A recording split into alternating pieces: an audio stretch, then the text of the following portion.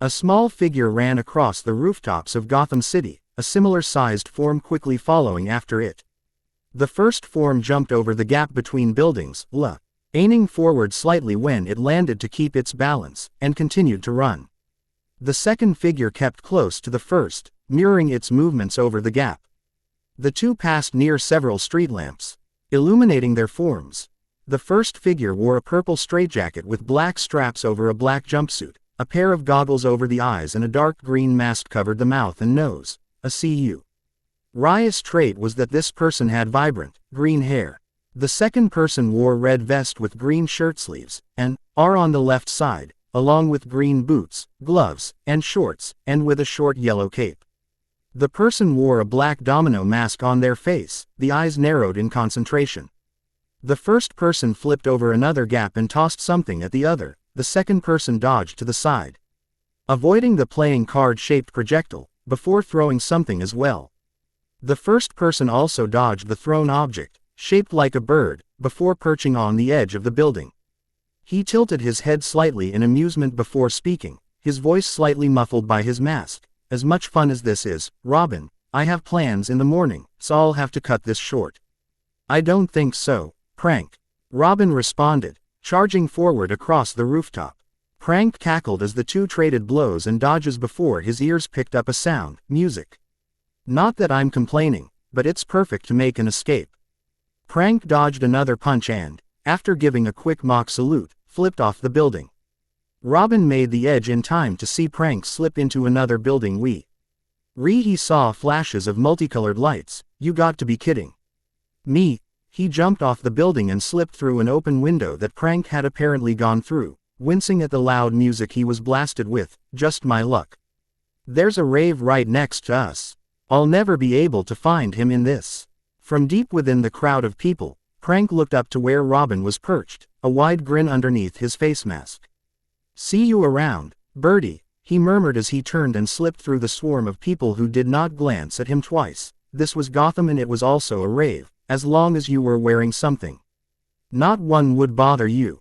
Prank glanced around the crowd, to see if there was anyone he knew hanging around here. He was not completely surprised to see a group wearing clown makeup dancing a few feet away from him. Note to self, try and convince Mum and Dad to have a rave for my birthday. No drugs, of course.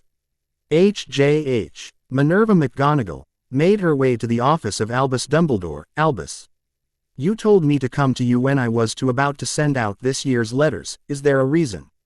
Yes, Minerva, Dumbledore responded. It'd be best if someone personally delivered a particular letter because while the recipient had magical parents, they have lived in Muggle world all their life. Who are you referring to, Albus? McGonagall asked. Harry Potter, Dumbledore responded. You're joking. I will not be going to Gotham, McGonagall argued. 5 minutes later, McGonagall sighed, looking at the greenhouse before kicking aside the portkey Dumbledore had put in her hands. She inwardly cursed Dumbledore and raised a hand to knock. Well, this is as good a place as any to start looking. I'm going to throw away his entire supply of lemon drops when I get back. The door opened to reveal a woman who, were it not for the modest covering of foliage, would be naked. Can I help you? I'm looking for Harry Potter, McGonagall responded and quickly added, I will not kidnap him. I assure you, you try anything to hurt him, I'll track you down and feed you to my plants, Ivy threatened. HJH. Prank slipped quietly into an abandoned warehouse, FAR away from where the impromptu party was being held. He looked around cautiously before being suddenly bowled over. He flailed his arms in surprise, before attempting to push off the hyena that was on top of him. Jin, down, get off. He's excited to see you, hun, Harley remarked, pulling the excited creature off, and turn your hair back, I like it better that way. Sure thing, Mum, Prank responded, as his hair changed from green to black. That's better, Harry, Harley smiled, giving him a brief hug, not remarking on the sudden color change. She had seen it often enough that it was normal. How was your night? Just the usual. I wandered around the city, ran into Bird Boy, and lost him by ducking through a rave, Harry recounted. What did I tell you about those? Harley said. I didn't take anything from anyone, Mum. Harry cut off. Can I have a rave for my birthday? No drugs allowed. Let's ask Puddin'. I think he had something else planned today, Harley answered. Apparently Joker did have something planned. He had set up for weeks a special present for Harry, a building to be blown up cued to tune of Happy Birthday, along with a massive display of fireworks. The party itself was spectacular. A swarm of Jokers had shown up to celebrate, were thrilled at the explosion, and had fun when Harry decided that the cake was better to throw than eat. Several blocks away, McGonagall had felt and seen the explosion. I just hope Harry wasn't anywhere near that. After a chat with Poison Ivy, and a few cups of herbal tea, she had been sent to seek more information at T. residence of someone called the Riddler. A little while earlier, she had seen a man apparently suddenly freezing objects as he fled from a long black vehicle, and as the two had passed, she quickly came to the conclusion that the city was completely and utterly mad. As she made her way to where the Riddler resided, she ran into a woman dressed in a skin-tight outfit. Would it be presumptuous to ask if you know a Harry Potter? How do you know the kitten? Catwoman answered. HJH. Hey, Zaev, my letter should be arriving soon, right? Harry asked, holding Jin in his arms as Harley drove INS and Nellie to avoid the police that had shown up. I believe so, Remus answered, idly compensating his posture whenever Harley made a sharp turn to make sure he did not fall over. Should be arriving any day now. Just don't bite my ears or face, Harry commented as Jin tried to groom his hair, or at least eat the small pieces of cake still stuck in it. I'm still amazed that he actually understands you, Remus stated, watching as Jin licked the edge of Harry's hairline and nibbled at the hair. Why do you let him do that? Because he wants to, Harry responded. It feels kind of nice. You should try it sometime. I'll stick to a brush and comb. Thank you very much, Remus said with a grin. Your loss, Harry replied, giggling as Jin licked his ears. Cut that out, it tickles. Remus not. Ed that Jin seemed to truly understand the words Harry was saying instead of the general message most animals would get. Maybe the two of them have become bonded. I have to check later. After causing some more mayhem during their escape, Harry, Harley, Joker, and Remus walked into the hideout to find someone knocked out and tied to a chair. What did we miss? Harry commented with a laugh. Oh no, Remus groaned, seeing who the person was. You know them? Joker asked, coming around to get a better look. She's a teacher at Hogwarts, Professor McGonagall, Remus answered. Harry, you need to change into some normal-looking clothes. It wouldn't be good if she reported back that you're involved in crimes. Roger. Harry did a mock salute before running off to his room to change. Do I need to change? Harley asked. No, she knows what you look like. It's a bit of a tricky thing to explain. I'll do so later, Remus answered. Your disguise looks fine. You can just pretend to be one of our henchmen. Harry remarked to Remus as he ran back into the room, finishing pulling on a plain red-colored shirt and adjusting his glasses.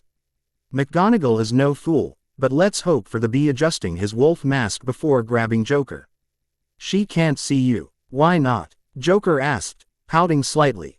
She only knows that Harry lives with Harley, and that he knows you.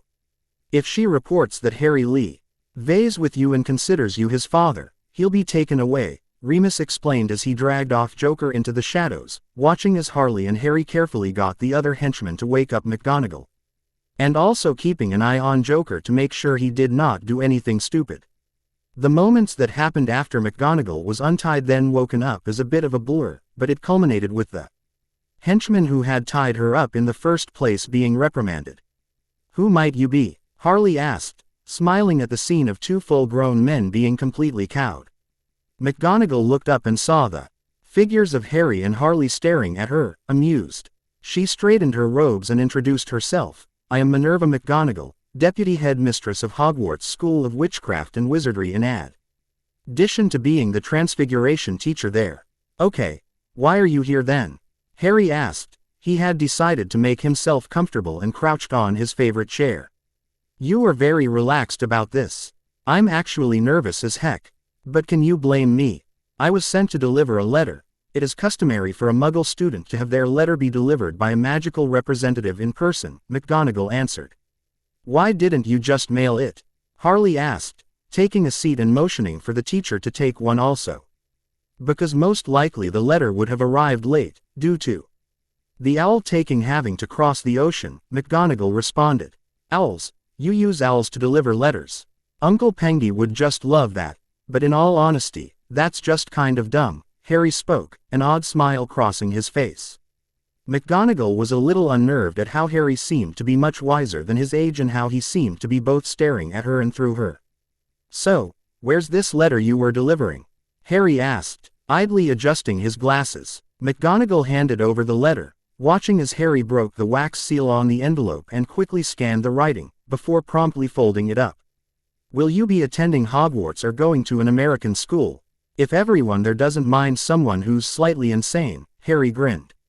McGonagall gave a small smirk. If the school can survive the Weasley twins, I think we'll be fine. Who are they? Harry asked, genuinely curious. A pair of twins that have taken it upon themselves to try and live up to the reputations of a previous group of pranksters. McGonagall sighed. If they put the same amount of dedication into their schoolwork as they do with their pranks, they would be at the top of their classes. Sounds like a lot of fun, Harry grinned widely. With those two around, they'll make me feel less homesick since they can remind me of Uncle Joker. You see him as your uncle? McGonagall asked. She had th. Odd Joker was a bigger influence in Harry's life.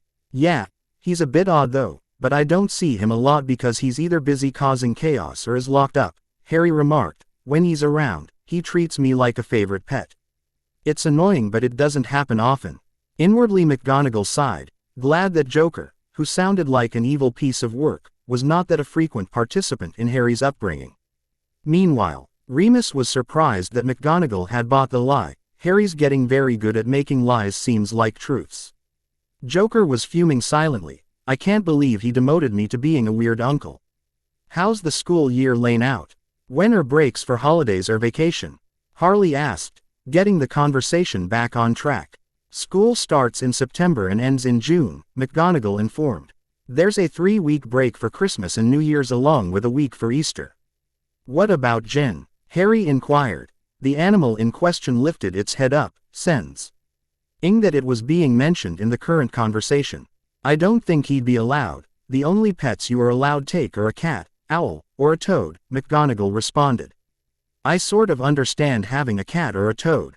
You can carry them around, but the owl wouldn't be useful to me since everyone I know lives here and with an owl it'd take forever to send messages, and it's not good that I can't take Gin with me.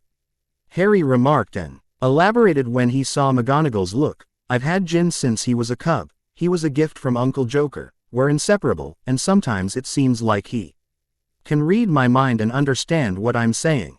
There might be an exception if he's your bonded familiar, McGonagall responded. How can we tell? Harry asked with a glint of hope in his eyes. You have already described a few traits. A bonded familiar usually has a connection to its owner and can understand when they speak. They also have a mental connection too, allow them to know the other's thoughts, McGonagall explained. There is a good chance he is bonded to you and, if that is the case, most likely you would be able to bring him since separating a person from their bonded family. IAR for an extended period of time and distance, hurts both of them because of the connection. Remus smiled to himself at hearing the information. I knew it, they are bonded. Then Gin can come with me, Harry responded, grinning and nearly jumping out of his seat. Maybe, McGonagall responded, slightly amused at his antics. Now, the matter of getting your school supplies. I'll do that, Remus interrupted, making sure to disguise his voice. Who might you be? McGonagall asked, suspicious. A squib. I joined up a while ago, after my family kicked me out, and when I realized who Harry was. I taught him a few basic things about the magical world, Remus lied. I can take Harry to get his things. You will have to set up a portkey to Diagon Alley. To do so, McGonagall responded before handing Harry an envelope. Your letter also contains your supply list as well as what books you will need for the upcoming year. You don't have to send your reply by owl since you have told me verbally that you will attend. I will see you September 5th, Mr. Potter. I'll show you out, Remus offered. I have a suggestion as to keeping better communication with Mr. Potter while he is at Hogwarts, McGonagall spoke. What would that be? Remus responded. Look into purchasing or renting a wizarding home, so you will be connected to the Flow network. Mr. Potter would be able to send home letters much easier that way, McGonagall informed. I'll run it by them, see what they say, Remus replied. Very well then. Your outfit is interesting, McGonagall commented. I take it you're a fan of wolves. They're fascinating creatures, Remus answered, sweating nervously inside his costume. I once had a student who was a werewolf. He was quite timid at first before he met Harry's father and made some friends. But he disappeared a while ago and no one knows where he went, McGonagall replied, but it shouldn't mean a thing to you. You wouldn't have known him. Have a good day. Remus twitched as he watched McGonagall walk off. She knew who I really was. Harry noted that something seemed off about Remus when he came back in. What's wrong? I think she knew who I really was, Remus murmured, collapsing into a chair. Did she actually say that? Joker asked, taking an odd delight in seeing Remus stressed out. No, but she implied it, Remus answered. Maybe she'll keep your secret, Harley reasoned. Maybe. Remus sighed. Why'd you say I was your uncle? Joker asked. I don't think that it'd be a good idea if wizards knew that you're my dad, Harry answered. I'm not ashamed of to admit it. But I want to be careful. I may sound paranoid, but it's better than being taken away from you guys. Harley immediately swept up Harry into a bruising hug. No one's taking you away, hun. Mum, can't breathe, Harry complained, attempting to pry her arms off. Remus chuckled at the scene before speaking. You didn't course said your last name was Potter instead of Quinzel. For good reason. Most likely people are going to try and track down where I've been the last few years, and if I give my last name as Quinzel and if people are smart enough to look through the Muggle side, I'll be taken away from your guys, and I'd rather be forced to conform than have that happen, Harry reasoned. I just have to remember not to correct people. Oi, this is going to be crazy. I thought you were already crazy, Remus remarked with a small laugh, to which Harry retaliated by pouncing on him. HJH. How did it go? Dumbledore asked. He had called a meeting with the staff when the Transfiguration teacher had returned. As well as could be expected, other than a few hitches along the way, McGonagall answered, glaring daggers, after meeting and speaking to Poison Ivy first. She sent me to meet an interesting man who called himself Riddler. While on the way to him I ran into a woman calling herself Catwoman, who was interesting in her own right, and after leaving her and meeting Riddler I was then told to go to a man named Two-Face on where Harry's whereabouts were. I spent nearly an hour conversing with Two-Face because he kept flipping a coin whenever I asked him a question to decide whether to answer it or not. It seems to me that while these villains are quite odd, they are actually quite pleasant and wish no ill will to come to Harry. Pomona, you would get along quite well with Poison Ivy. Her plants are quite amazing feat for a Muggle, some of which could rival magical plants. Phileas, Riddler was an interesting person, if he created the password riddles for your house. Not even your 7th years would be able to get in. After the runaround, eventually I did find Harry Potter, and he seems to be doing quite well. Thank you, Minerva, Dumbledore spoke before ending the meeting. When the other teachers had left, he pulled McGonagall aside. Was there anything else you found out? McGonagall glared at Dumbledore before speaking. I inquired out the Joker and what his ties to Harry are. Apparently he seems to be not too far off from being an extremely eccentric uncle, and contact between the two is minimal since Joker seems preoccupied with attempting to combat an entity named Batman, or is either locked up, if only temporarily from what I've heard. Thank you for finding that out, Dumbledore responded. There was one more matter that needs attention, McGonagall spoke. Mr. Potter seems to have a bonded familiar. What sort of animal was it? Dumbledore asked. A hyena, a gift from Joker apparently, McGonagall answered. Pot. R described several traits indicating that the two have a bond. The animal, Jin it's called, understands when Potter speaks, and from what I've been told, it might also have a slight telepathic link. I believe there is a special exception to the school pets rule in regard to familiars that are bonded. I believe that it would be in the best interests of everyone to allow the pet to attend, Dumbledore responded. McGonagall nodded before making to leave the room, turning around when she got to the door and speaking, I'll get you back for sending me to that insane city without a decent warning. HJH. Harry stared up at the sky from his seated position on the swing as he heard someone call out his name. He looked down and saw Dick approaching him, and he greeted his friend with a smile. Hey Richie. You don't seem like your cheery self. What's wrong? Dick asked, taking the seat beside him. He was wondering why Harry had told him to meet up during the middle of the week instead of on Saturday as they usually did. Harry slowly starting to swing before answering, "I'm going away for a while, I don't think I'll be back until Christmas." "Where are you going?" Dick inquired. "This special school overseas. My birth parents had it set up that I would go there when I was the right age, so I'm going," Harry responded. "How do you know about it then?" Dick asked, starting to swing also.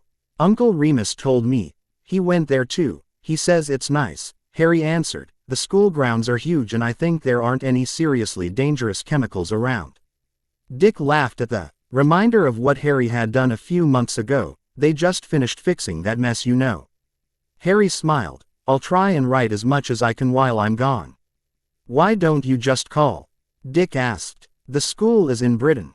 The phone bill would be huge."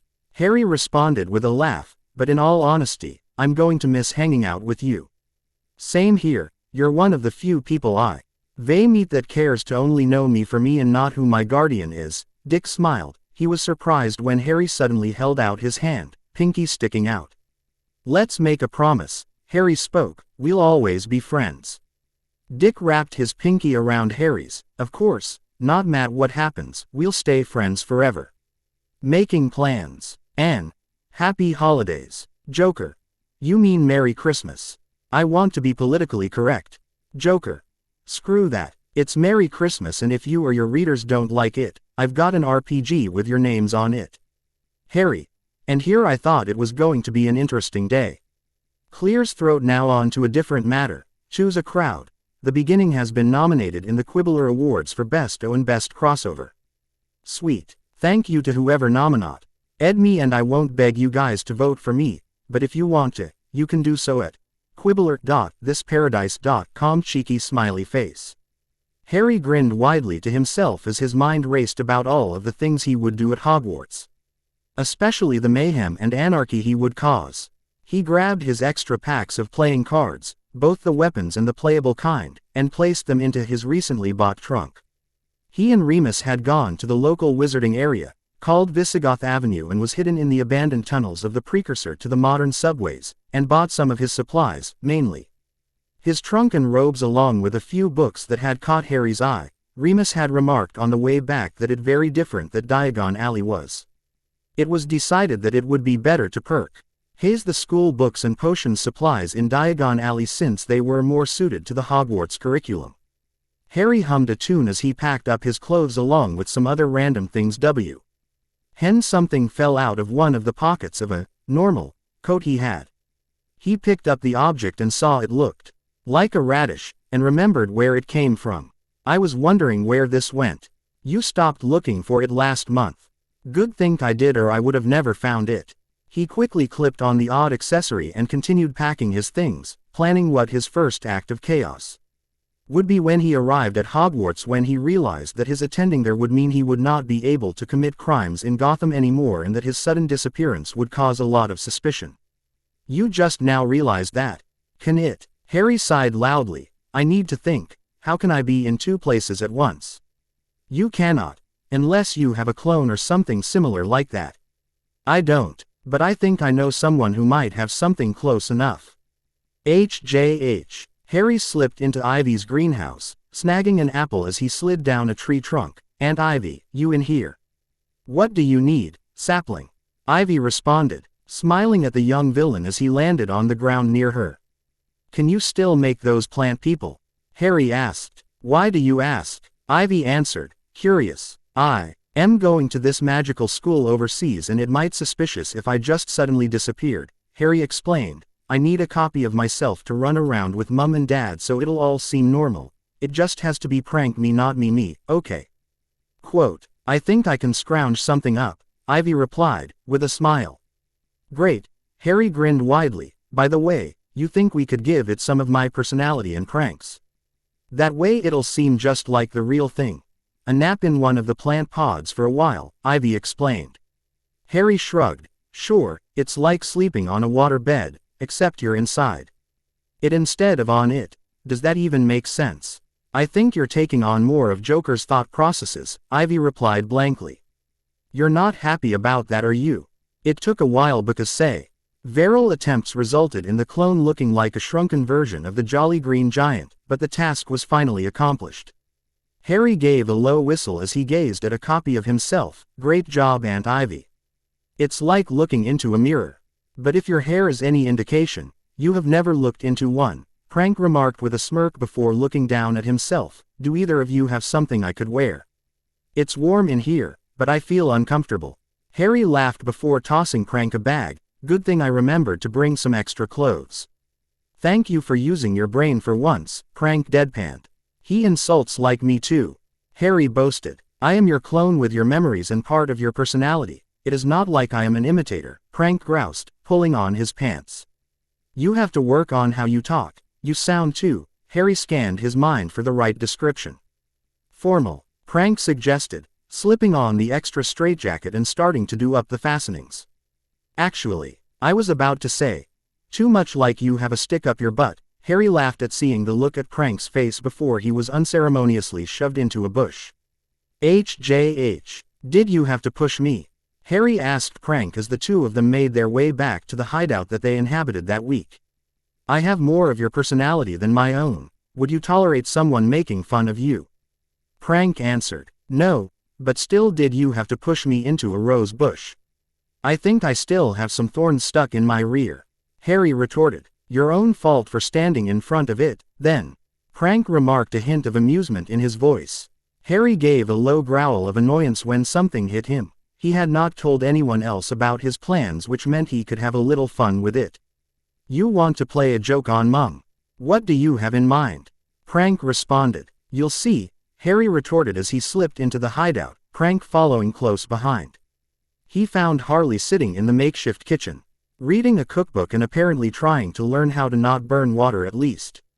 He pulled Prank away from the kitchen. Okay, you stay here and I'll go out and start chatting with Mum. Keep watching carefully, and when Mum turns around, I'll hide, then you come out, got it? Why are we doing this again? Prank asked. Why not? Harry responded, walking into the kitchen and greeting Harley. The two of them chatted for a few minutes before Harley turned away to get another book, giving Harry the opportunity to quickly hide and for Prank to come out. He grinned from his hiding place as he vaguely saw Prank appear on the other side of the room from where he had been standing, confusing Harley as to how he got over there so fast. Harry and Prank kept up the joke for almost 15 minutes before deciding to wind it down. You sneak off and talk to Dad for a while, then come back in here. I think Mum's starting to go crazier from our trick, Harry whispered to Prank. Both of them trying to not burst out into laughter. Prank grinned widely and, after making sure Harley was not paying attention, sneaked off to Joker's planning room until it was the right time. Harry sat in the chair that had been vacated when Prank was out of sight. You okay, Mum? You don't look so good. You've been driving me a bit nuts. That's the explanation, Harley responded. I do that every day, Harry remarked with a wide grin. More than usual today, Harley retorted, especially that appearing on one side of the room than the other. Did you learn some transporting trick? I'm taking a break using magic for a while, except for my hair, Harry responded. Hey Harley, did you order anything to eat? Me and Harry are hungry, Joker exclaimed, walking into the room with Prank in tow. Harry let out a laugh as Harley looked between him and his plant counterpart. Looks like we did a good job. Prank nodded his head and gave a soft laugh. It was amusing, I must admit. Why are there two of you? Harley exclaimed. You really couldn't tell the difference, could you? Harry remarked. Is this how you were appearing all over the room? Harley asked. Yep, Harry responded. You little. Harley took in a deep breath before letting it out. You're taking it quite well, Remus remarked, walking into the room having heard what was going on. You look exactly like the kid, Joker stated. Aunt Ivy did really well on him, Harry smiled. He looks completely perfect, Harley spoke, checking over Prank to see if there was anything off. Red outdid herself this time. Yes she did, Prank remarked. The full impact of the scenario had finally hit him. Here he was, standing in his own body in the same room with the people that were special to his other self and be face to face with Harry and to talk to him out loud instead of through their thoughts. He did not really care that his body was not flesh and blood, it was just fine for his needs. He's physically like me, But we couldn't replicate any of the magic though, Harry remarked. Then how's his hair green? Harley asked. Chlorophyll, Prank remarked, tugging on a lock. From what I was told, it took a while to get me completely perfect. Apparently there was a slight problem from trying to make me sturdy enough for any physical fights as well as just making my hair green and not my skin too. How'd you get the personality right? Though, Remus wondered. Aunt Ivy did something with my brain and, from what she said, just copied my memories and put them in the plant, Harry explained. Now I can go to Hogwarts without anyone knowing a thing. That's one problem taken care of, Joker remarked, poking Prank in the side. Prank slapped away Joker's hand. I may be a plant but I still feel that. He's perfect, Remus grinned. There was one other thing that should be done before Harry and I go to Diagon Alley. What's that? Harley asked. It would be easier for Harry to exchange letters if we owned. Or at the least rented a wizard house, Remus explained. It would be hooked up to the Flow network. The what? Harry and Prank responded at the same time, the two sharing a brief look. It's a way of communication using fireplaces. Only wizarding homes are hooked up to it but Muggle homes can be hooked up, only temporary though, Remus answered. You do that, Joker commented. I don't think me or Harley could do it. What with us being Muggles? Remus offered. I was going to say wanted criminals, but that's good too, Joker grinned. HJH. It has 4 bedrooms and there's 2 bathrooms but if you want more you can contact someone to expand. The salesperson spoke. There's a kitchen with several appliances already installed and a dining room next to it. There's also a library and a den. Harry idly looked around the third property that he and Remus had seen so far. Does it have a fireplace? Several. One in each the den, library, and dining room, the salesperson answered. This seems like a good place. Is there a yard? Remus spoke. The other places didn't have one and our pets would like some room to run around. There is. And if you don't mind my asking, what sort of pets are they? Dogs. They're kind of big so they need a lot of room, Harry cut in. Why'd the previous owners leave? They wanted a change of scenery. Both Harry and Remus instantly knew that they had most likely left because of the insanity that was increasing in Gotham. Does it also have a place to do potions work? Remus asked, remembering about Joker's constantly acting his chemicals or just experimenting in general. Yes, in the basement. This place is perfect, Harry announced with a grin. It took us several days, a few secretive dealings, and 1 or 2 the sale without anyone knowing that its residents would include a mass-murdering clown, a former psychiatrist turned girlfriend of said killer clown, a magical child that people had been arching for years even that loved causing chaos, a werewolf that was friends of the blood parents of the child, and the pets of the residents that consisted of 4 hyenas, to top it all off, all of them. Save the hyenas but that is debatable, could be considered by most people to completely and utterly insane. Chapter 3, posted. The 11th of January 09. AN. Sorry about the delay in updates, guys, writer's block again. Sighs but I got over it, sorta, cheeky smiley face. After reading someone's review, I've gone back and redid some of the early chapters of the beginning so that they should be a bit better. Smiley face and to take off the edge of the infrequent updates of this story, I should be putting up some side stories makes extras related to several incidents that were briefly mentioned but not elaborated on during the series so far are just a few things I couldn't really fit into the story at the time. It might end up leading into some rather weird things, but hey, this story is weird as is, so who cares? Joker. I'm mad though. Sigh. What's wrong now? Quote, Joker. I'm not going to be in the story for a long time, you'll lose so many readers without my wit and personality. Sweat drops. Joker.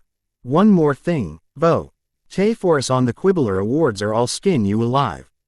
Joker. Harry had a rough landing coming out of the fireplace. He collided with a table and several plates that were on it crashed to the floor.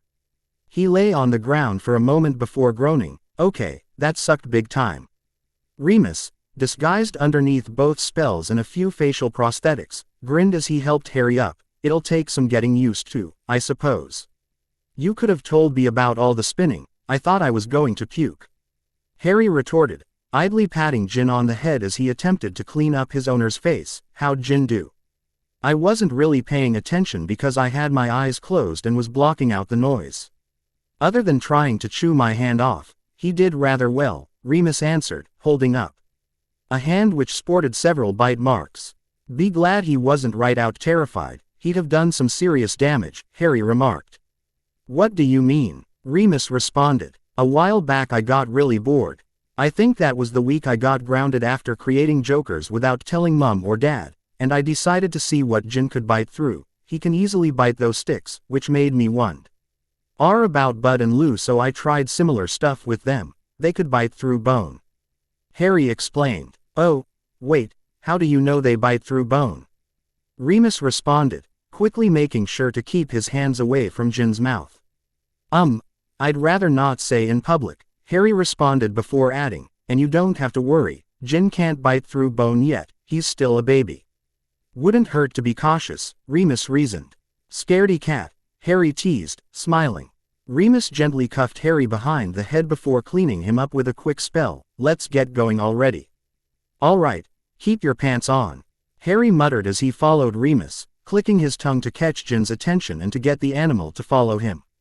Hopefully I still remember how to get in, Remus joked as they exited the pub and entered a small dead-end alley. He pulled out his wand and tapped several bricks on the wall in front of him, causing the bricks to shift and move until an archway was in its place, aiming the entrance to a crowded store-lined street filled with people. Welcome to Diagon Alley, Harry. Harry let out a low whistle at the sight. This place is seriously crowded compared to Visigoth Avenue. Is it because there's less space to hide it? I believe so, Remus remarked, leading Harry into the crowd. There aren't as many abandoned places in London as there are in Gotham, so it makes sense that there are more shops in one place. Makes sense. Sort of, Harry responded, making sure Jin was next to him. What's our first stop? Gringotts, Remus answered. We need to check how your account is here before doing any shopping. Are you paying or am I? Harry asked. We'll see, Remus commented as the two walked through the large doors. Whoa, and I thought the bank back home was excessive, Harry commented before noticing the bank tellers. What are those? Goblins. They protect any money that's stored here, Remus informed. Why weren't there any at the one back home? Harry asked, grabbing a hold of Jin's collar to make sure the curious animal did not wander off. There wasn't as much money stored there compared to this place, I suppose, Remus answered, so only humans are really needed. That's interesting, Harry commented as they walked up to a teller. We're here to withdraw some money, Remus spoke. The goblin stared at Remus, glanced down at Harry before looking back to the man. Do you have your key? It's his vault, Remus corrected before sheepishly informing, and complicated circumstances have put his key in the care of someone other than his guardian. The goblin frowned deeply and stared at Harry. What is his name? Remus looked around quickly before speaking in a low voice. Harry Potter. Harry felt instantly uncomfortable when the goblin stared at him with wide eyes. Mainly when they focused on where his scar was hidden by his hair. Mind not doing that, it's creepy. I will inform the head goblin so we can confirm your identity and issue you a new key. If you are who you say you are, the goblin stated before leaving them. I hate when someone does that, Harry muttered, making sure that his hair was still covering the scar. I'm surprised no one else has noticed yet, Remus remarked. Hopefully that'll keep up, Harry responded as the original goblin came back. If the two of you will follow me, the goblin spoke, leading them to a back office. Good afternoon, gentlemen, I am Ragnarok, the head goblin, he introduced, motioning for Harry and Remus to sit down and casting a critical eye over Harry. Mind not doing that? Harry asked, fidgeting in his seat. It makes me uncomfortable. I apologize, Ragnarok responded. You understand that we have to perform a few tests to make sure you're not faking who you are. Gringotts wouldn't be safe without precautions, Remus mused. So, how are we going to do this test? Harry asked. We just need some of your blood on this parchment, Ragnarok informed. That's all, Harry commented, idly cutting open his finger and letting a few drops of blood land on the parchment. He watched as the blood seeped into paper and red lines crept across the page. Eventually the lines formed into words. Ragnarok picked up the parchment and read off what was now written on it. Harry Potter, son of James Potter and Lily Evans. That's strange. What is? Remus asked. There's something unusual with his blood. Ragnarok commented. It's not consistent with polyjuice or any disguising potions. That's normal, Harry informed. I have this thing in my blood that counteracts most poisons. Long story. Don't ask. Ragnarok stared at Harry for a moment before speaking. I'll get someone to change the lock on your vault and make a key for you. In case the one who current TLY has it tries anything, although the odds of that happening are doubtful. After Ragnarok left the room, Harry turned to Remus and asked, what was he talking about, someone else using my key? No, one steals anything from Gringotts unless you want to be in serious pain, Remus enlightened. I guess it'd be a bad idea to ever try a heist here, Harry remarked, with tone of false disappointment in his voice. Here is your key, Ragnarok spoke, entering the room with another goblin behind him. He handed the key to Harry before indicating the goblin next to him. This is Griphook, he'll take you down to your vault. Cool. Wait, what about Jin? Harry remarked, glancing down at where the animal was idly chewing on one leg of the chair. Anaric informed. Stay here, Jin, and don't kill anything. Harry ordered, to which the animal responded by giving him a bored look. HJH. That was great, Harry exclaimed, falling out of the mining cart. Glad you enjoyed it, Remus groused. You need to ride roller coasters more. It's practically the same thing, Harry remarked, grinning ridiculously wide from the adrenaline still rushing through him, who knew that doing normal business at a bank could be so much fun. Key please, Griphook spoke up. Harry handed over the object and watched as the door to his vault opened up, jaw-dropping when he saw what it contained. Pick up your jaw, Harry, Remus spoke, amused at astonished look on the boy's face. Holy Hermes, this all mine, Harry exclaimed. This is only your trust fund vault, Griphook informed. You only have access to the money in this vault until you're of age, at which you would gain access to the Potter family vaults. Wow, how much would this be if it was exchanged to American Muggle money? Harry asked. Griphook inquired. Just this vault or the total fortune?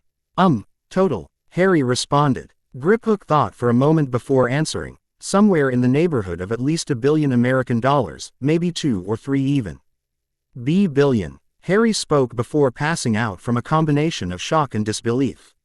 That's the first time, outside of sleeping or eating, that he's been so quiet, Remus mused. Chapter 4. A.N. Konnichiwa. Joker. What's wrong with you? I have no idea. Runs around Joker. Sweat drops. One more thing. What Harry talks about near the beginning here is the connection he has with Prank back in Gotham. In case anyone was wondering. Disclaimer. Most of the interaction in Ollivanders comes either directly from the book or has been modified to flow better with how the story goes. Harry Potter and all related characters, locations, and terms belong to J.K. and all Batman-related characters, locations, and terms belong to DC Comics. Harry blinked blankly before pushing off Jin, who was using him as a pillow, and turning to Remus. Was I imagining a vault filled with gold coins? No, and there were silver and bronze in there too, Remus answered, grinning. Very funny, Harry retorted sarcastically, before falling silent for a moment. I had an odd dream just now. What was it about? Remus asked, curious. I was back home with Mum and Dad and we were working. Harry quickly changed what he was originally going to say when he saw that there was a goblin in the room. It was like I was actually there and it wasn't a memory. We were doing something we've never done before. To my knowledge at least. Remind me to talk to them when we get the chance. I will, Remus promised before handing Harry a bag. I took the liberty of getting some money for you after you fainted. I didn't faint, Harry retorted, but you've got to admit, that was a lot of money in that vault. If it wouldn't be so boring, me, Mum, and Dad would never have to work again. Like you just said, you'd all be bored, Remus laughed. We have other stuff to do, so let's go. Hey Zaev, what's Zonkos? I can't read the bottom of the sign, Harry pointed out as they left the building. A portion of the sign to the shop in question was obscured from his point of view. Remus became very pale when he heard Harry mention the store name and quickly dragged him away from it. Nothing for you to see. Let's go get your books. But I want to check it out, Harry complained, checking again that Jin was close to him. Maybe later, if we have the time, Remus responded without thinking. mentally kicking himself for vaguely promising to take Harry to the joke shop.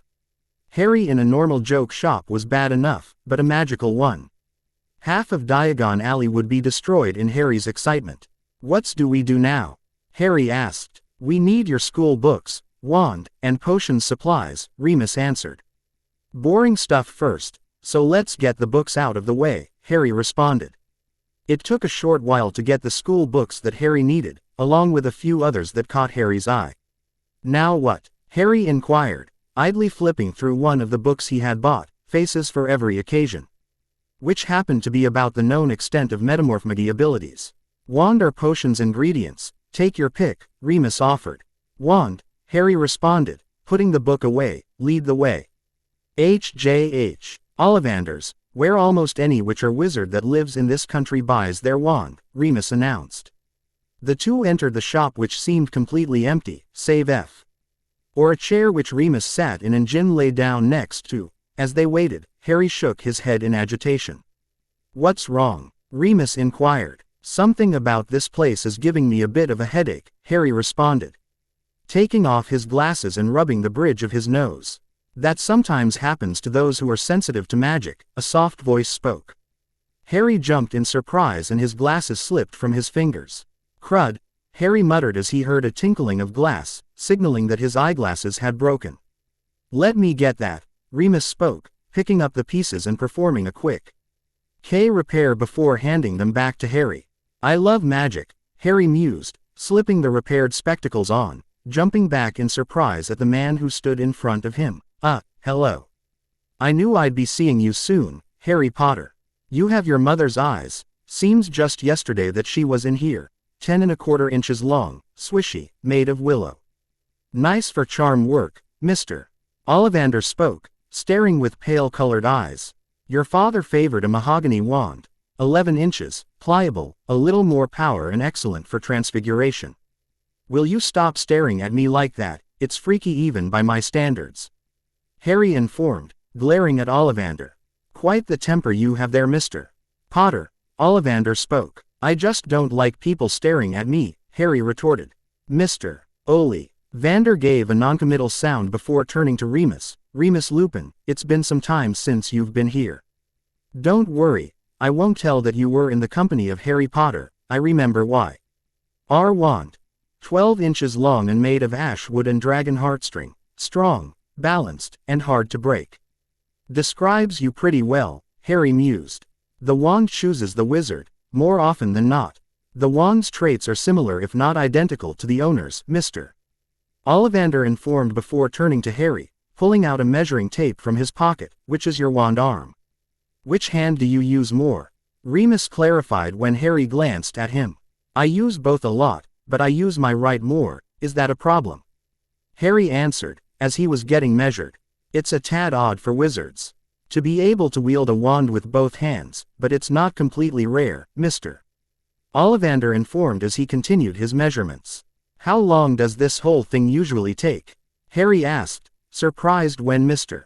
Ollivander walked away for a moment and the tape measurer kept going. It all depends on the wand. Sometimes there's a match on the first try, sometimes it takes hours, he spoke, taking own a few boxes from the massive stacks of them behind the counter. Didn't know that wands had a mind of their own. Can you make this thing stop already? Harry inquired. The tape measurer was currently measuring in between his nostrils.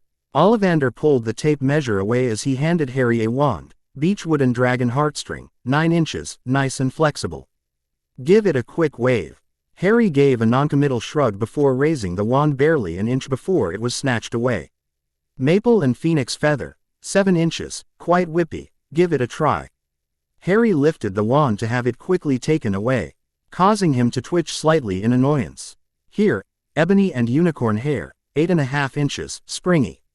Harry started to emit low growls with each subsequent wand that was rejected. I'm starting to get royally ticked off here. If it makes you feel any better an hour to find my wand, Remus informed. You're not helping, Harry snapped. A very tricky customer, Mr. Ollivander muttered before handing over another wand. Try this one, an unusual combination, holly and phoenix feather, 11 inches, nice and supple. Harry rolled his eyes as he grabbed the wand, nearly dropping it in surprise when he felt warmth spread through his fingers and up into his hand. He stared at the wand for a minute before giving it a slight wave, a stream of purple and green sparks emerging from the tip as he did so. Very good, Mr. Ollivander spoke before placing the wand back into its box and wrapping it up, muttering, curious. What is it? Harry asked, eyeing the man with a guarded look. Mr. Ollivander fixed Harry with his pale stare before speaking. I remember every wand I've ever sold, Mr. Potter. Every single one. It so happens that the phoenix whose tail feather resides in your wand gave just one other. It is very curious that this wand would choose you when its brother gave you that scar. Harry's eyes widened slightly in surprise, as did Remus, who was listening in. 13½ inches. Curious how things like these happen. The wand chooses its wizard, remember that. I think we must expect great things from you, Mr. Potter. After all, he who must not be named did great things, terrible as they were, but great. Harry swallowed loudly before asking quietly, while I'm here, and if you don't mind my asking, what do I do if I needed an extra wand? In theory, I mean. A few wizards carry a spare wand around them in case their main one becomes damaged or they are disarmed, Ollivander informed. I regret to say this, but I doubt you would find a suitable wand in my shop for at least 2 reasons. 1, most likely there is not another compatible match here, and 2, I doubt that you would want a wand that has ministry tracers on it. Considering you are quite comfortable with breaking rules, especially in the Muggle world. Harry and Remus stared with wide eyes at what the older wizard was implying. If you say anything, Harry started, a sharp look in his eyes, before he was abruptly cut off. What a person does with their wand, if it is illegal, simply makes me feel guilty, but I do not report what has not happened yet, Mr. Ollivander spoke. Harry twitched slightly in a combination of nerves and agitation as he was handed his wand. He paid the 7 galleons for it and walked out of the store. Zaev, is there another place I can get a wand, off record? Harry asked, as they walked down the street. Not in Diagon Alley, Remus answered. Where then? Harry responded. Nocturne Alley, but we'd have to go when you're disguised, on the off chance someone would recognize you and wonder why you're down there, Remus informed. Is Nocturne Alley that bad? Harry asked, with an arched eyebrow. Because we've been through a lot more dangerous stuff. It's just a bit shady, and the fact people know magic makes going there a bit more risky, Remus explained. Okay, we'll go later. Anything else we have to do? Harry asked. Just your potions ingredients and then we'll get some lunch, how's that? Remus answered. Sounds fine to me, Harry responded as they continued on their way. As they approached the apothecary, Harry noted that Jin was shaking his head in annoyance and was, apparently, sneezing. What's the matter? What is it? Remus asked. I don't know, something's just bothering him, Harry responded, rubbing Jin behind his ears to soothe him. I'm sure he'll be fine. Remus gave a noncommittal shrug before opening the door to the shop and leading them inside. As soon as he stepped through the doorway, Jin covered up his nose and gave a soft whine at the same time Harry covered up his own nose. Guess we've figured out what's wrong, Remus commented. You got that right, Harry retorted. I don't like this place, my nose is going nuts. I'll get the ingredients, the two of you wait outside, Remus compromised, stay next to the door and don't wander off. Deal, Harry responded, quickly leading Jin outside. I really don't want to ever go in that place again, Jin responded with a slight sneeze, to which Harry smiled. You feeling better?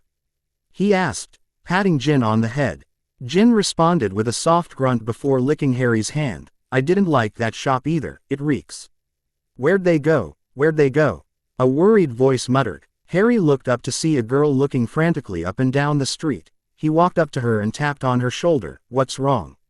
The girl turned to him briefly before darting her gaze over the alley again. I got separated from my parents and I can't find them. Calm down, we'll help you look for them, Harry offered. Really? The girl responded, hopeful. Really? What's your name, by the way? Harry asked, giving a calming smile. Hermione Granger. What's yours? She answered. I'm Harry and this is Jin, he's my pet, Harry responded, scratching his pet under the chin. You have a hyena as a pet. That's unique, Hermione replied, giving a slight noise of surprise as Jin sniffed her. He's trying to track down your parents by looking for anyone who has a similar scent as you, Harry explained. Should have warned you about that, sorry. Jin sniffed Hermione for a few more seconds before letting out a soft noise and turning his nose to the ground. He sniffed around quickly before taking off down the alley. Hopefully he actually found them, Harry spoke, grabbing Hermione's arm as the two followed after the racing animal. You mean he might have the wrong person? Hermione responded. He's not exactly trained to do this, so give him a break. Harry retorted. Hermione idly wondered what she had gotten herself into when Harry suddenly stopped, causing her to crash into him. What's wrong? Jin stopped. Harry answered before glancing down the side alley they were standing in front of, noticing there was a sign calling the place Nocturne Alley and spotting a couple being harassed. Are those your parents? Hermione took a better look. Yes, that's them. I think they're in trouble. Harry eyed the people surrounding Hermione's parents. There were only 3. And all seemed to be physically weaker than what he was used to. He could take them down by himself.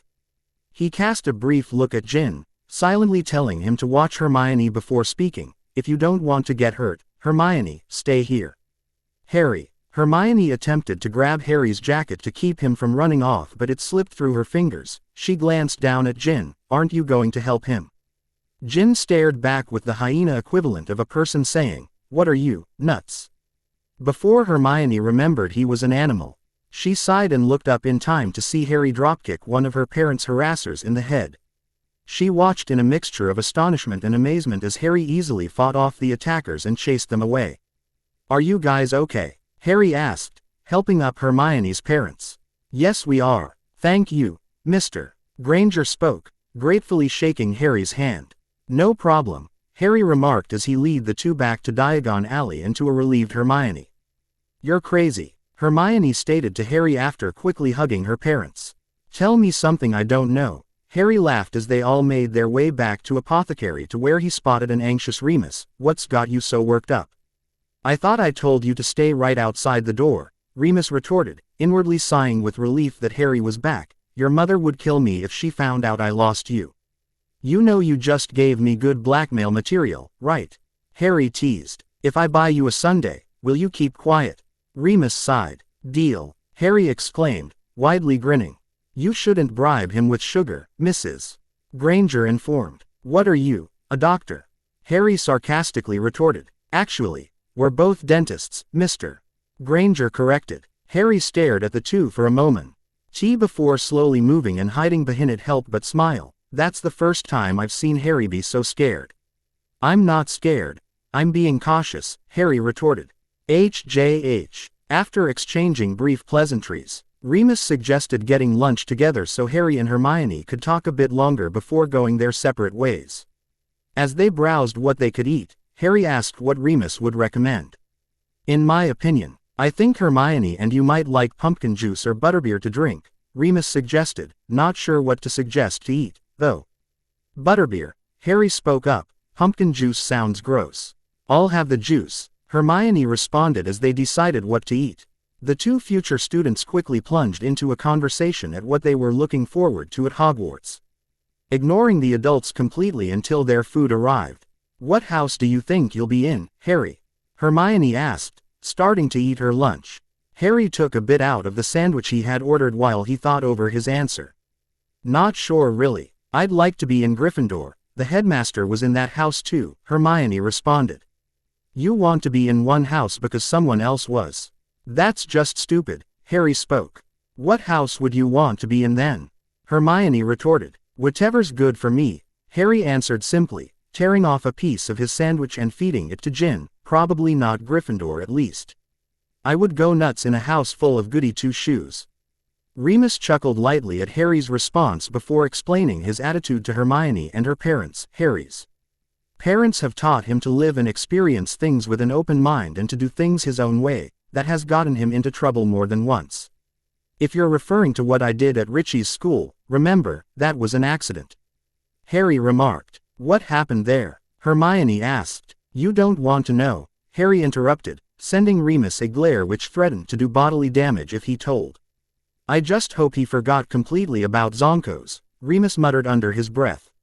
I almost did, thanks for reminding me, Harry exclaimed, grinning before taking a sip of his butterbeer. Pausing for a moment before downing the rest of the bottle, Zayev, I love this stuff, can I get another? Just don't drink too many, Remus responded, getting another bottle. Several minutes late, R had Harry grinning extremely widely in his seat, 4 bottles of butterbeer in front of him and another half empty in his hand. Harry, don't you think you should slow down? Hermione asked, slowly moving away from the hyper boy. Why? Harry responded, finishing up his current bottle before turning to Remus with expectant eyes. You're not getting another one, Remus sighed. You're no fun, Harry pouted, slumping in his chair. Remus smiled at Harry before continuing his discussion with Hermione's parents. Harry tuned out their conversation before turning to Hermione and quietly asked, Do you know what Zonkos is? Hermione scrunched up her nose in distaste. I went in there for a few minutes before leaving very quickly. It's a joke shop. A joke shop, Harry parroted, attempted to look disinterested. But an excited smile crept across his face as plans started racing through his mind at what he could find there. I can't believe that a place like that would be so close to the bookstore. It also promotes causing mischief and distraction, Hermione stated, before noting that Harry had silently slipped out of his chair and was quickly heading back to Diagon Alley. Mr. Zayev, Harry just left. Remus looked up suddenly. Where'd he go? I think he went to go check out Zonkos. He seemed really excited on going after I told him it was a joke shop, Hermione informed. Remus grew very pale after hearing where Harry had most likely gone. He laid down some coins on the table to pay for lunch and got up. Sorry about leaving like this, but I have to get Harry before he does anything. The Grangers watched as Remus quickly left the leaky cauldron and went back to Diagon Alley. Why'd he act like Harry being in Zonkos was that bad of a thing? Hermione asked. Maybe he goes overboard with pranks. Mrs. Granger guessed. Maybe he's worried that Harry will do the same thing he did to his friend's school, whatever it was, Mr. Granger supposed. Maybe. Hermione wondered as they continued to eat their lunch. As the Grangers got up, they heard a fairly large boom a bit before the cauldron shook, causing several dishes to crash to the floor around the room. I hope that Harry wasn't involved in that, Hermione thought after making sure her parents were fine. HJH. An explosion rocked a part of Diagon Alley this afternoon, and while the cause is not clear, it apparently came from Zonko's joke shop. According to one employee, several pranks reacted to a currently unknown outside source, leading to the blast. Fred looked up from the article in the Evening Prophet and stared at his brother. Flaw in the pranks or something else? I think someone else did it, George remarked. Someone blew up Zonkos, Fred responded, a hint of amazement in his voice, even if it's an accident. That's pretty cool. Either they're very good or very bad at pranks, George replied, grinning. You think we'll run into them? Fred asked, idly cutting out the article. Who knows, but if we do, hope we don't get on their bad side, George answered. If anyone's mad that Harry and Hermione are still gonna be pals, just imagine how much fun it'll be for Harry to see. Erupt her and turn her against authority, laughing face. The next chap will either deal with Harry and Remus hanging out in the wizarding world or what's going on back in Gotham. Which one do you guys want to read about? Cheeky smiley face. Chapter 5. Holy crap, it's been nearly a month since the last update. I'm seriously sorry guys. I blame my writer's block and the general craziness that is my life. The next chapter will be in Gotham and how Prank is getting used to acting like Harry. Hopefully it won't take me another month to put it up. By the way, edited it slightly because of a mistake some reviewers pointed out. I can't believe you did that, Remus muttered, wiping soot off Harry for the second time that day. I can, Harry smirked before rubbing his forehead. Remus, am I missing an eyebrow? You're missing one completely and the other's partially singed off, Remus informed. Never had an explosion do that. Harry beamed widely, extremely proud of himself for the bit of unintentional destruction he had caused. I'd tell you not to make a habit out of it, but it's far too late to do that, Remus sighed. You got that right, Harry responded, laughing slightly as Jin licked the spot where his eyebrow used to be. Could you possibly tone it down while you're at Hogwarts? Remus asked. I don't think anyone would be happy at the fact you could be the youngest person to be expelled in the school's history. I make no promises, unless they involve pie, Harry answered. HJH. Remus glanced over to where Harry was sprawled out on the bed, asleep. Jin was curled up on the bed next to the TIR. Ed boy and being partially used as a pillow. Harry sleepily muttered something about jelly donuts before shifting slightly and turning over. Remus smiled at the scene before quietly exiting the room. Stopping briefly to cast a quick spell on the door to make sure no one else would enter until he came back, he quietly made his way through the empty pub and into Diagon Alley before going into Nocturne Alley. After making sure that no one was following him, for once he was somewhat thankful for his condition since it made walking through the gloom a bit easier and allowed him to quickly locate which shop might be the most promising. Entering the dimly lit shop, Remus scanned the room before being startled by the sudden appearance of the shopkeeper. Can I help you with something, this evening? The man asked. I need a custom wand made. Quietly of course, Remus spoke. You've come to the right place. What do you want it made out of? It's not for me, it's for Mito. Come up with a good excuse when he was interrupted. Say no more, who am I to judge who acquires these things?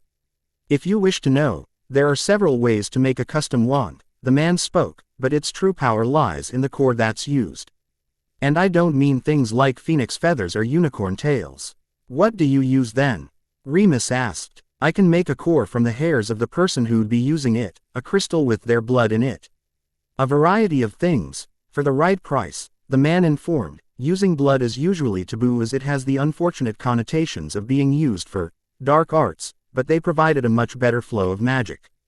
I'll come back tomorrow with the person this wand is needed for, Remus spoke, leaving a few coins on the counter to make sure the man would keep his silence and exiting the dark shop.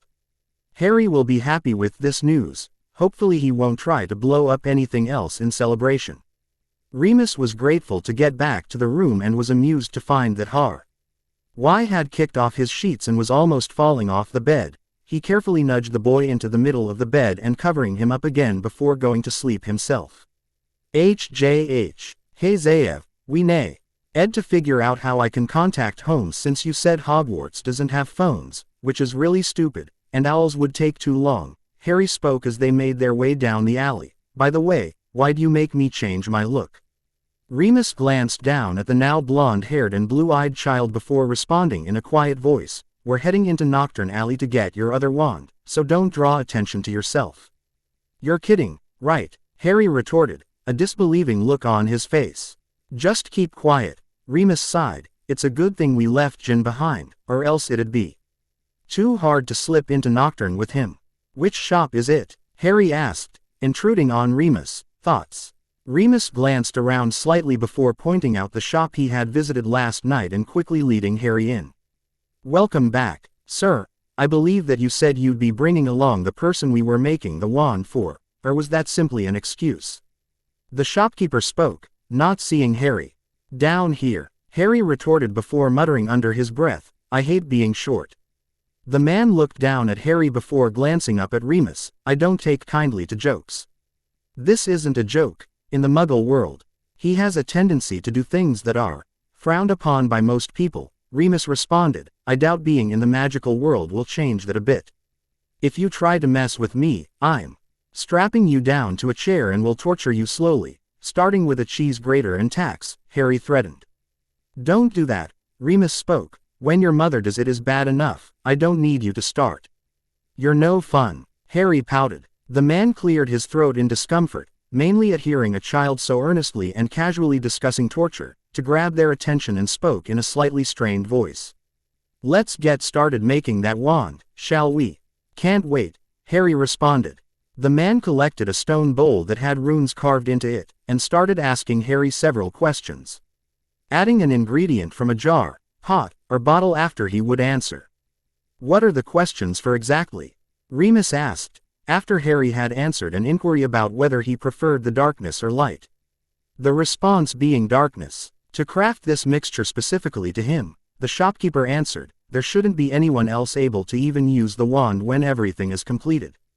But, should, implies that someone might be able to, Remus pointed out.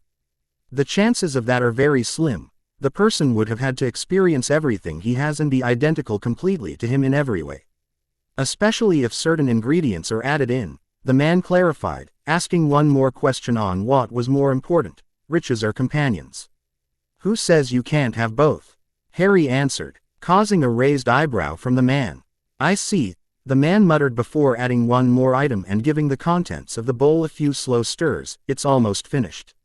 Harry wrinkled, his nose at the smell coming from the bowl. Okay, so what do I do now? Just add some of your blood or hair or both if you like, the shopkeeper informed. This is getting really weird now, Harry muttered, plucking a few hairs off his hand and tossing them into the bowl before cutting open his finger and letting some blood fall. Second time in 2 days of lost blood without getting into a fight. The shopkeeper let out a small noise of astonishment as the mixture started to turn a dark green, never seen that in someone so young.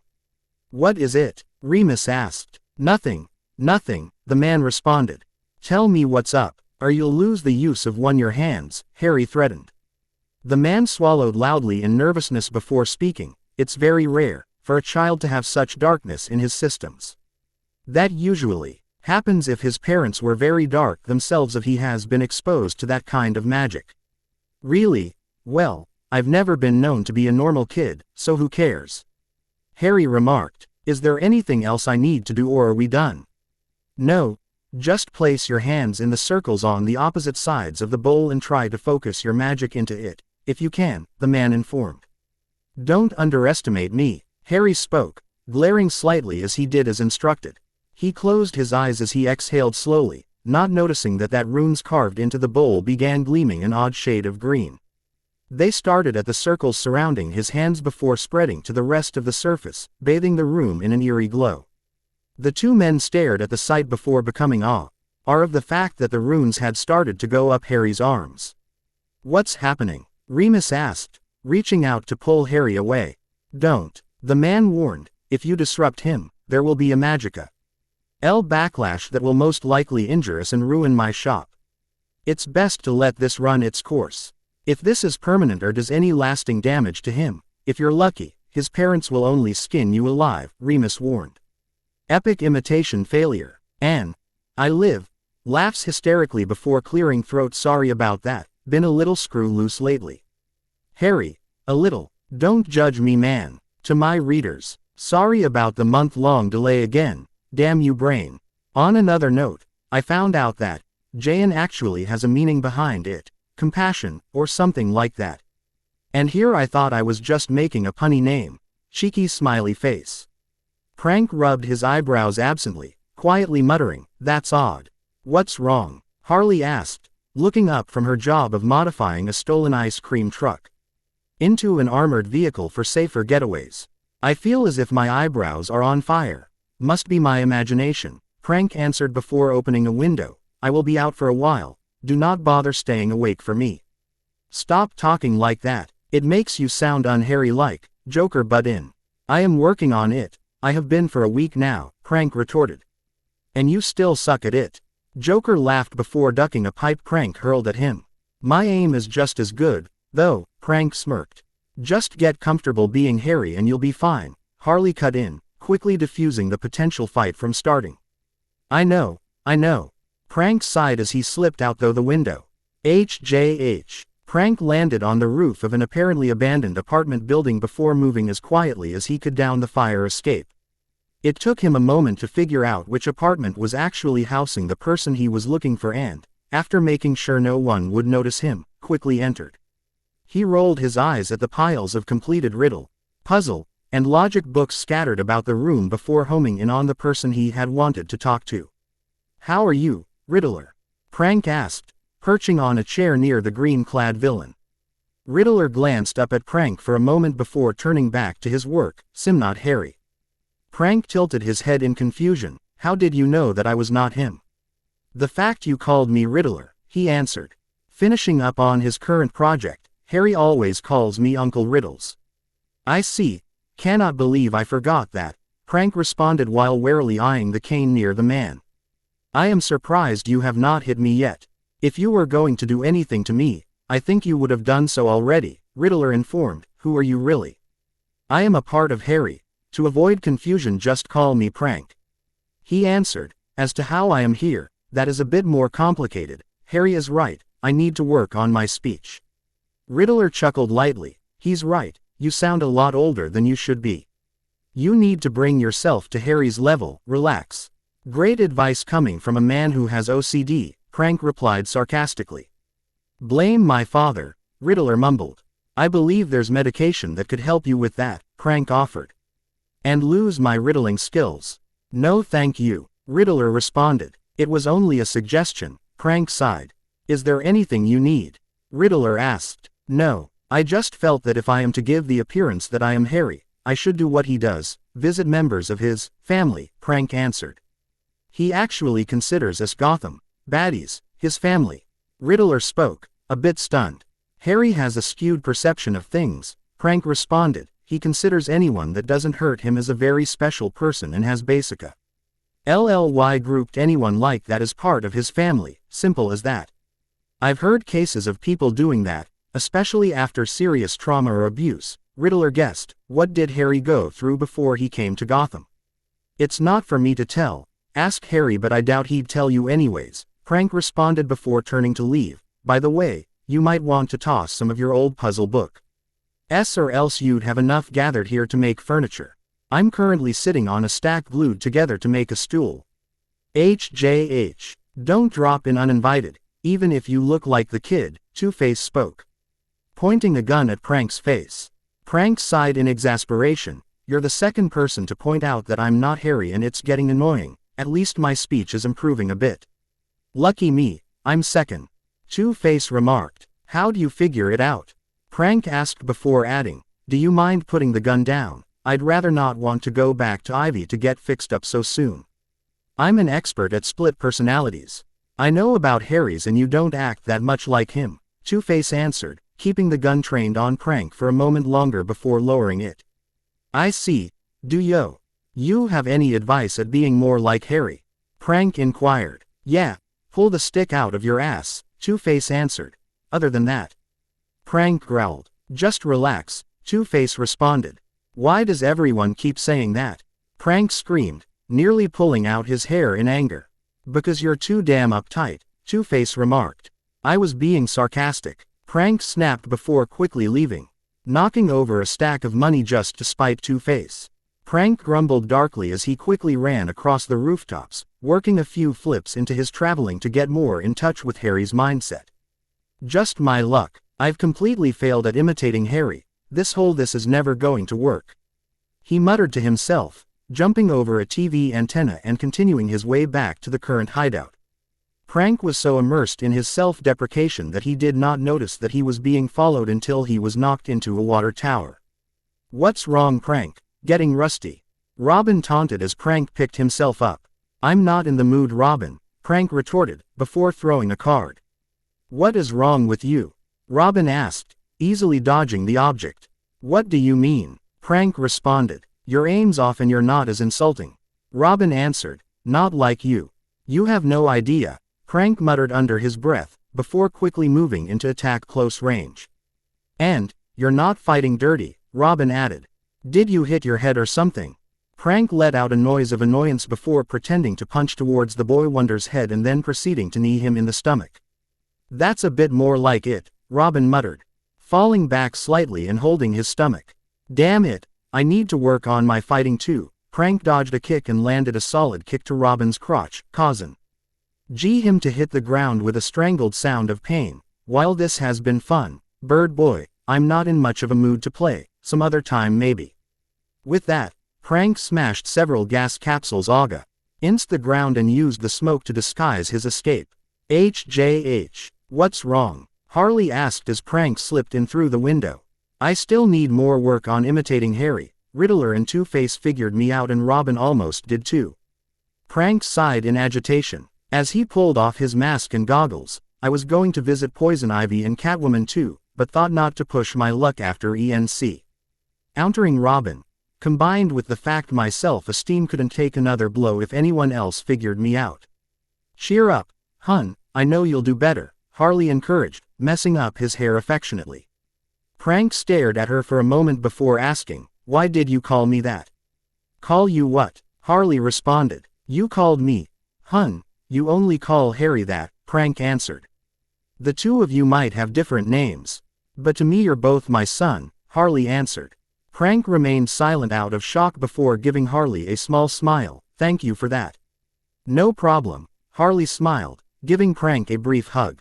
Prank smiled to himself at the kind gesture before walking off to Harry's room to lay down on the bed, deciding that while he did not really need it he could use a bit of rest. He idly wondered how Harry was faring in the wizarding world so far before closing his eyes and drifting off. He was unsurprised to find himself in a recreation of Harry's field of memories since it was all he really had. What to watch today? Maybe that memory of what Harry did to that man with the egg beater and the turkey baster. As disturbing as that was, it was hysterical. While exploring the field looking for a memory to kill his time, Prank felt a familiar sensation in the back of his mind. He looked around himself, wondering what exactly it was that he was feeling when he heard something. Whoa, how'd I get back home? Harry, Prank, is that you? In the plant flesh, I thought we'd be too far apart to talk like this. I don't know how this is happening but it's interesting, by the way. Did you and my parents pull a heist yesterday? We did, why do you ask? I dreamt about it. You think our connection is more than what we thought. Maybe you see through my eyes when you sleep. That's as good an explanation I can think of. Have you seen anything through me yet, then? I don't think so because I don't sleep much, I just take quick naps. Oh, I just realized something. You're talking like me now. I do have to act like you, although I still need to work on it. Riddler and Two-Face have figured out I'm not you. Robin suspected something but I was gone before he figured it out.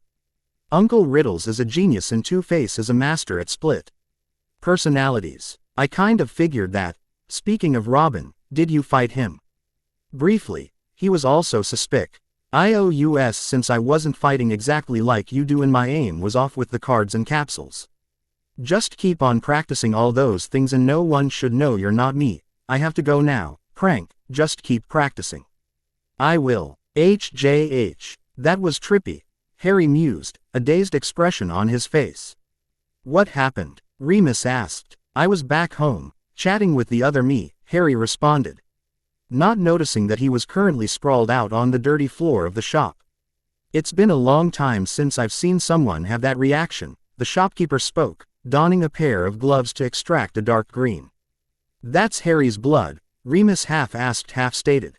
Yes, this will cause any wand it's implanted into to work only for him. In hindsight we should have had him pick out what to make his wand out of beforehand. The shopkeeper responded, glancing down at where Harry was still laying on the floor, a lazy smile etched on his face. Chapter 7. And, if anything from this chapter strikes you as odd, it may be due to the fact most of it was written while I was sleep-deprived and or running solely off sugar. Joker. Wasn't that how this story came about in the first place? Shut up, Joker, or I won't make the brownies again. Twitches into my readers, I'm really sorry about taking a month to write this, and hooray that an actual crossover section has been created. Harry and Remus spent about another week at Diagon Alley, a few of those days dedicated to Harry getting back to himself and putting the finishing touches on his wand, which was now comprised of the crystal of Harry's blood and magic, with the wood being you, causing the maker to give Harry an odd look when he chose what wood to use. What's wrong with it? Harry had asked. You is mainly indicative of death, the man responded. Continuing his work. That's ridiculously ironic considering my line of work, Harry whispered to Remus, causing his henchman to stare at him oddly. What? Have you actually? Remus trailed off. No, Harry responded, to Remus, relief before adding, not yet anyways. I'll just ignore that, Remus sighed. Don't you always? Harry laughed. HJH, we need to put a cushion or something like that in front of this, Harry muttered after tumbling out of the fireplace. He stood up and quickly brushed himself off. Mum, Dad, we're back. They are currently out, Prank responded, walking into the room. I think they mentioned something about painting the town green and purple. Quick cut. Harley, do you see what I see? Joker asked, staring in disbelief at what was in front of him. A bucket of paint nearly slipping from his fingers. If you're talking about the Batmobile right in front of us, then yeah, I see it, Harley answered. Let's give it a new paint job. Joker yelled, promptly dumping the contents of his bucket onto the hood of the vehicle with Harley eagerly joining in. Quick cut. Oh, Harry remarked before quickly jumping away from the fireplace when the flames lit up again. I think we need to find another way to get back to England when you have to go to Hogwarts. Jin hates the flow network, Remus spoke, stepping out the firepole. Ace and letting go of Jin, who quickly leapt into Harry's arms. You may have a point there, Harry remarked before tilting his head slightly in curiosity and asking, are you all right? You like paler than normal, full moon coming up again. I believe so. I need to stop at Visigoth Avenue to pick up some more potion, Remus answered. Okay then, I can handle myself just fine, Harry responded. Actually, I'll call up Richie and see if we can meet up later. I'm glad we found a wizarding house that has a phone too, the magical and muggle combined. Why isn't it like that over in England? I suppose they're old-fashioned that way, Remus answered as he left. Hey Prank, have you made any progress in being me? Harry joked, putting Jin down so he could play with his parents. Unfortunately no, Prank sighed, depressed with his failure. Maybe because you're all you and you have no me, Harry guessed. I still have no idea as to how you can think like that, Prank responded. What I'm trying to say is that you have none of my personality, so it's making it hard for you to imitate me, Harry explained. Maybe if you had some of my magic it would help. I should have some semblance of you. Our personalities, since I have your memories, but I suppose that my own personality cannot simply be ignored or easily overridden, Prank responded with a sigh, and as evidenced by Poison Ivy's attempts. She couldn't replicate your magic no matter how many times she tried. Maybe we just needed to do it separately, Harry reasoned, a plan forming in his head. What do you mean? Prank asked, curious as to what Harry had in mind. This may or may not work, but it's worth a try. And don't talk, you might distract me, Harry responded, putting his hands on Prank's head and concentrating on his magic to flow through his body and into Prank's. Harry, what are you doing? Prank asked, also wondering how they had suddenly ended up in the field of memories. Giving you some of my magic. How the heck we get here? Harry muttered. Maybe it's the connection, or something else. Magic is confusing, Prank sighed. Hey, you didn't sound so uptight that time, Harry pointed out. Why, you're right, this is actually working, Prank exclaimed with a wide smile on his face. I feel incredible, like I want to just, I have no clue how to explain it. Harry laughed at how Prank was now on the verge of bouncing off the walls. I can't believe it actually worked. I was just taking a shot in the dark. I'm glad you did, Prank responded before quickly sweeping up Harry into a bruising hug. Glad you're happy, Harry smiled. We need to get back to the real world. I'm meeting up with Richie later, remember? HJH. Hey there, Harry, Dick greeted. Aloha, Richie, Harry smiled, perched on his swing as the two had dubbed it. I thought you weren't coming back for a while, Dick responded, sitting next to him. Certain circumstances have changed things. I'll be here in Gotham for a while before heading off, Harry explained, wondering if Remus was fine with the full moon coming up soon. I see. What do you want to do then? Dick asked. Don't know. I don't have any money and my house is a bit of a mess, so that's out, Harry smoothly lied. At the mention of Harry's house, Dick perked up. You've never been to my place, have you? Nope. We only hang out here at the park or at random places around the city, Harry admitted. But there was that one time where we went to that penthouse for a party at Halloween. You spiked the punch that day and you convinced me to get away from the party to egg cars with you, Dick remarked with a smile. Don't say you didn't enjoy it, Harry responded with a laugh. But anyways, if you don't mind, I'd like to see where you hang your hat. Sure, how about you stay over too? Dick offered. I'm sure Bruce or Alfred wouldn't mind. Cool, how about I stay over tomorrow night then? Harry responded with a smile. Things are too crazy to do it tonight. That'd be fine by me. Dick grinned. I'll meet you here tomorrow, the usual time, with my stuff, Harry clarified. Perfect, Dick responded. The two of them played a bit longer before parting ways. Both very excited about tomorrow. When Harry arrived at the park the next day, he found Dick standing next to an older man in front of an expensive car. Exactly on time, you got a clock in your head, Dick remarked with a smile. "Leave the jokes to me, Richie, you're no good at them," Harry responded with a grin as he climbed onto the backseat. "Just don't involve a rubber chicken again."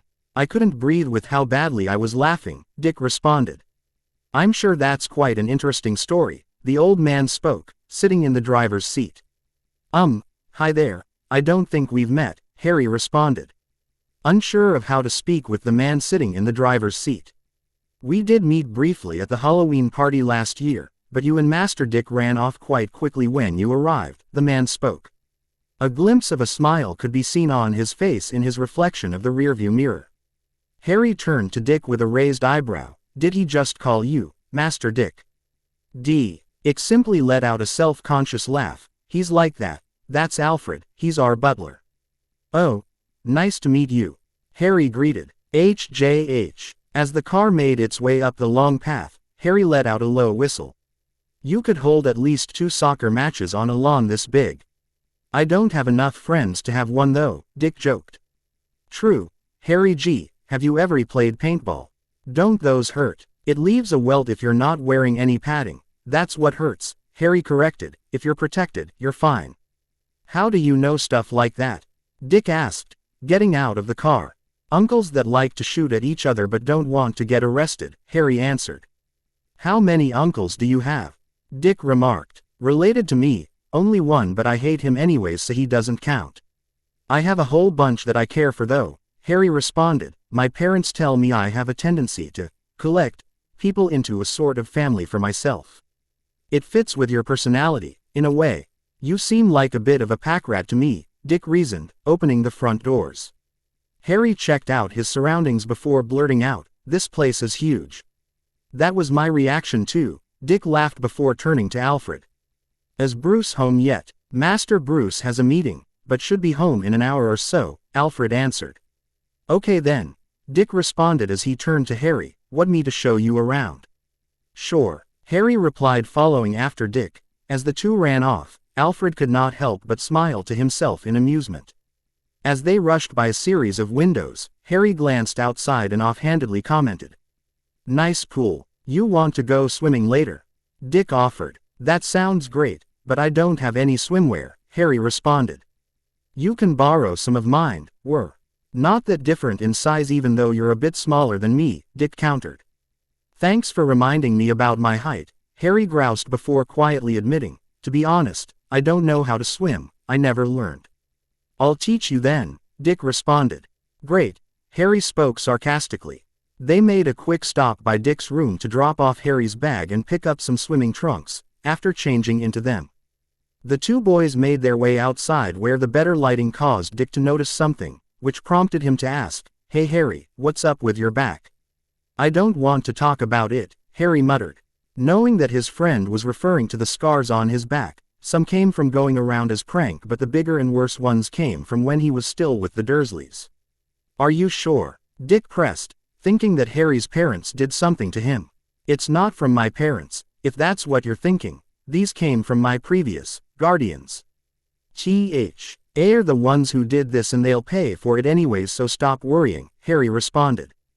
Dick noted the tone of hate when Harry talked about his old guardians, especially when he mentioned that they would pay for what had happened. "If you're sure, just drop it, Richie," Harry retorted, before standing stiffly at the edge of the pool. "You teaching me or not?"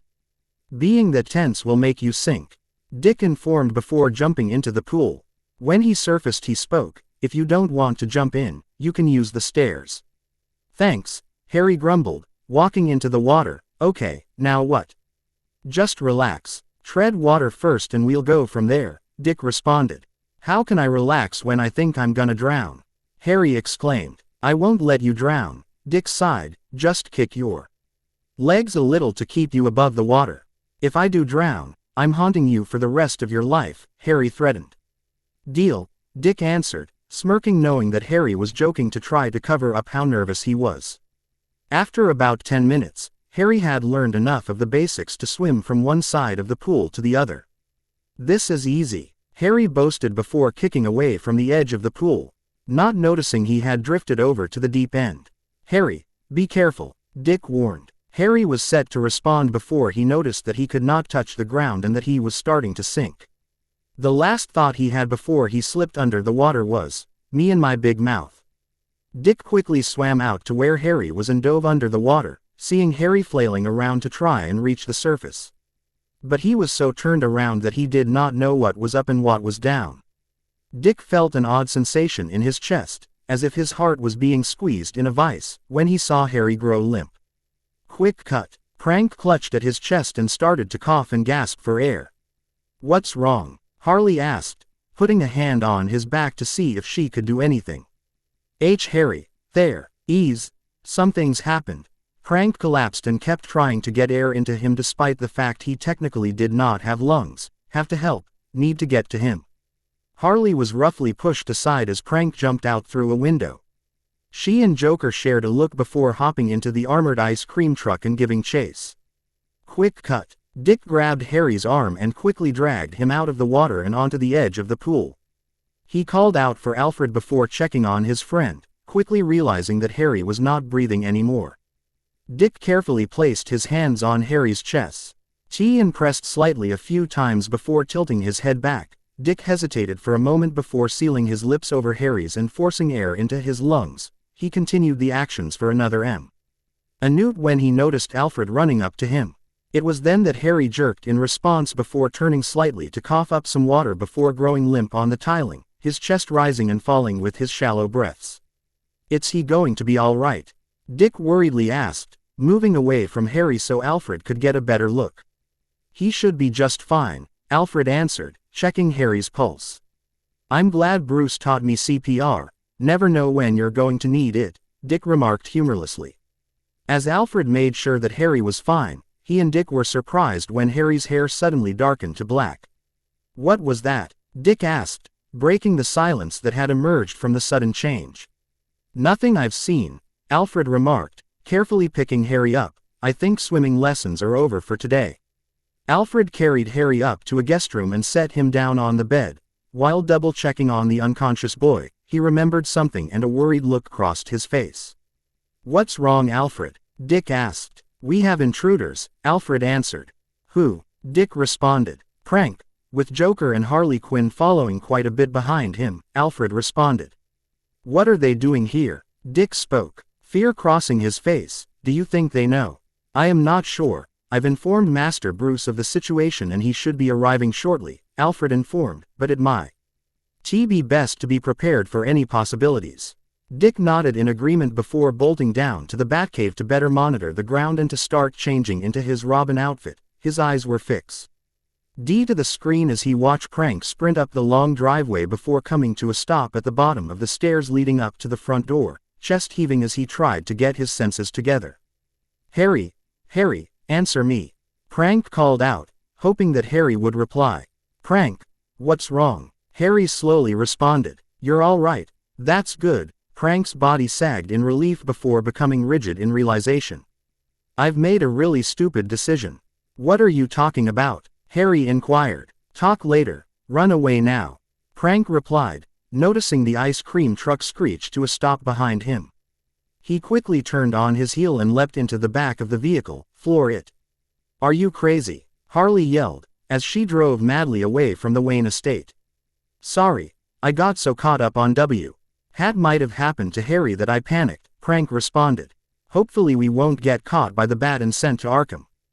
Joker cut in, before asking quietly, "How's the kid doing?" "Harry's fine. I'm not sure exactly what happened but he's okay now," Prank answered as they made their getaway, "but this incident does have a slight upside to it." "How can there be an upside to my son almost dying?" Joker exclaimed, in an odd show of paternal concern. "Both of us being in the same might be a good idea to make it seem that Harry isn't me, meaning his criminal self," Prank explained. "Never thought of something like that," Harley remarked. "But it might not work at all, since there weren't more witnesses," Prank sighed. "Might have to do this again in a more public setting though." Bruce watched as the tricked-out ice cream truck rushed past and thought to follow before deciding it would be too conspicuous for himself to chase after them and continued back to the manor to make sure that everything was fine. After making sure that the Harlequin of Hate and his associates were not coming back anytime soon and that the grounds were secure again, Bruce went down to the Batcave to see if the Clown Clan, as the newspapers had dubbed them, had been up to anything else in that last 24 hours, other than painting the Batmobile. At least regular paint will be easier to remove than spray paint. While Bruce was busy trying to figure out if the Joker was planning anything else, Dick had changed out of his costume and looked in on Harry in time to see him stirring. Drowning. Not fun, Harry muttered. A hand pressed to his chest. I would guess so, Dick responded, cracking a weak smile before asking, what happened to your hair? What do you mean? Harry responded, sitting up on the bed. After you were pulled out of the pool, your hair turned black when you passed out, Dick explained. Harry stared at his friend with wide eyes before holding a lock of his hair in his hands. It was black. He felt his pulse start to race and began to panic. Why you weren't supposed to ever see me do that. Harry, it's okay, calm down. Dick grabbed Harry's shoulder, to get him to relax but drew his hands back quickly when he was shocked by a series of green sparks. It's not okay, it's not okay. Harry yelled, hyperventilating, you think I'm a freak, don't you? Of course not, Dick answered. You're my friend, and I just want to know what happened to you.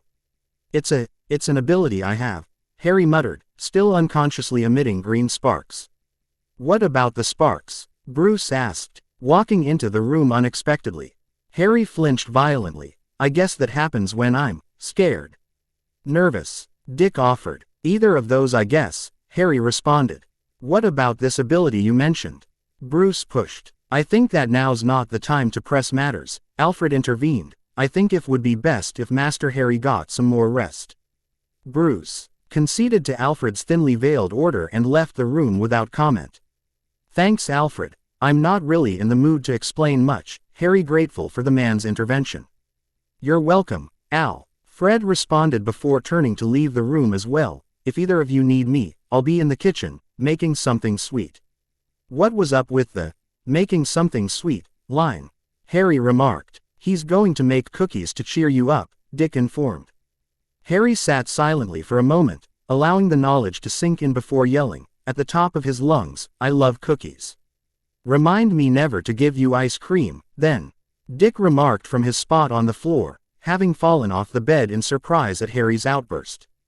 Dick quickly thought up a way to Harry from rushing downstairs to where the sweet scent of cookies drifted from when Alfred walked into the room, a tray with freshly made cookies and glasses of milk perched on it. Alfred raised an eyebrow at seeing one of Harry's arms tied to the headboard. Is this a new game I've never heard of? Not exactly, Dick sheepishly responded. Give me the cookies, Harry screamed, tugging at his restraint. It took a few minutes to get Harry calm enough to untie him without him jumping off the bed to attack the tray, and it caused Alfred a small amount of amusement to see Harry quickly quiet down as if he had not been set to start bouncing off the walls a moment ago. These are really good, Harry remarked, grabbing another cookie from the plate. You have to tell me how you make them. Sorry, it's a secret, Alfred answered, a smile on his face as he left the room. Hey Richie, are you sure that you still want to be friends with me, even though I'm a freak? Harry asked after a moment of silence. I don't think you're a freak, Harry. And we made a promise to always be friends no matter what, remember? Dick spoke. Harry gave a weak smile before quietly speaking. Richie, I'll tell you why I can do that thing with my hair and the sparks, but you can't tell anyone else, unless I say so, okay? Scout's honor, Dick responded, curling his pinky around Harry's for a brief moment, reminding his friend of when they had first made their promise. Harry gave a small smile at the gesture before speaking. I'm a wizard. Dick stared in disbelief for a moment before asking, like with wands and funny words. Yeah, I just got my wand last week, Harry answered. That's actually why I'll be gone. I'm going to this magical school overseas. It's a complicated thing to explain. Oh, what else can you do?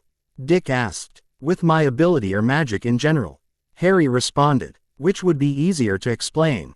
Dick clarified. My ability, I guess, since it's better to show what I can do, Harry answered, his hair changing to blue. That's cool, Dick remarked. It's a really rare ability. Guess I got lucky, Harry responded before adding quietly, guess I wouldn't have found out about it if I never came to Gotham. What do you mean? Dick asked. Best to sort of start at the beginning. The only reason I was with my previous guardians is because my birth parents were murdered when I was a bab. Why, and then I ran away from them and ended up here. Being scared and wanting to blend in caused me to learn I could change how I look, Harry answered. Then a bunch of stuff happened, including finding a new family. A friend of my parents finding me, and making friends with you, not in that order exactly. Your parents were murdered too. Dick responded. What do you mean, too? What happened to yours? Harry inquired. I used to be a part of the circus. I traveled with my parents, we were acrobats and were good enough to perform without nets, one night. The trapeze wires were sabotaged and my parents, they fell, Dick admitted. I'm sorry that I made you bring that up, Harry muttered. It's okay. Guess we have more in common than we thought, Dick responded. Richie, would you still be friends with me even if I did something really bad? Harry asked. Of course, Dick answered. I mean, what's the worst you can do? I guess I really shouldn't tell him about what I do at I'd then. Harry thought before quietly muttering, you'd be surprised. Dick noted the comment and filed it away for later. Is there anything else about Magic World, or whatever you call it, you can tell me? Well, my Uncle Remus is a werewolf, Harry replied. A werewolf, turns into a beast on full moons, and tries to eat you, werewolf. Dick responded. Yep, though the whole try to eat at you thing is taken care of because of this potion he drinks before the full moons so that he actually knows what he's doing on those days, Harry explained before laughing, though there was this one incident where his potion wasn't strong enough or something and his wolf self was more in control, but he could stop himself from biting or hurting anyone. The funniest thing was that he somehow ended up in the zoo and had to run home naked when he changed back in the morning. Dick laughed too but also remembered a few months ago that Bruce had come across a roaming wolf during one of his patrols and after chasing down the creature, which seemed exceptionally intelligent for an animal, for nearly half an hour, he had finally tranquilized it and dropped it off at the zoo but was surprised when it vanished the next day. What else about can you tell me? Dick inquired. I can tell you what I know about the guy who killed my birth parents, since you told me what happened to yours, but thazing, Harry answered. You don't have to tell me if it makes you uncomfortable, Dick responded. I really don't feel too much about it because I don't remember anything, since I was only a boy, except for this really bright green light. I need to ask Remus about what that was later. Anyways, all the information I know is from my uncle, Harry replied. My parents stood up to this really bad wizard, who was best described as a magical version of Hitler because he wanted to wipe out all muggles or muggle-born witches or wizards. What's a muggle? If you don't mind my interrupting, Dick cut in. A muggle is a person who has no magic in their past at all, and a muggle-born is a person who comes from that but does have magic, Harry explained. I should tell you some other terms now instead of explaining later. A squib is the opposite of a muggle-born since they come from a magical background but don't have any magic at all. Pure bloods are people who have no muggle blood in their line at all. It varies on whether they count to a certain number of generations or a family's entire history. And finally there's half-bloods. This is the one where things are a bit confusing. I think a person is considered a half-blood if their parents are magical and muggle-born and either half or pure blood, or both are half-bloods. There's a dumb ranking system pure bloods use to categorize everyone too. How do you rank a person? Dick responded, taken aback and also trying to sort through the information he had just heard. I think they rank people like this, the best first and the worst last. Harry replied, pure bloods, half-bloods, muggle-borns, and I think muggles and squibs tie for dead last. Messed up, isn't it? You got right, Dick responded, before I interrupted up. How'd your story go? Quote, oh yeah, back to the bad wizard dude, his name's Voldemort by the way, dumb name, but anyways, he wanted to wipe out anyone that wasn't a pure blood or didn't bow down to him. My birth parents fought against him and his followers, called Death Eaters, with a bunch of other people and one day he decided to kill them. He showed up at our home and killed my dad first and then my mom, but then something happened that prevented him from killing me. No one knows what happened other than that Voldemort just disappeared and I was left with this. Harry lifted up his bangs to show the scar on his forehead, and the rest is just history. I suppose, in a way, might have been a good thing they died when I was a baby, at least it doesn't hurt that they're gone. Not that I'm trying to say anything about your... It's okay, Harry, I get it, Dick interrupted. The two friends steered away from less depressing topics and delved into talks of random things. After a while, Alfred entered the room and announced that dinner was going to be ready soon and that they should wear something other than swimwear when they came down to eat. Alfred is really, what's the word I'm looking for here? Harry spoke as the two made their way downstairs. Sarcastic, Dick offered. No, but it does start with an S, though, Harry responded, before stopping to think for a moment. I got it, snarky. Where do you get these words? Dick sighed. I have an uncle who reads dictionaries and thesauruses a lot, Harry answered with a straight face. You have some weird family members.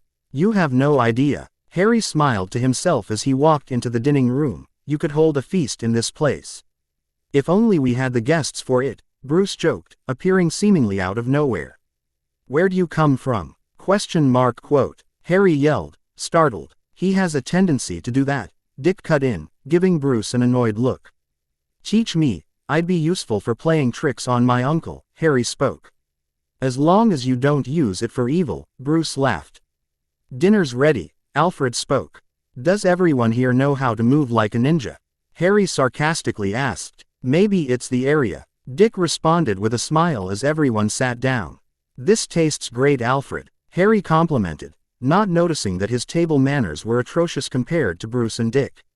Thank you, Master Harry, Alfred responded. Also, may I suggest not talking with your mouth full as to not repulse your dinner mates? Oh, sorry, Harry muttered, quickly swallowing. You have to tell me how to make this. I bet Uncle Remus and my parents would love when I make it. You can cook, Bruce cut in, an eyebrow raised in skepticism. That was their response too, Harry retorted. Blame my old guardians. They made me learn to cook for them when I was big enough to reach the stove. Who were your guardians, if you don't mind my asking? Bruce responded, seeing if he could track them down to have tea. Hem charged with child abuse and endangerment. Harry noted the way Bruce had asked was the same as when Harley and Ivy had found out and had wanted to cause bodily harm to the Dursleys. They live very far away from here, so don't bother. You said that you'd make it, why doesn't anyone else cook? Dick asked. Dad is only good for microwavable stuff, Uncle Remus a little more than that, and Mum, she can burn water. Not that I've seen it happen with my own eyes yet, but I know that she can turn a perfectly good cake into a meteorite. Harry responded. Dick nearly spat out his drink as he started to laugh. How'd that happen? We were trying to make a cake for my dad getting home from a business trip, and Mum had the bright idea that if you set something at a higher temperature that I'd bake faster. Long story short, it doesn't, and we ended up with something that could be used as a doorstopper. Harry spoke, easily weaving bits of fiction in with the truth. At the end of the tale, he and Dick erupted into hysterical laughter, with both Alfred and Bruce smiling in amusement. Hey Harry, you want to tell Bruce what you told me? Richie whispered. The thing with Remus or the thing with me? Harry responded. The thing with you. The other one you can tell after dinner, because that's really funny, Richie replied. Harry grinned, happy that he would get to spread Remus' rather unfortunate yet hysterical tale later on before beginning on his story. HJH. Morning dawned to Alfred, waking up Dick and alerting him to the fact Harry was using him as a pillow and was attempting to eat his hair. After the initial embarrassment upon his awakening, Harry apologized about the hair eating, stating that he was dreaming of eating cotton candy and was acting accordingly, and did not react at all to the fact that he had used Dick for a human cushion. Though he deliberately lagged to delay his leaving, Harry gathered his things and Dick accompanied him along with Alfred to drop him off. Upon seeing Remus, Dick would not help but ask, "Is it true you're a werewolf?" "Those are just myths," Remus lied, laughing nervously. "Uncle Remus, they know that I'm a wizard, so don't lie about yourself," Harry spoke. Why'd you tell them you're a wizard?" Remus asked, stalling. "Because I had to explain why my hair went from purple to black after passing out when I nearly drowned in the pool," Harry explained. "Oh, Remus responded before realizing what Harry had said, "You nearly drowned." "You're more worried that I drowned than spilling my secret," Harry remarked. "I'm worried about both," Remus answered. "If you had died, I'd rather not imagine what your parents would have done, and as for telling that you're a wizard, the fact there aren't any oars, or whatever the American equivalent is, around means that the government hasn't found out. It's not like I went on TV and told the whole world," Harry grumbled. "There's also the possibility they might let it slip," Remus reasoned. "Richie wouldn't do that. We Pinky promised," Harry yelled, glaring at Remus. Remus held up his hand slightly in surrender. "Okay, don't blow a gasket, we don't want a repeat of the noodle incident." "That wasn't my fault," Harry exclaimed. "Noodle incident?" Dick asked, curious. "Please don't ask about it," Harry muttered, assment. Dick laughed at Harry's expression before he asked, "Can I visit your house sometime?" That's not a good idea," Harry answered. "Why not?" Dick retorted. "We're renovating. Everything's a big mess, so it's not really fit for guests," Harry lied. Dick let out an exasperated sigh. "I'm seriously getting annoyed with all the excuses. Are you homeless or live in a bad part of Gotham? If you are, just tell me already." "I'd rather you not know," Harry muttered. "It's really embarrassing." "Fine," Dick muttered, highly annoyed. "And, holy hell, I think this is my longest chapter to date. Joker, sugar works wonders for the imagination, and helps degrade one's sanity. Shrugs as long as it helps me write. I don't really care if I lose my mind. Now, who wants Jolt Cola? Harry, head for the hills. Platform problems are train troubles. And, it only took me a week. Woot. Harry, what's wrong with you? I'm sick, I can't think very well at the moment," runs off. Joker, our writer has lost her mind. Let's celebrate, pulls out a cake. Harry, where'd you get that? Joker, Hammerspace. Harry sighed in annoyance at the people around him, mainly because they were staring at him because of Jin. The animal in question let out a soft whine, ca. Using Harry to scratch him behind the ears in a comforting gesture. "It's okay, boy, don't let them bug you." The two of them were without Remus since certain circumstances, mainly the fact that both Harley and Joker had been locked up a few days ago, forced him to stay in Gotham to take care of Bud, Lou, and Tonic, as well as making sure that the Jokers followed the rules, or guidelines, as some had called them, that Harry had laid down. Searching the crowd, Harry sighed again, not spotting anyone who could be a wizard at all. He crouched down and quietly spoke to Jin, hoping that people would not notice him talking. "Think you can find anyone magical?" Jin simply responded with a look that was the animal equivalent of person saying, "I'm not useless," before sniffing the air and setting off slowly. Harry rolled his eyes a bit at his pet's attitude before following, pushing his cart ahead of himself. Eventually Jin led Harry to a crowd of people traveling through the station that were set apart from everyone else. For 3 reasons. 1, it was a group a bit bigger than those already walking around, having a total of 6 people, and all but 2 were males. Secondly, they all had vibrant red hair, and last, the woman who seemed to be in charge of the group had mentioned Muggles a few times. Jin had stopped right in front of the group, forcing them to stop as well. "What, something like that doing here?" the smallest member of the group, a young girl, asked.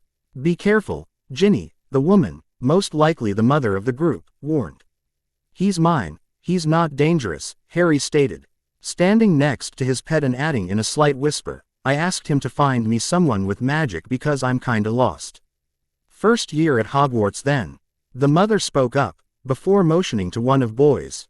"It's Ron's first year too." "Yeah, my uncle dropped me off before he had to hurry and take care of some other things," Harry responded. "He was in such a rush he didn't tell me how to get onto the platform, so we've been stuck here with Jin freaking out about all the people. Never knew he was scared of crowds. Hopefully he'll relax when he gets away from everything." "Never heard of anyone bringing a hyena to Hogwarts before," Ron spoke, staring at the creature enviously. "We're a special case, the 2 of us are bonded," Harry responded, before murmuring quietly to Jin to get him to calm down. "Really?" the twins responded at the same time, moving closer to get a better look. "Yeah," Harry responded, keeping a firm grip on Jin's collar when he attempted to run, can you guys tell me how to get to the platform?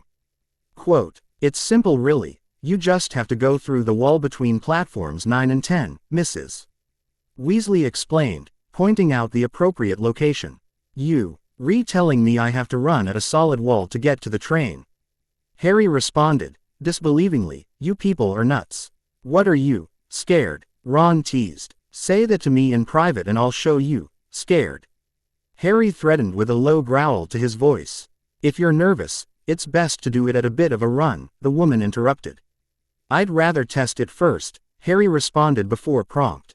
Lee grabbing Ron and physically throwing him at the indicated wall, shocking everyone except for the twins, who were struggling to not burst out laughing at the disproportionate amount of strength that he displayed. Seeing that Ron actually went through the wall, Harry cocked an eyebrow. I guess you were telling the truth.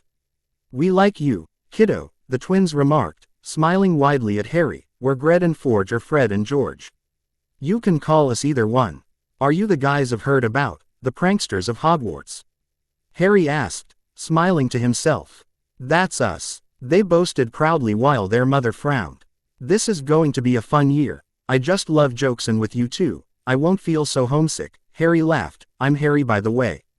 I'm Ginny. The young girl spoke up. Percy, the remaining boy provided. Better get on that platform. Can't believe I have to ran at a wall. Oh well, it's not like I haven't done crazier things, Harry muttered under his breath as he turned to face the indicated wall and ran. Jin let out a soft noise of annoyance before chasing after his owner. He's quite odd, Percy remarked. We like him, Fred and George defended. Why'd he have purple hair and wearing a radish? Ginny wondered. HJH. Harry, Fred and George found a compartment where they could all sit together fairly quickly, leaving plenty of time for the pin-sized criminal to look around the platform. Harry ignored the slight looks he got from his hair as he wandered around a bit before he thought he saw someone familiar. That's impossible, I don't know any wizards here, save for Hermione. But her hair is brown. It can't be. He ran up to the figure, just keeping out of their line of vision, and was surprised when a pair of semi-familiar silver-colored eyes locked with his. But the proof that it was someone he knew hung around their neck from a chain. One of his cards, placed in a cover to prevent any accidental injuries. Luna. Oh, hello Harry, I didn't know you were a wizard. Luna smiled vacantly. I'm starting Hogwarts this year, are you? Yeah. I'm glad that I'll know a few people there. Harry grinned widely. It's great to see you again. How've you been since I last saw you? It was like 2 or 3 years ago, right? I'm fine, other than my mom dying, Luna responded prior to noticing something. You still have that earring I gave you. I'm a bit of a pack rat. I don't toss anything away, especially if it's from a friend, Harry responding, blushing slightly before lamely adding, and sorry about your mom. It's all right, you didn't do anything. I'm glad you kept my gift to you like I did, Luna smiled before casting a glance at Jin. Is this animal yours? Harry patted Jin on the head. Yep, his name is Jin, he's a hyena if you didn't know. Luna couched down and held out a hand to Jin. Nice to meet you. Jin sniffed Luna's hand before giving her fingertips a slight lick and nudging for her to pet him, amazing Harry at the reaction. Jin's never warmed up to anyone that quickly. Guess there's something about you he likes. Animals just like me, Luna remarked, a slight smile on her face as she scratched Jin's head. You got anywhere to sit yet? Harry asked, unable to stop himself from grinning at the sight. No, I just got here so I haven't looked yet, Luna answered. You can sit with us, Harry offered. Hop. You don't mind, there's 2 others already riding with me. Thank you, Luna smiled. Who's with us? Fred and George Weasley, Harry replied. They're pretty funny and maybe another friend if I can find her. Who is she? Luna asked. Her name's Hermione. I met her when I got my SNS word before addressing Jin. If she's here, do you think you can find her?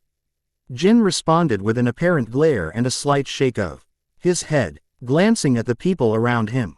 Harry stared in disbelief for a moment. Are you getting smarter or something? Jin seemed to shrug before climbing onto the train to get back to their compartment. You better be careful or your minds will cross, Luna remarked, stepping onto the train.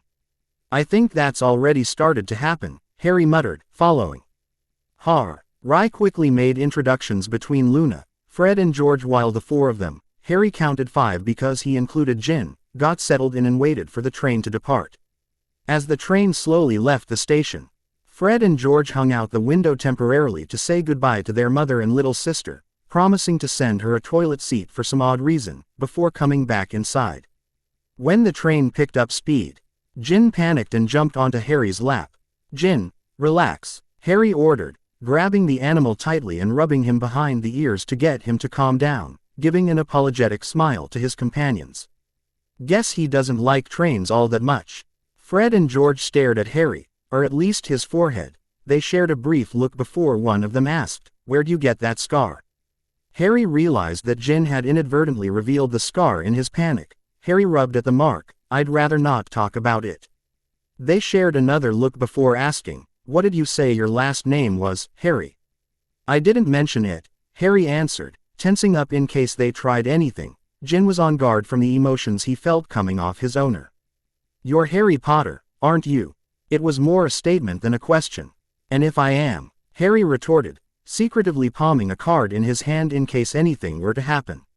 "We thought you were dead, the wizarding world we mean," Fred and George responded. "What do you mean by that?"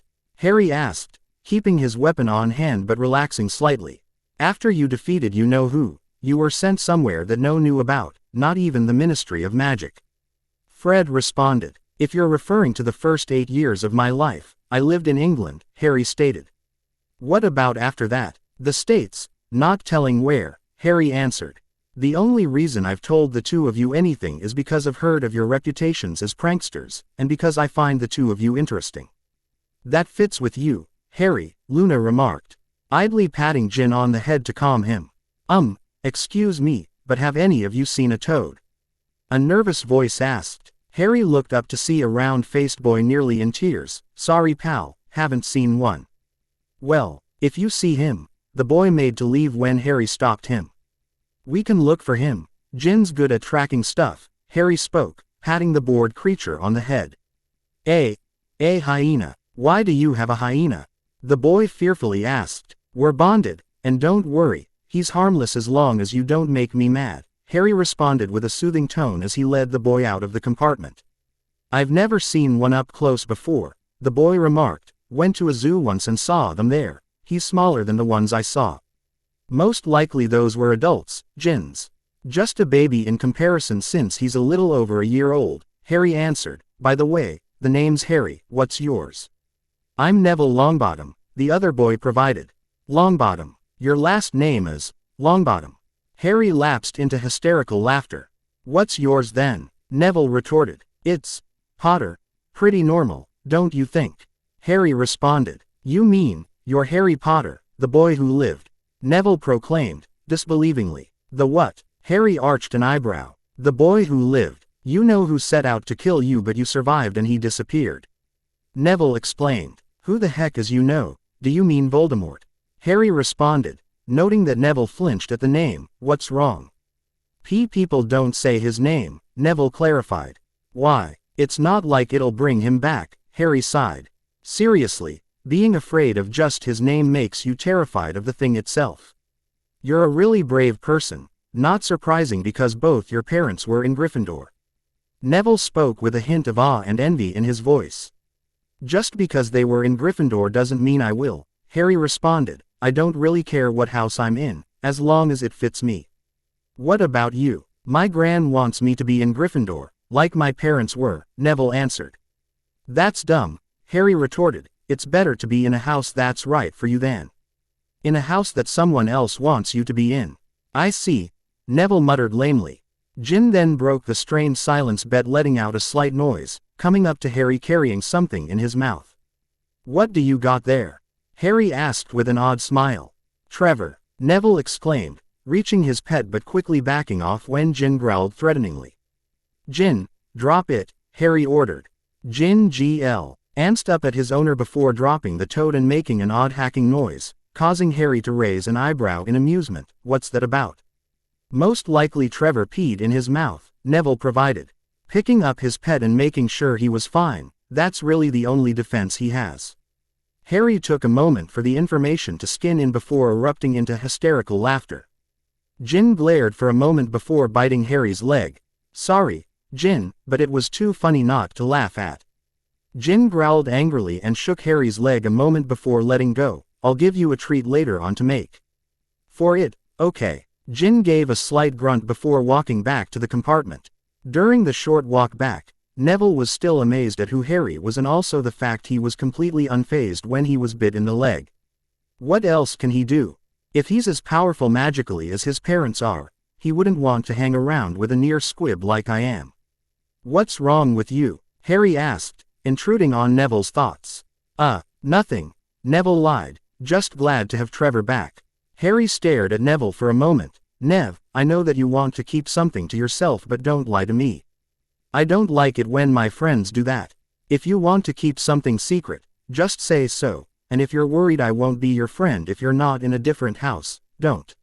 I like people, for who they are, not where they come from. Okay. Neville responded, surprised, as Harry re-entered the compartment. He considers me a friend. There you are, a voice exclaimed. Harry saw that Hermione had shown up sometime while he was gone and smiled widely in greeting. Oh, hi there, my own, glad to finally run into you. You've met my other friends so far. Yes, they're interesting, Hermione spoke hesitantly. You got that right. Harry laughed, settling in and motioning for Neville to come in as well. Is anyone up for some exploding snap?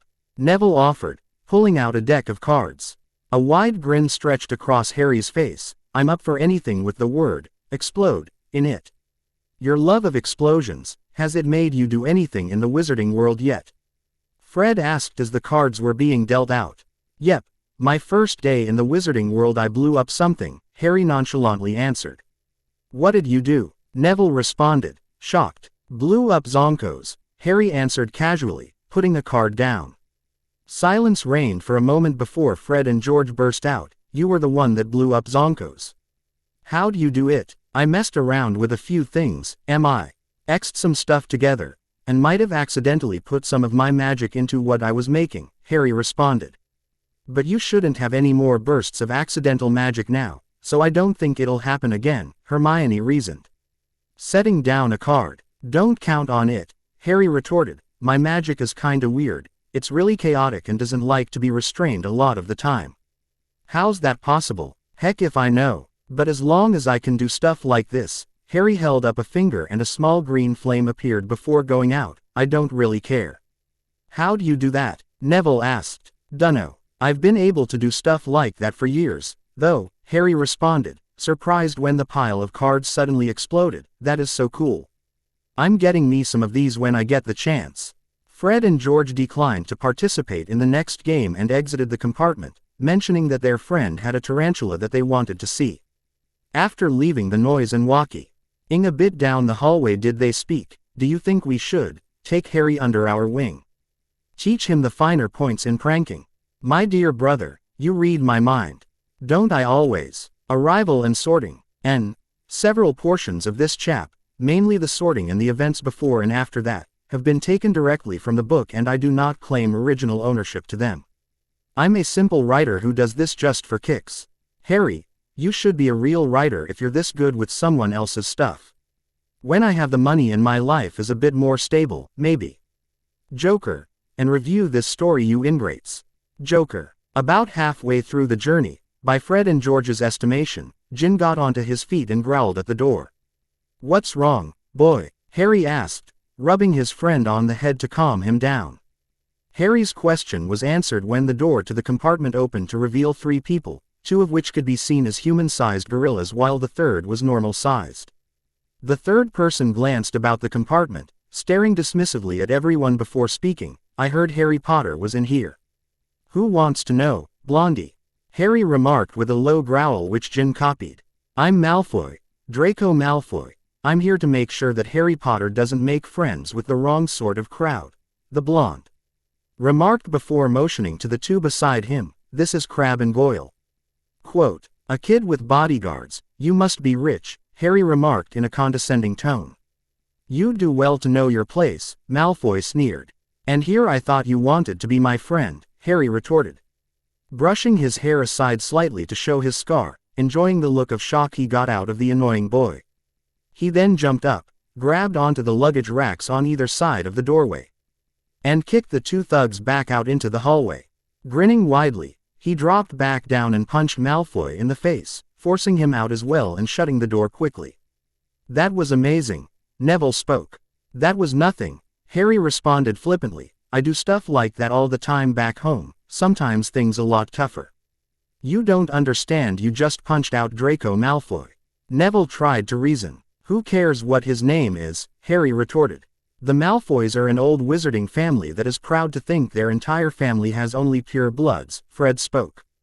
"That kid's father, Lucius, was a Death Eater during the war. You know whose followers," George picked up. "When you defeated you know who," he started saying that he was under A.S. Pell the entire time and didn't know what he was doing.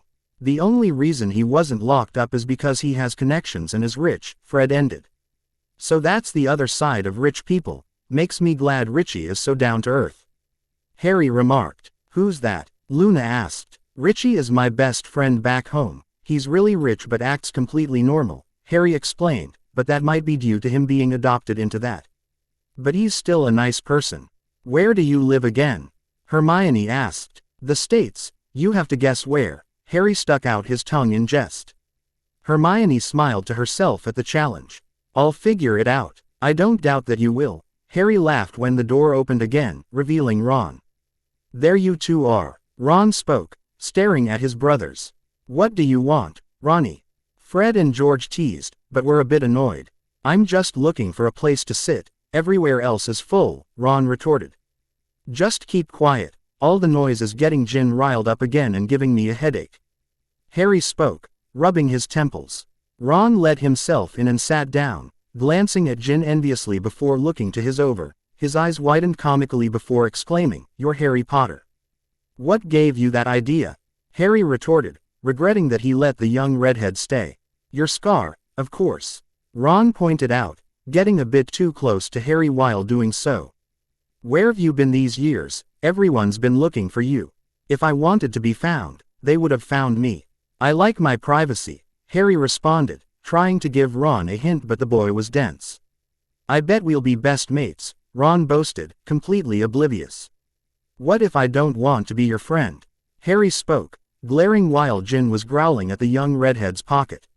"Why wouldn't you? We'll both be in Gryffindor and my family is a part of the light," Ron bragged. "Those are your only reasons to be my friend," Harry responded angrily and not noticing that he was sparking. "If that's your idea of friendship, get the heck out of my face." He pulled Ron to his feet and proceeded to kick him in the crotch and then gave a roundhouse kick to the head, the force of the Con blow sending Ron back out into the hallway, before Harry slammed the door shut. "Damn you, Harry Potter," Ron muttered outside, his voice a higher pitch causing Fred and George to burst into hysterical laughter. "You're a violent person," Luna remarked with an odd smile. "You should see me when I really let loose," Harry responded before proceeding to do pull-ups with the luggage rack. "HJH. Enjoy the ride up to the castle," Fred and George remarked, "and Hagrid is a nice guy, even if he's a bit scary. And be careful for the giant squid." Harry, Hermione, Luna, and Neville watched the older students leave via carriages pulled by nothing. "Who in the world is Hagrid?" Harry muttered. "I'm more worried about the giant squid," Neville responded. "Furs years over here," a booming voice spoke out, drawing attention to its owner. A large man at least twice as tall as normal person and a few times wider. "Come on, follow me. Any more furs years? Mind ye step, now. Furs years follow me." "I guess that answers your question," Hermione remarked, following the crowd after the large man. "What the heck is he, anyways? The only person I've seen close to that size is Uncle Croc," Harry muttered. "He might be a half-giant," Neville offered. "That's unique," Harry responded. "But not completely rare," Neville replied. As they followed the large man, Harry stopped dead in his tracks at the sight in front of him. "A lake. We have to cross a lake," he exclaimed, annoyed and a little bit scared of the trip. "Just my luck. I have a fear of water because of that botched swimming lesson." "At least we don't have to swim it," Luna remarked, causing Harry to flinch violently. As they approached the boats, Jin started to whimper before having the equivalent of a panic attack. "Jin, cool it," Harry yelled, before biting the creature behind the ear as a further warning. What's going on here? Hagrid asked, walking up. Gin's afraid to get into the boat, Harry answered. Still trying to get the animal to calm down. You should have waited with the other pets instead of following me. Are you pretending to be scared so no one notices I am? He's an odd creature, Hagrid spoke, reaching down to get a better look. Gin reacted to the perceived threat and lashed out, sinking his teeth into the half-giant's hand. Sorry about that, Harry remarked, trying to pull Gin off. "'S'okay. When an animal's scared, it fights," Hagrid responded before petting, with a gentleness that seemed impossible for his size, Gin enough to get him to let go. Gin let out a confused sound, glancing at Harry for confirmation, which he gave by gently rubbing the animal's ears. Gin then licked the small wounds on Hagrid's hand in apology. "Ride with Hagrid NY problems," Harry ordered. Gin emitted a soft grunt in understanding before jumping into the boat. "Good boy." "Smart creature," Hagrid remarked. "You have no idea," Harry responded, getting into another boat where he was joined by Luna, Hermione, and, to his chagrin, Ron, who had shoved Neville out of the way. "We'll catch up later, Nev." "Everybody settled it," Hagrid called out, and was met by several people responding, right then, "Forward." The boats silently made their way across the lake, the people inside them not so much. "You're very dense, you know that," Harry remarked, annoyed that Ron was bothering him. "We got off to the wrong foot back on the train, so let's start over," Ron offered, holding out his hand. "You're an annoying, stubborn idiot," Harry muttered before kicking Ron out of the boat and into the water. "Why'd you do that?" Hermione screamed, drawing attention to them. "I don't like him," Harry responded, surprised when Ron was suddenly tossed back into their boat. He looked up in T.E. to see a long tentacle slip into the water. I guess the twins were telling the truth about the giant squid. Ron did a very good impression of a landlocked fish, after being unceremoniously dumped into the boat.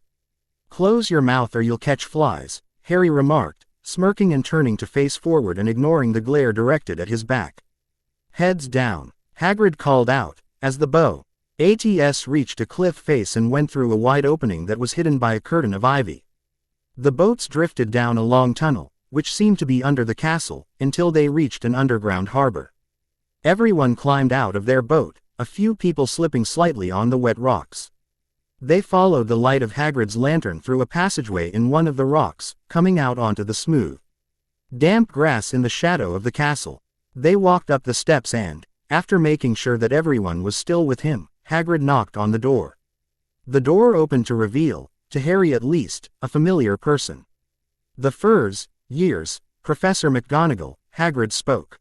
"Thank you, Hagrid, I'll take them from here," she spoke, pulling the door open and gesturing for the group to come inside.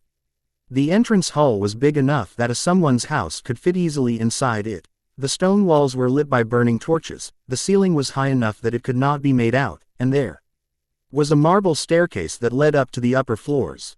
The group followed Professor McGonagall across the stone floor, passing by a doorway to their right where the drone of hundreds of voices could be heard on the other side. They were led into a smaller chamber just off the hall, where they crowded in, standing a bit closer together than they would have done. "Welcome to Hogwarts," said Professor McGonagall. "The start of term banquet will begin shortly, but before you take your seats in the Great Hall, you will be sorted into your houses. The sorting is a very important ceremony because, while you are here, your house will be something like your family within Hogwarts. You will have classes with the rest of your house, sleep in your house dormitory, and speed free time in your house common room. The 4 houses are called Gryffindor, Hufflepuff, Ravenclaw, and Slytherin. Each house has its own noble history and each has produced outstanding witches and wizards. While you are here at Hogwarts, your triumphs will earn you house points, while any rule breaking will cause you to lose them. At the end of the year, the house with the most points is awarded the House Cup, a great honor. I hope each of you will be a credit to whichever house becomes yours. The sorting ceremony will take place in a few minutes in front of the school. I suggest you all smarten yourselves up as much as you can while you are waiting." Her eyes lingered on Neville's cloak, which was fastened under his ear, and on Harry's purple hair, which caused him to completely stand out. "I shall return when we are ready for you. Please wait quietly," said Professor McGonagall as she exited. Was there really a need for dramatics? Harry laughed, breaking the tension in the room. Must be a tradition, Luna responded while Hermione was muttering all the spells she knew under her breath. Relax, my own, I doubt they'd make us perform spells before our first class, Harry remarked. He proceeded to whistle an odd tune when several people behind him screamed. He immediately drew out a card and was set to throw it when he saw what had caused the reaction. About 20 ghosts had just come through the back wall. The pearly white and near-transparent group glided through the air, ignoring the first years below them, and it seemed that they were arguing about something. What appeared to be a fat monk was saying, "Forgive and forget, I say. We ought to give him a second chance. My dear friar, we've given Peeves all the chances he deserves. He gives us all a bad name and you know, he's not really even a ghost, I say. What are you all doing here?" A ghost wearing a ruff and tights had suddenly noticed the young group below. The new students simply stared, no one answered. New students, the fat friar answered, smiling down at them. About to be sorted, I suppose. A few people nodded mutely. Hope to see you in Hufflepuff. The friar beamed, my old house, you know. Move along now, the sorting ceremony's about to start. Professor McGonagall had returned. One by one, the ghosts floated through a wall, a few hanging back a bit to dole out a few words of encouragement before making their way. Now form a line and follow me, Professor McGonagall told the first years. When everyone had lined up, they were led out of the room, across the hall and through the double doors into the great hall. Harry could not help but let out a low whistle at what he saw. The hall was lit by thousands and thousands of candles floating in midair above 4 long tables, where the rest of the students were sitting. The glittering of gold caught Harry's eye and made him notice that the tables were lined with golden plates, utensils, and goblets. At the top of the hall was another long table where the teachers, which is where Professor McGonagall led the first years. At the staff table, Harry recognized 2 of the faces and that they were staring right at him either out of recognition or because of his hair. To avoid their gazes, he looked up and was met with the sky above him. Neat. The ceiling's been bewitched to look like sky outside.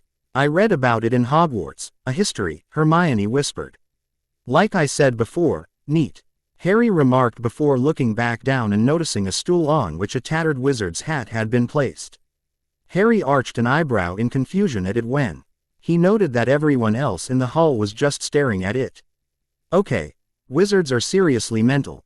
For a few seconds, silence reigned. Then the hat twitched. A rip opened near the brim opened wide, like a mouth. And the hat began to sing. You want the Sorting Hat song? Go read the book. I'm not in a good mood to write it in. We have to try on a hat. Harry muttered incredulously. It's a tradition, Luna responded. How come you didn't mention it earlier? Hermione inquired. Luna smiled and simply answered, you didn't ask. She has a point, Neville remarked. Professor McGonagall stepped head forward holding a long roll of parchment. When I call your name, you will sit on the stool and put on the hat to be sorted. Abbott, Hannah. Harry tuned out the names but paid attention enough at mention to which table was for which house. Gryffindor was the table far to the left, Ravenclaw was right next to it, Hufflepuff was to his right, and Slytherin was on the far right. Granger, Hermione. Harry could not help but smile as Hermione nearly ran to the stool and eagerly jammed the hat on her head. Ravenclaw, the hat shouted. Harry grinned as he watched her walk over to the table.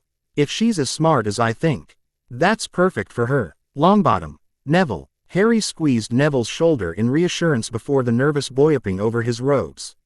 As he waited for the hat to be placed on his head, Neville locked gazes with Harry who simply gave him a grin as encouragement.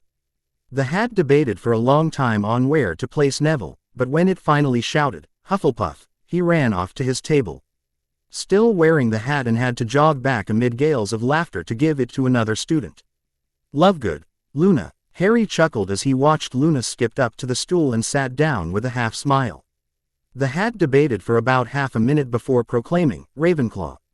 Luna hopped off the stool and made her way to the right table, which welcomed her warmly and sat next to Hermione. Malfoy, Draco. The hat took no time in placing Malfoy in Slytherin, but as he strutted off to the green decorated table, Harry could not help but covertly stick his foot forward and So that Malfoy would trip and fall on his face. Harry had to restrain himself slightly as to not laugh louder than everyone else at the sight of the mortified boy picking himself up. After composing himself, Harry once again tuned out the people being called up and tell Potter, Harry. As Harry stepped forward, he was annoyed by the outbreak of whispers across the hall. Potter, did she say? The Harry Potter. Why's his hair purple? Am I going to hear that every day? Harry sighed as he sat down on the stool. As he waited for the hat to be placed onto his head, a loud crash was heard on the other side of the doors, startling quite a few people. One of the doors suddenly opened and a small form ran into the room, closely followed by a hyena which was followed by a ragged-looking man. The animals ran around the hall a few times, with the man attempting to catch the smaller creature, before Harry blurted out, "Jin, what the heck are you chasing?" Upon hearing his name being called, Jin looked up and saw Harry. Letting out a happy sound, Jin ran full tilt towards Harry and tackled him, knocking him off the stool. "Down, boy, down," Harry yelled through his laughter as Jin licked his face and ears. "Keep that mud away from Mrs. Norris," Filch ordered, catching the smaller animal, apparently a cat, and cradling the frightened feline to his chest. "Jin's not a mutt, he's a hyena and technically they're in the same family as cats, so you can't call him a bad dog name," Harry corrected before sticking out his tongue. "Mr. Potter," McGonagall spoke. "Oh, sorry," Harry responded, righting the stool and sitting on it, a happy Jin sitting next to him. He got one last glimpse of everyone staring at him, to his great annoyance, before the hat was placed on his head and slipped over his eyes. "Quite the interesting mind for a child," the Sorting Hat murmured. "Don't worry, I'm only talking to you, no one else knows what I'm saying." "That's a bit of a relief," Harry responded sarcastically. "Wait. Does this mean you're in my head?" "Yes, I am. That's why I commented about your mind, as warped as it may be," the Sorting Hat replied. "If you tell anyone about what I do back home, I'll track you down, shred you to pieces, and feed you to Jin," Harry thought. "Fear not, I won't tell what you do back home," the Sorting Hat vowed, "although what you did to that Ma.N with the turkey baster and egg beater a few months ago is highly disturbing. You'd better not tell my secret, and that incident isn't the weirdest thing I've done or seen," Harry replied. "You show. Old see what I can do with a handful of thumbtacks and a cheese grater. I'm slightly terrified of what you'll do to this school, but I have a job to perform. You are quite difficult to place, Mr. Quinzel.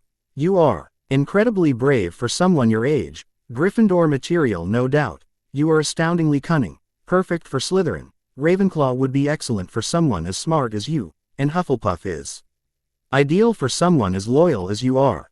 But as well as you would fit in with all of the houses, you also have traits that would alienate you. Gryffindor would shun you for your home life, or at least the fact you willingly commit crimes and cause serious harm to others. Slytherin would try to harm you because of what you had no control over. Ravenclaw might be wary of you using our knowledge for less than noble purposes, and Hufflepuff would be anywhere from slightly intimidated to right out terrified of how you act," the Sorting Hat informed. "Story of my life, I'm both perfy court and totally wrong for both sides of my life back home, and thank you for referring to me by my real last name," Harry responded. "You are welcome. Your escapades here will remind this school of days of the Marauders and definitely give the Weasley twins a run for their money," the Hat commented. "I hope there is still something left of this place when you leave. You're really making me nervous here. Will you make up your mind already? You have your birth mother's temper, no doubt about that," the Sorting Hat remarked, "but I think we've left everyone quite anxious as to where you'll be." "So you've finally decided?" Harry wondered. "Yes," the Hat responded. "Good luck, Mr. Quinzel." "I make my own luck," Harry smirked as the Hat prepared to announce which house he was in. "And I'm evil, I know, Harry, Joker, and Harley, you got that right." Chapter 10. "And if anyone doesn't like what house I put Harry in, don't hurt me." Runs for her life. Harley. "Anyone messes with the writer, they'll get a fish upside the head," waves around a big fish. "Thanks for the save. Where the heck do you keep that thing?" Harley. "I don't really know." Joker. "Hammerspace, look it up." Sigh, "I need to see a shrink." I'm actually having a conversation with fictional characters. Also, sorry for the wait. By the way, I'm looking for suggestions to alternate book title names. If you got one, let me know. Smiley face. Ravenclaw. The Sorting Hat announced, causing the table to Harry's right, decorated with blue and bronze, to burst into applause and motion Harry over to them. Harry took off the hat and handed it back to Professor McGonagall before making his way over to the table, Gin at his heels. Miss me, Harry joked, sitting with Hermione and Luna as Gin sidled next to him. He fixed his pet with a fierce gaze and ordered, "Don't jump on the table, we don't want a repeat of what happened at Thanksgiving dinner." "What happened then?" Hermione asked. "You really don't want to know," Harry responded, a grimace crossing his face. He turned his attention to the last people being sorted, noticing that it was Ron's turn. "Wonder where he's going to end up." "Gryffindor." Not surprising, Harry thought as he watched Ron being welcomed by Percy and be pestered by Fred and George. After the last student was sorted, McGonagall rolled up the scroll and took the sorting hat away. Idle C. Hatter started up as she put the hat away somewhere and returned to the table. When McGonagall sat down, Dumbledore stood up and was beaming at the students, his arms open wide, as if nothing could they pleased him more than to see them all there. "Welcome," he spoke. "Welcome to a new year at Hogwarts. Before we begin our banquet, I would like to say a few words. And here they are. Nitwit. Blubber. Oddment. Tweak. Thank you." "Is he insane?" Harry asked to no one in particular as everyone clapped and cheered. "Insane," an older year spoke. "He's a genius. Best wizard in the world. But he's a bit mad, yes. Want some potatoes?" Harry noticed the spread of food suddenly around him. Holy Hermes. "Where'd this come from?" "The kitchen's, of course," Luna answered, grabbing some Yorkshire pudding. "Okay," Harry remarked when Gin suddenly tried to jump onto the table to get some food. He grabbed his pet by the collar and yanked him away, growling in warning, "We don't jump on tables." "I've never," someone started. "We're bonded, and pass that along, will you?" "I'm tired of having to explain it over and over," Harry interrupted. "Oh, and pass the chicken." "What does he like to eat?" an older student asked. "Mainly raw meat or whatever I don't want to eat." Harry and that several of the teachers were handing coins to a diminutive man. "What are they doing?" "My guess, Professor Flitwick won a bet," a student said before introducing herself, Penelope Clearwater. "What kind of bet?" Harry inquired. "Most likely the professor's bet on what house you'd end up in," Penelope remarked. "I am guessing the odds were in favor for you getting in Gryffindor, which is why McGonagall looks a bit disappointed." "Why'd the odds be for Gryffindor?" Harry responded, half guessing what the answer would be while starting on some chicken and giving a Gin a piece. "Both your parents were in that house," someone else answered. "I may be their son, but I'm not them," Harry retorted, finishing his pie, and popping a cherry tomato into his mouth. "I'll be in whatever house is good for me, not one somebody else wants me in." "That's smart thinking," someone commented. "Why else do you think the hat put me here?" Harry joked. "You have a point," a girl sitting across from him answered. "Cho Chong, by the way." "By the way, who's the guy with the big nose and greasy hair?" Harry asked, recognizing. "Gee, the man is one of the two that tried to kidnap him years ago and not liking the glare he was receiving." "That's Professor Snape. He teaches potions," an older student answered, "but everyone knows that he'd rather have Quirrell's job." "That's him with the turban, Defense Against the Dark Arts. He knows an awful lot about dark arts, Snape.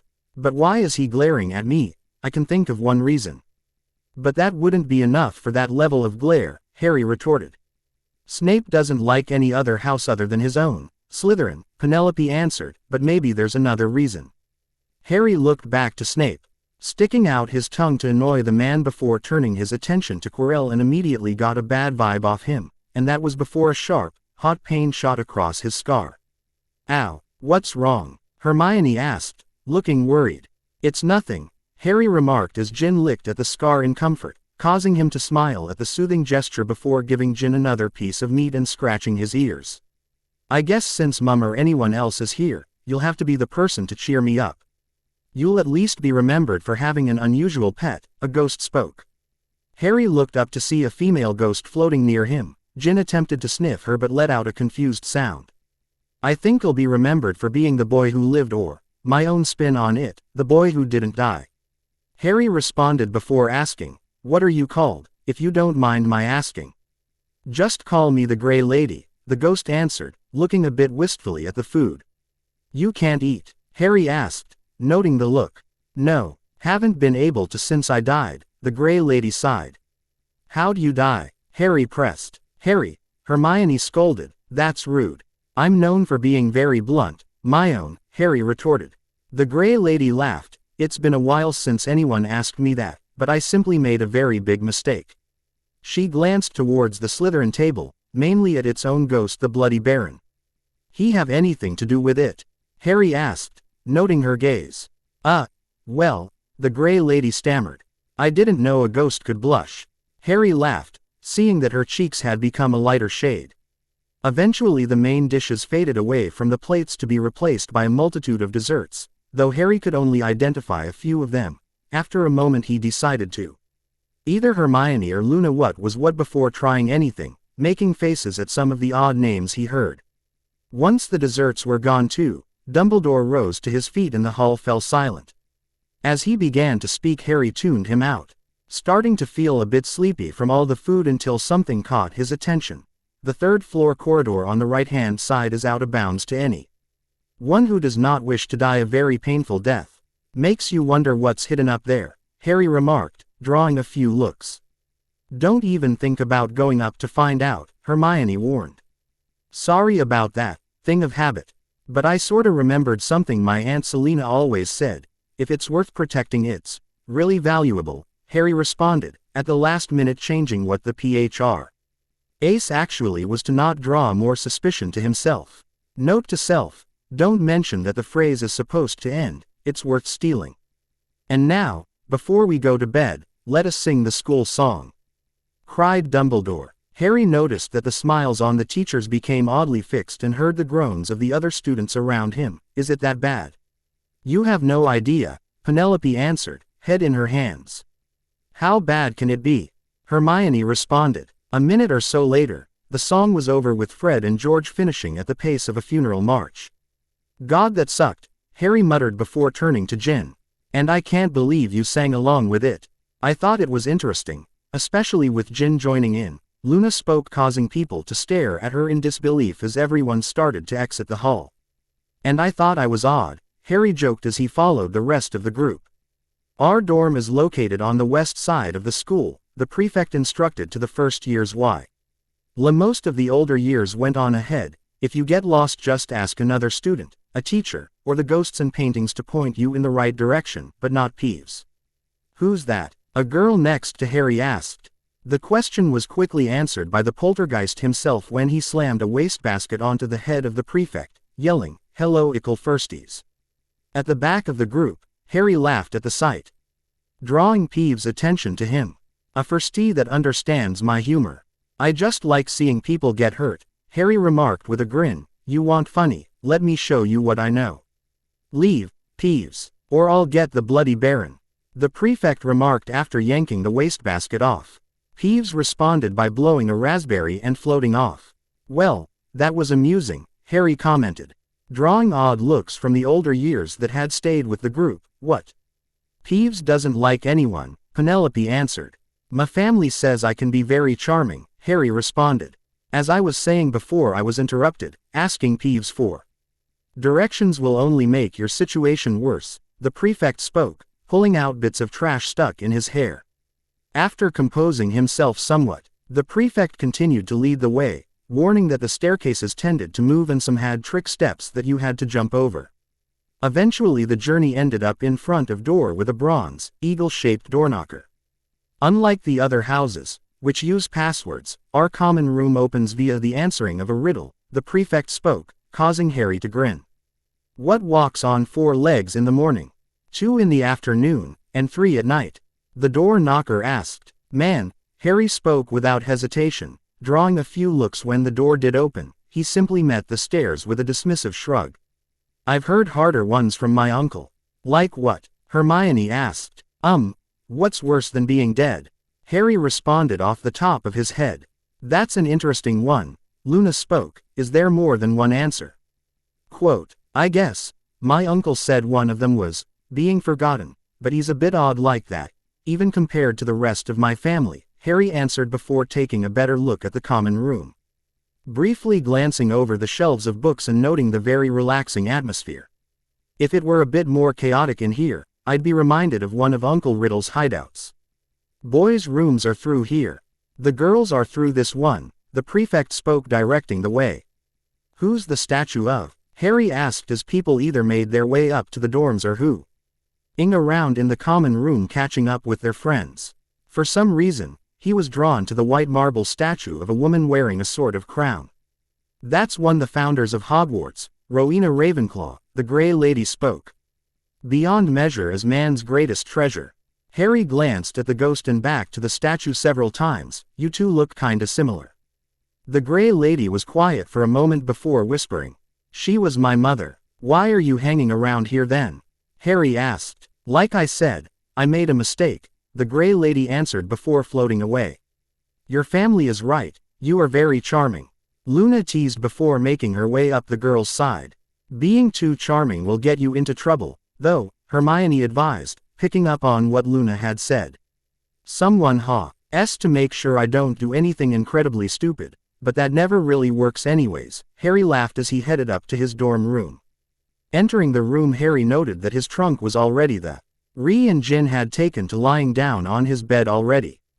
The animal picked up his head and stared at his owner for a moment before yawning widely and settling back down, causing Harry to grin at the looks the simple action caused among his dorm mates. Harry changed into some pajamas quickly and hopped into bed, nudging Jin to lay closer to the headboard so as to have more room. Word of warning, guys. Knock before you try to wake me, Harry informed with a smirk as he closed the curtains around him. The other boys in the room glanced at each other warily. Do you think he was joking? Hard to tell. After making sure the curtains were secured tightly around the bed, Harry laid back and pulled out a small mirror, glad that Remus had found another way to communicate with home, Mum, Dad, anyone there. Harry, how are you? Harley yelled, causing Harry to wince. Keep it down, Mum, Harry responded with a smile. I'm doing fine so far, I've made a few new friends already. That's great, Harley beamed. Why are you talking to a mirror? Joker's voice spoke somewhere over Harley's shoulder. I'm talking to Harry, Harley retorted. Harry chuckled when Harley suddenly disappeared and his father showed up. Hi there. Dad, how ya doing, kiddo? Joker asked. Fine, I've met a couple of the school's resident pranksters, Harry responded, a wide grin crossing his face. I think I can teach them a few tricks of my own. 'Cause a little chaos here. That's my boy, Joker beamed before he was pushed out of the way by Harley. So, everything's good, no problems? Harley inquired. I'm fine, like I said. But can you send me some special hair dye? I need a bit of a change, Harry responded with a scheming tone. Meaning what exactly? Harley responded. He wants to blow something up. Joker's voice answered. Wait at least a week before you do that, Remus' exasperated voice spoke. By the way, what house you'd get into? I'm a raven, Harry responded, and at least send some bottles with some stuff in them so I can keep up the lie that I dye my hair. Why do you want to lie about that? Harley inquired. It's a rare ability, remember. I think it's better to keep something like that to myself at least. Harry reasoned. That sort of thinking is why you're in Ravenclaw, Remus spoke, though I had hoped you'd have been in Gryffindor. I'm my own person, remember that, Harry retorted. They talked for a little while longer before Harry bid goodnight and stowed away the mirror in a safe place. He laid back and had a gentle grip on Jin's fur as he drifted off into dreams of multicolored explosions. First week. I've created a forum for readers of this story because of an idea a friend had. Use it to debate what you guys think I'll do with this crazy series. And what you think of everything so far. I guess I should also explain the whole Luna thing. I decided to age her up a bit so she'd be in the same year as the rest of the group because, admittedly, she's one of my favorite characters and she's such a kick to write. Joker. I thought you did that for other reasons. Like what? Harley. To have someone crazy around so Harry doesn't get too homesick. He has Jin. Harry. Jin can't talk. Quote, Jin. Just because you don't listen to me, doesn't mean I can't talk. Everyone. Holy shit. It was quickly learned by everyone in his dorm room, and filtered out to the rest of the house. That Harry was not a morning person by any stretch of the imagination. The day after the welcoming feast resulting in a few torn sets of pajamas by those who attempted to wake up the slightly insane boy as well as an amused Harry and happy Jin, who had fended off the intruders. You guys should have listened to what I said last night and knocked, Harry laughed at his roommates when they remembered that Jin sleeps in the same bed as Harry as a protective and comforting measure. Sure, a boy, Terry Boot, stammered before he and the other boys quickly changed and left the room. As the week went on, it was also quickly learned that if you wanted to wake up Harry in the mornings without being torn to shreds, you asked either Hermione Granger or Luna Lovegood to do the job. Monday. That's him right there. Yeah, can you see his face? What about his scar? He's the one with the purple hair, right? Harry grew quickly annoyed at the number of people staring at him and whispering. Some quiet, some not, which had him as the main topic. People who were lined up outside classrooms stood on tiptoes to get a better look at him, and some people even doubled back to get a second glance. It's a magical school. How odd is it to have someone walking around with purple hair?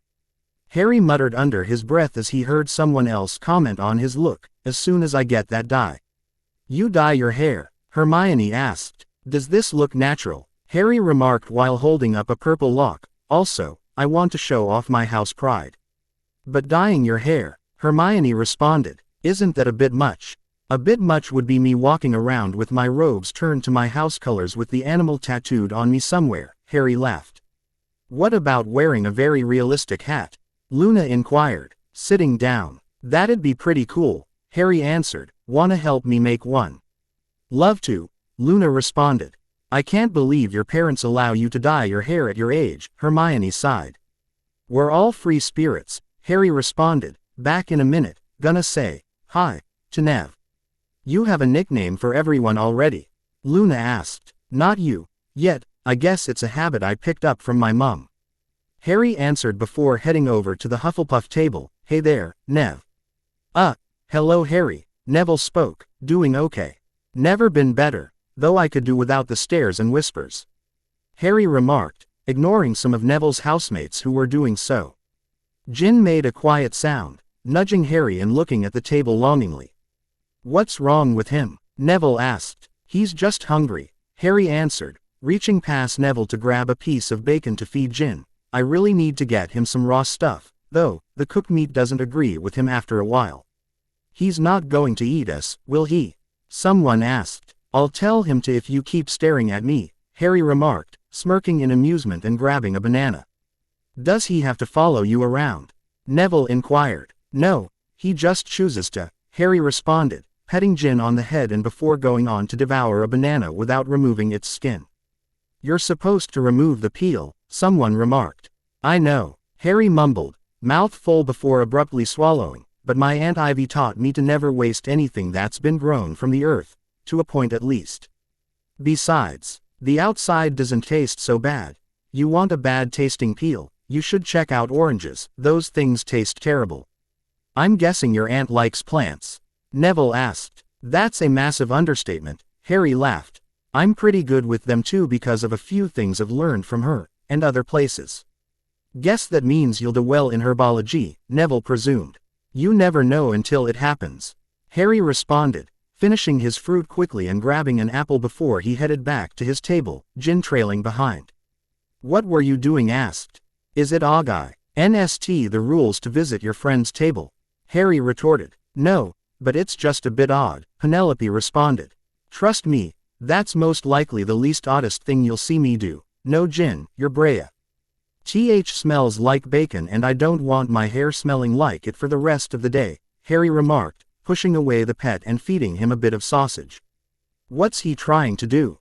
Hermione asked, looking at the disappointed creature. He wants to groom my hair but, like I said, he has bacon breath and my hair will smell all day if he does that, Harry answered. What's wrong with bacon hair? Luna remarked, scratching Jin behind his ears. The smell tends to annoy others, Harry answered as the class schedules were passed out. We have herbology up first. Plants, great. You like plants, Hermione stated sarcastically. You should see some of the ones I take care of back home. Granted they're my aunts, but you'd be surprised at some of them, Harry responded. How bad could some muggle plants be? Someone remarked. Harry simply gave a very wide grin which scared some people for reasons they could not explain. Herbology started off fairly routinely, with Professor Sprout pointing out some of the plants they would be working on that year. Things took a turn for the odd when one of the plants suddenly wrapped up Harry in its vines and lifted him off the floor. Don't worry, I'm perfectly fine, Harry remarked. Despite being held in a tight grip by the plant, plants really like me a lot. Eventually, they were able to pry the plant off Harry, but only after he promised it he would be back before his next herbology class to visit. The rest of the day was fairly uneventful, if you ignored the repeated cases of Jin chasing after Mrs. Norris throughout the school. H quickly earned him a spot of admiration among the students. Tuesday. What's up first? Harry asked. Charms, Luna answered. Read your schedule, Harry. Stop asking us, Hermione sighed. I don't memorize things I don't like. So I've got you guys to tell me, Harry responded. What if we're not here? Hermione pointed out. I guess I'm not going to my classes then. Harry laughed at seeing the horrified look on Hermione's face. The class itself was fairly interesting, especially since it opened on the note of Professor Flitwick falling off his stack of books in excitement when he read Harry's name out loud. He's my head of house, so he shouldn't have done that, but that was fairly amusing, Harry remarked, as they were given the basics before starting off on a simple spell, which had own unexpected results with Harry's attempts. As much as I like explosions, this is getting really annoying, Harry retorted, wiping soot off his glasses once again. At least class is over. Mr. Potter, mind staying a moment? Professor Flitwick called. See you guys in a bit, Harry said as stayed behind. Sorry about the explosion, they were unintentional, I swear. I know they were, but I think it's an indicator of a problem. The diminutive professor reasoned. So what do you think my problem is? Harry asked. Most people have magic but need a wand acting as a focus to make it usable, but you are different. Professor Flitwick spoke. You are easily capable of using spells, given the right push or incentive, without a wand, but it tends to not work how you want it to. It seems. You will something to happen more so than say a spell, as evidenced by what happened during class. Again, I'm really sorry about that, Harry apologized. No harm done, Professor Flitwick responded. I believe what the problem is the fact your magic seems to be extremely chaotic even though it should be balancing out now that you're learning to control it. Did you do a lot of accidental magic before arriving here? Constantly using magic then going to almost not using it at all might be what's occurring, a backlog of your magic. Well, not accidental magic, so to say, Harry answered, uncomfortable. I'd rather it not get out. I can do this. You have my honor as your teacher, your head of house, and a wizard that nothing you say will leave this room, Professor Flitwick assured.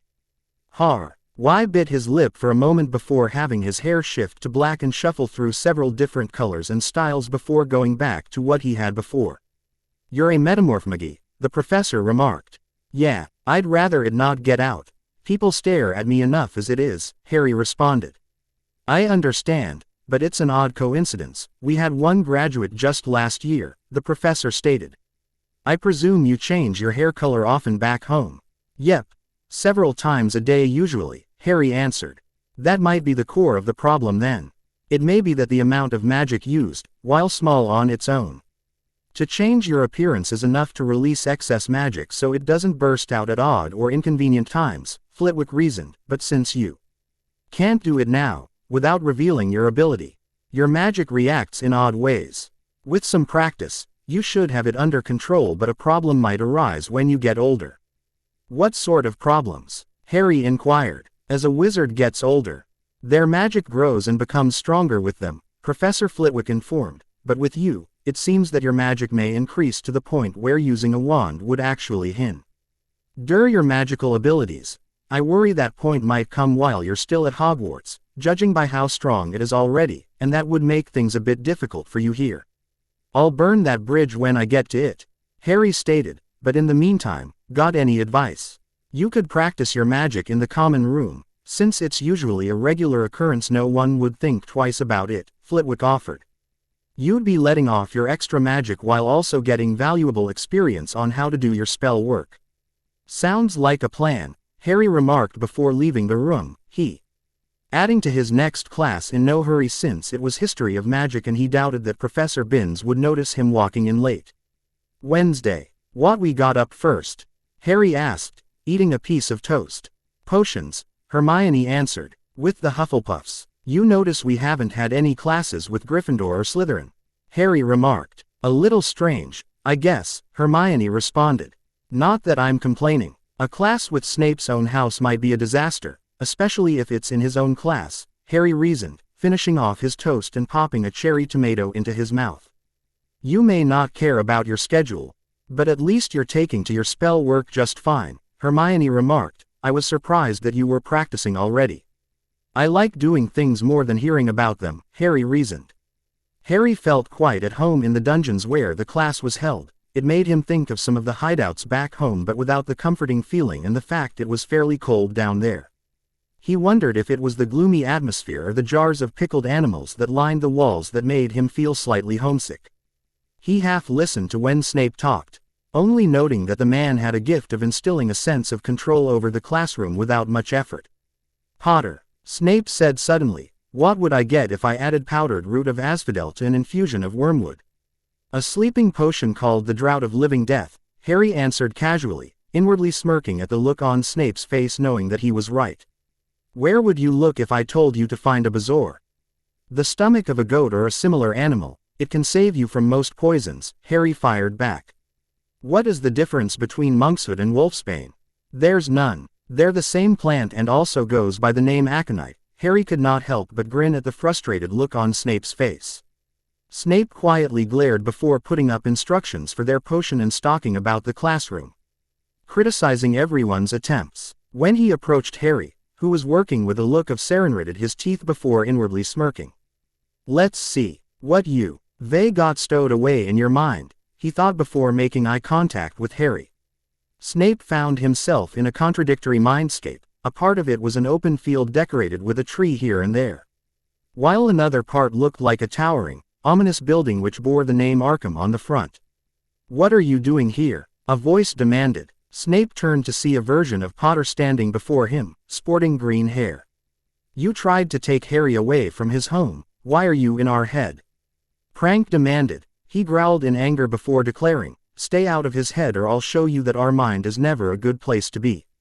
In the real world, Snape took a small step back as he was forcibly ejected and tried to ignore the burning on his arm. Harry nearly dropped a vial as he held his head with one hand, glaring at the older man through his fingers. Harry, are you okay?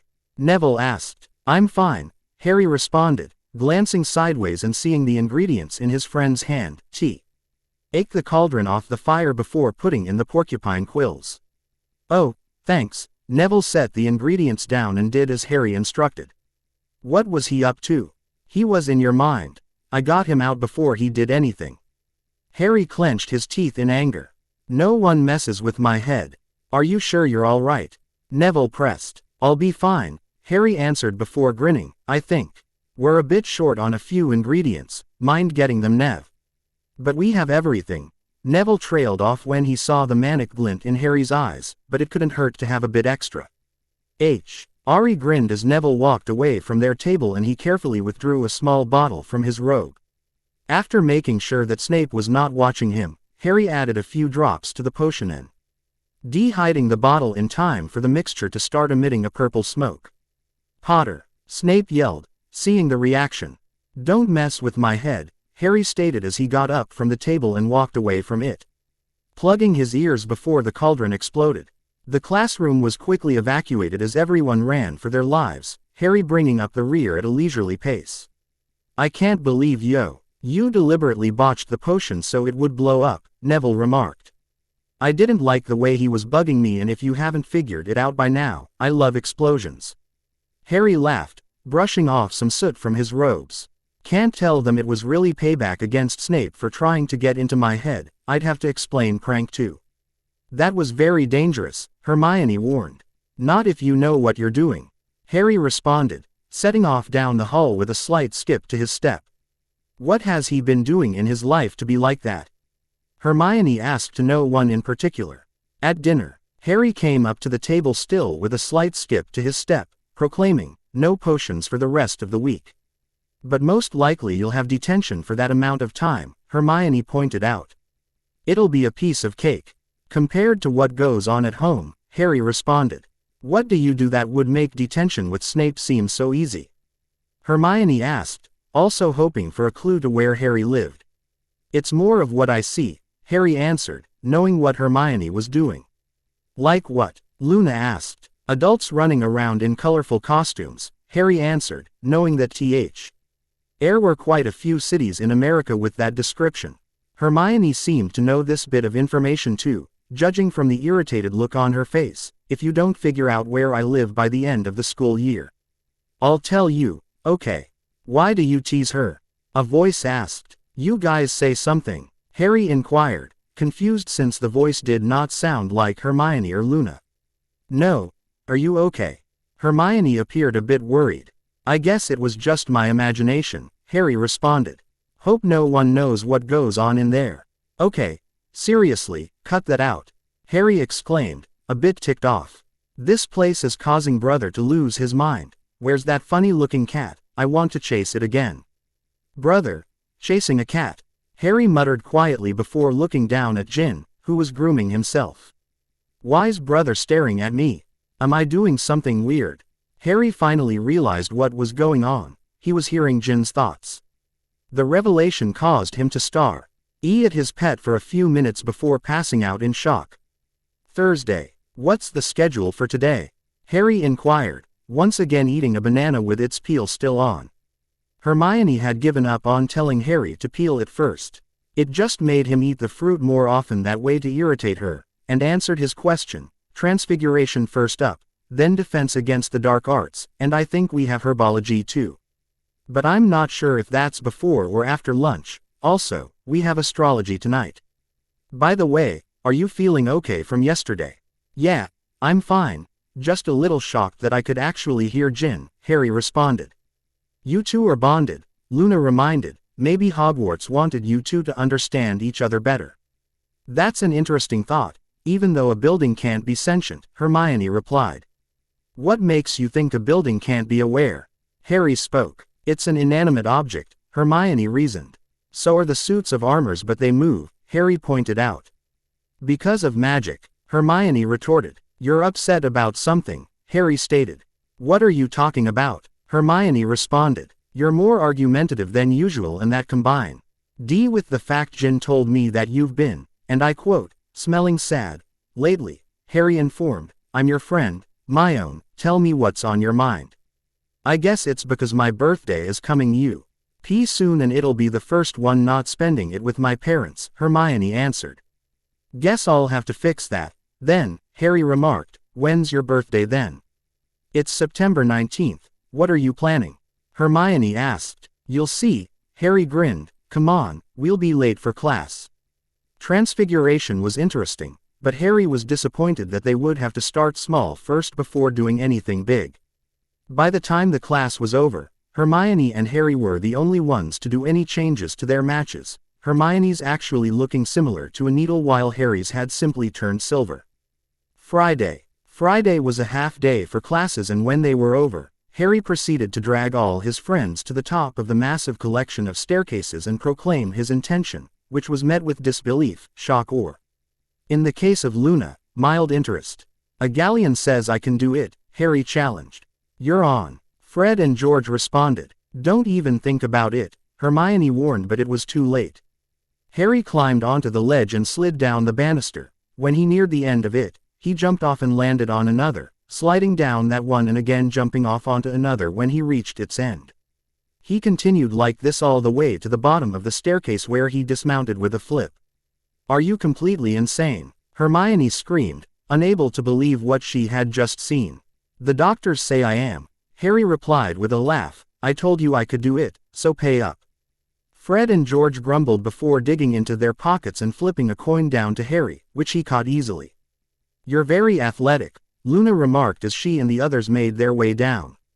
"Flexible and pretty strong too," Harry proceeded to demonstrate by bending over backwards and placing his palms flat on the ground while still keeping his feet firmly planted. He arched his back slightly, before pushing off with his feet so that he was standing upright on his hands. Did a few push-ups while in this position before pushing off with his hands and landing upright. I bet not a lot of people here can do that. Some people can't do that in the Muggle world, Hermione retorted. Just shows that wizards can be a bit slow. Harry responded, hands and starting to do push-ups. Honestly, it surprised me how different things are here and back home. What do you mean? Luna inquired. Back home, Muggle and magical things are sorta combined, Harry answered. For example, I've seen wizards use specially made electronic devices that are protected against magic sink. Either more convenient than most wizarding options. I've never even heard of anything like that, Hermione replied. That's because it seems that British wizards tend to live in the past, Harry replied before speaking to Luna. No offense. None taken. I can see what you mean, Luna responded, glancing at the torches. Can you do anything else? There's this. Harry proceeded to stick his tongue up his nose. That is gross, Hermione deadpanned. I'm an 11-year-old boy. Gross is what I do. I can vouch for that, Jin remarked with a sigh. No one else would understand you though, Harry teased, drawing looks from anyone who did not know his latest secret. And, if anyone is going ask, Harry uses his Holly and Phoenix feather wand during classes and in public and uses the other wand for less legal things. Chapter 12. Konnichiwa. Harry, I'm guessing you had fun at Fanime. You have no idea. Grins for those who have no clue what I'm talking about. Fanime is the biggest anime convention held in California. It's a 4-day event that starts the Thursday of Memorial Day weekend and has everything an anime fan would love. If any of the readers were there, you might have seen me walking around. I was a blind Itachi with a cane. Cheeky smiley face. Jin, get on with the story. Okay, you're annoying now that I've made it so that you can talk. How's it going, Richie? Harry asked the mirror. Been a bit boring without you around, but then with all the crazies around here that doesn't last long, Dick answered with a laugh. So how's the how magic thing working out for you? Not half bad, but I'm ticked off with all the staring, Harry muttered, glaring at a group who was doing just that. I'm famous for something I don't remember, dumb in it. A bit, Dick responded. Anything interesting happen yet? Other than it nearly falling off a staircase when it moved? Not much, Harry answered, chuckling at the look on Dick's face. Also, there's a lack of comics. I could send some though your uncle, Dick offered. Harry smiled. I'll bring back some wizarding candy to thank you with. That should be interesting, Dick responded. You have no idea, Harry muttered, remembering his first thoughts about chocolate frogs. Dick's name was called from somewhere beyond the sight of the mirror, causing him to look over his shoulder. Be there in a minute, Bruce. I gotta go. Talk to you later.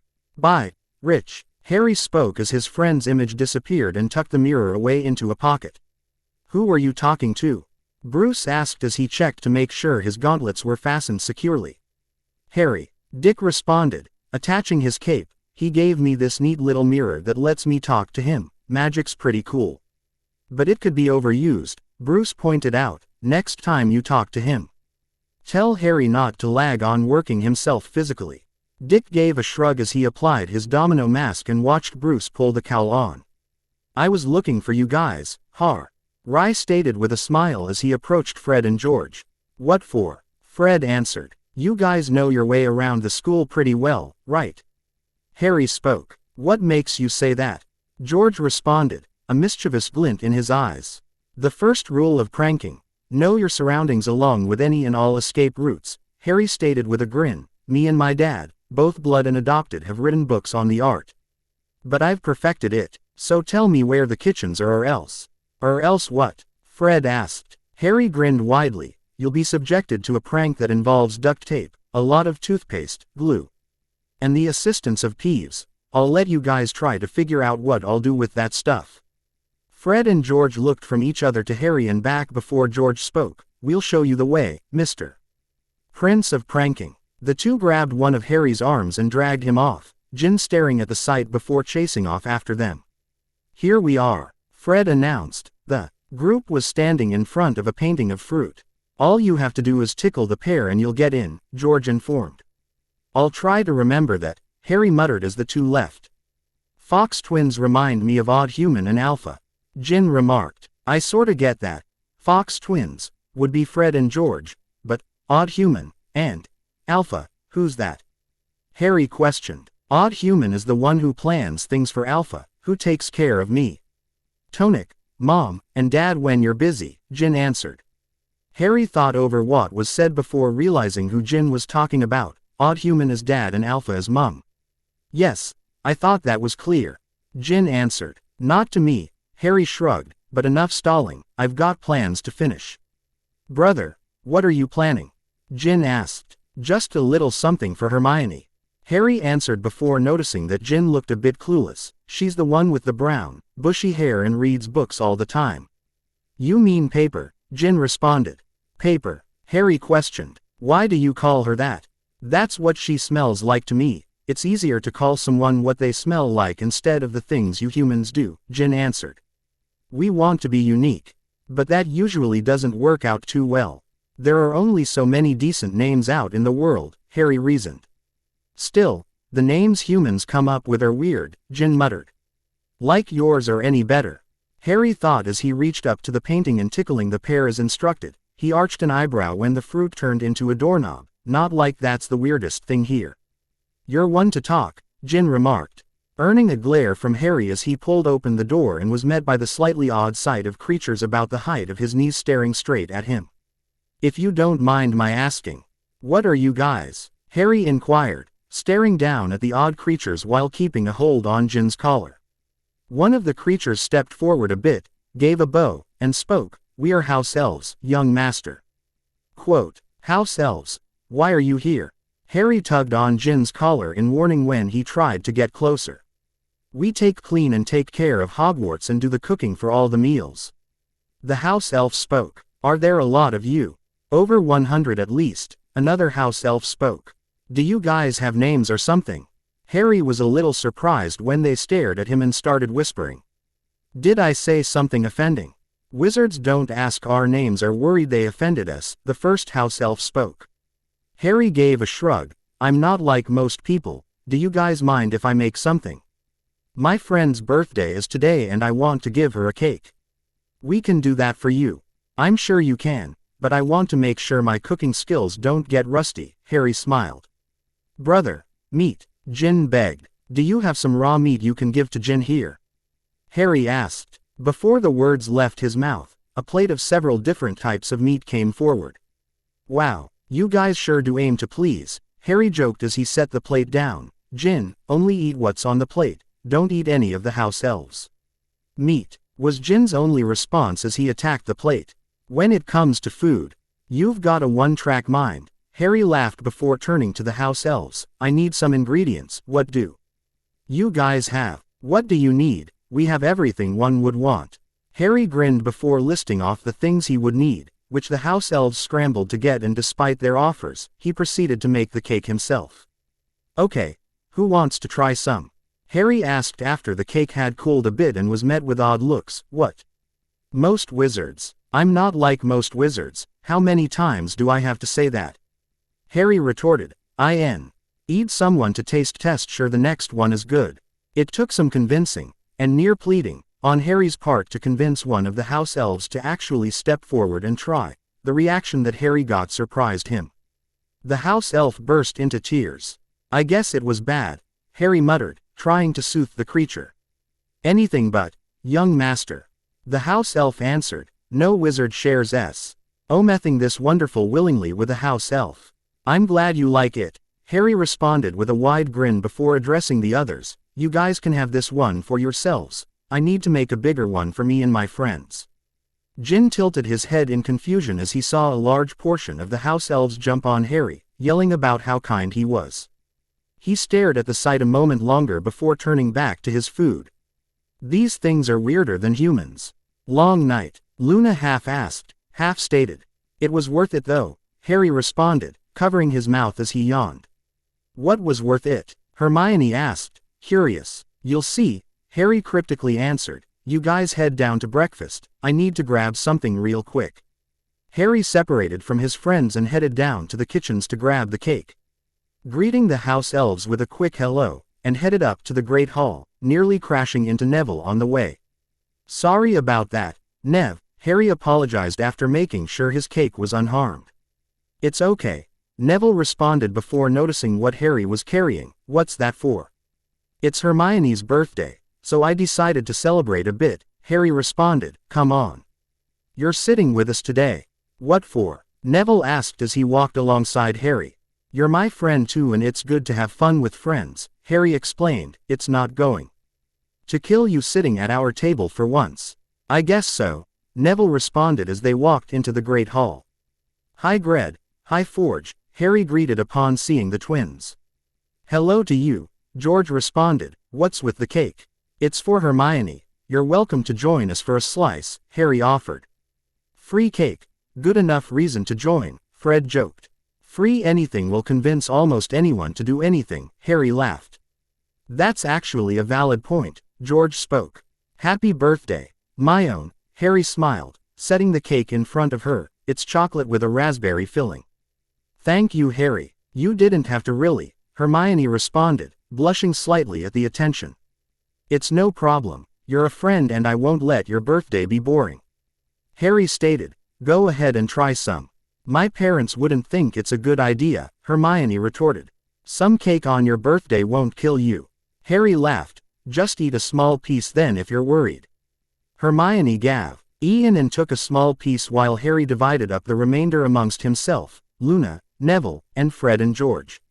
"This is pretty good," Fred remarked. "I love it when people compliment me," Harry joked. "You made this," George responded, surprised. "With my own 2 hands," Harry boasted. "You're 11 years old, you know how to cook, you slide down multi-story staircase banisters for kicks, you love explosions. And you're extremely smart," Hermione stated. "You're really something." Harry grinned before looking up. "Here's the last part of your gift." Everyone looked up in time to see an owl swoop down and land in front of Hermione, sporting a carefully tied ribbon with a tag saying, "To Hermione." "She's beautiful, Harry," Hermione exclaimed, hugging her friend tightly. "Glad you think so. I figured that your own owl would be more reliable to send letters home with than the school's," Harry spoke. "What are gonna name her?"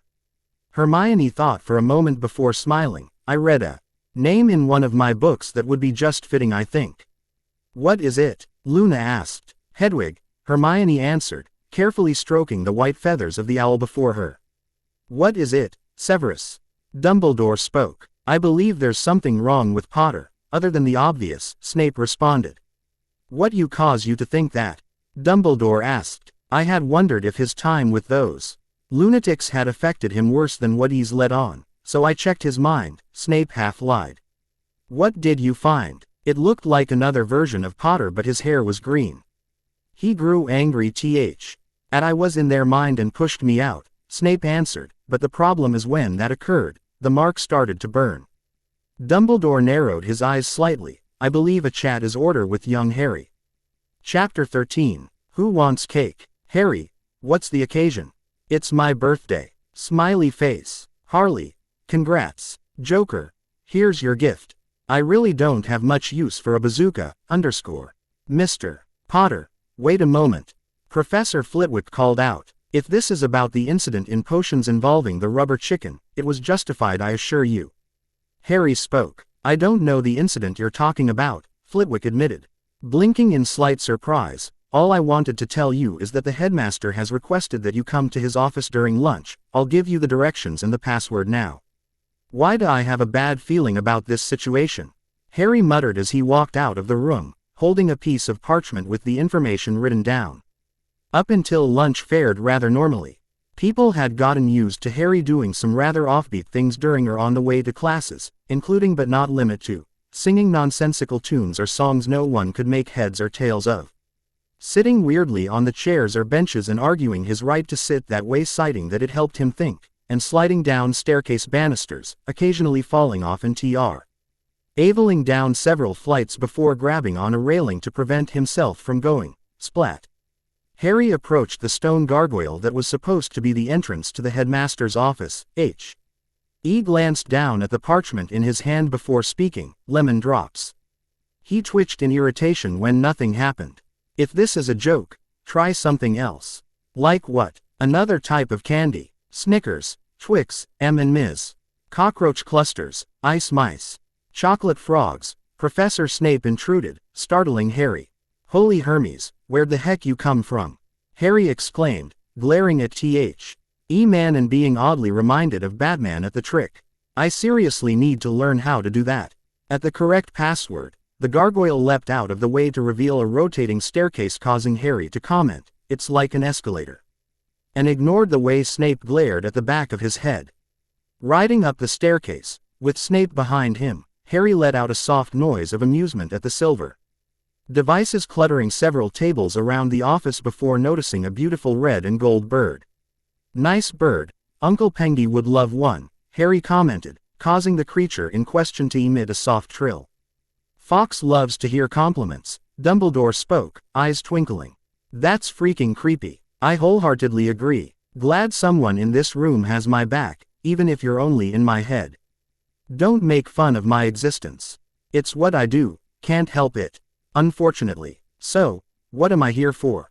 Harry asked, feeling a bit on edge being in the room with one man who seemed to hat his guts and another that seemed to have ulterior motives toward him. "It has come to my attention that there seems to be an unwanted entity residing in your mind," Dumbledore answered, "from what Professor Snape has told me. This being seems innately evil and is becoming ingrained into yourself if its appearance is any indication. Calling me an entity is insulting. I'm a fragment of your personality."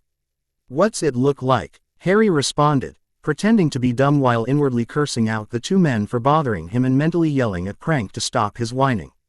"Exactly like you, except for his hair." Snape interrupted before answering the thought question. "It was green." "That still doesn't explain why I'm here," Harry pointed out. "We're going to look for this being and see what it is doing to you," Dumbledore answered, eyes twinkling creepily. "You're going into my head to look for a thing that looks exactly like me but has green hair," Harry sarcastically clarified. "They must mean you." "I know that." Single quote. "Precisely," Dumbledore responded. "You can come in, but he can't," Harry responded, pointing at Snape. "I don't trust him. I can't help but think that he'd want to screw my mind up worse than it is." Dumbledore gave Snape a brief look and a nod while Harry was distracted by Fox singing another tune. "Harry, if you're ready, let's hurry up and get this over with. I want to get some lunch." Harry responded. "Very well." Dumbledore spoke before drawing his wand. "If you use that to attack me, you're gonna end up with a foot in your crotch," Harry threatened. "I assure you, I won't," Dumbledore promised before pointing the wand at Harry. Legilimens. Dumbledore found himself in an area that was mainly an open field, with a few hills and several trees here and there. But in contrast to the field was an imposing building some distance away, surrounded by tall fence and a set of iron gates bearing the words, Arkham Asylum. Dumbledore stared at the building, while Snape appeared beside him, and spoke. "Why is a building like that in here?" "It's a special place for Harry," a voice spoke, causing the two men to turn around to meet the gaze of Prank. "I see what you meant. Severus," Dumbledore spoke, taking in Prank's appearance. "You again," Prank spoke staring coldly at Snape. "I thought Harry had said you weren't allowed in. Why are you here?" "To get rid of you," Snape retorted. Prank blinked slowly in disbelief before speaking. "If you want Hogwarts to become nothing but a pile of rubble within the next few days, by all means get rid of me." "What are you talking about?" Snape retorted. "The only reason Harry is at all able to function somewhat normally, and I use the word very loosely, is because of me," Prank answered. RRY is a very wild personality and generally has no thoughts for boundaries other than what he places on himself. I, on the other hand, am a very calm individual even by normal standards, and I Balin. See Harry's personality and emotions and make him function normally." "You make it sound like I'm nuts or something," Harry snapped, suddenly appearing from nowhere. "You are nuts," Prank deadpanned.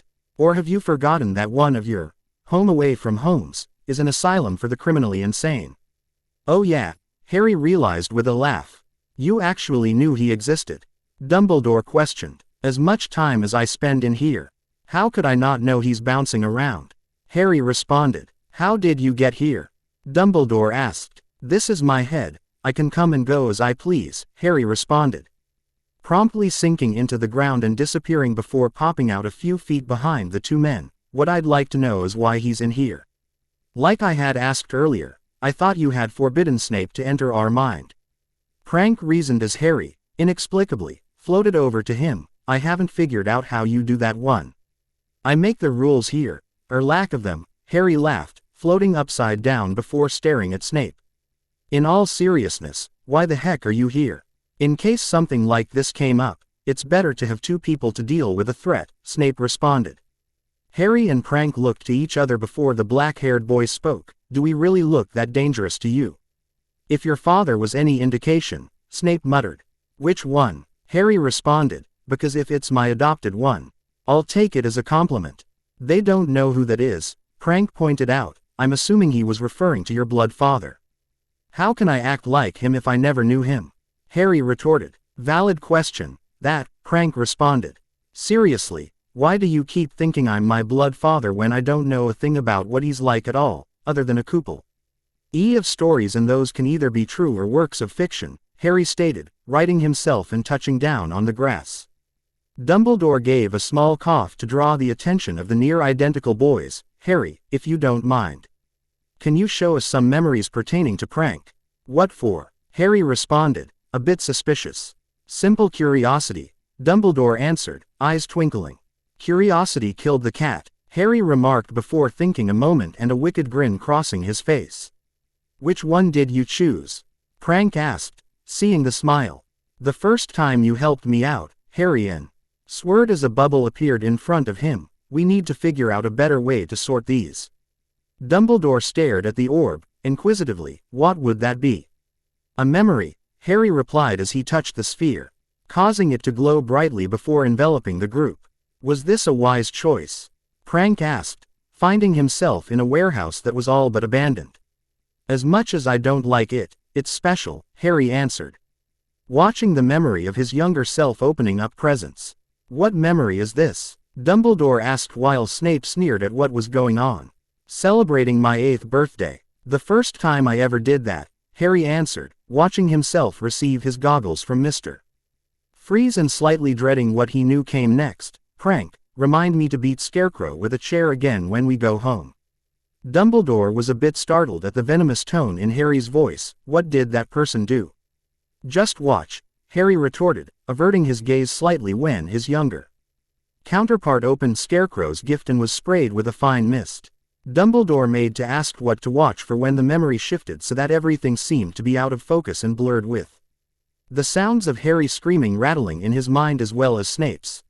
Fear toxin is a pain in the butt. It makes a person see their worst fears in front of their eyes. Here's Prank's turn, Harry muttered as the scene took on an oddly disjointed look to it. I guess it turns out like that when the memory is Prank's and not mine. The group watched two of them impassively and two in slight shock, as Prank in Harry's body proceeded to savagely beat Scarecrow with a pipe and turning him into a begging, barely recognizable being. The memory ended as Harry came back to himself and ran away from the scene. He should be removed, Dumbledore spoke, staring at Prank warily. Prank protects me and looks out for me, Harry stated. In Gotham, having someone watch your back is a valuable asset. That, maybe, but being in Gotham has been harmful to your health. If your association with this Scarecrow is any indication, Dumbledore spoke, being in a safer environment, with your relatives, would keep you safe. Who cares about being safe? Gotham is my home. That's where my family is, where I've been happiest and had the best memories. Harry yelled. Sure, I've gotten into a couple of scrapes while I've been there, but at least I'm not forced to work like a dog. You'll better adapt to being with the Dursleys with those memories gone, Dumbledore reasoned. This bit of information shocked the two personalities. The idea of forgetting their new family and everything they had done over the years seemed worse than death.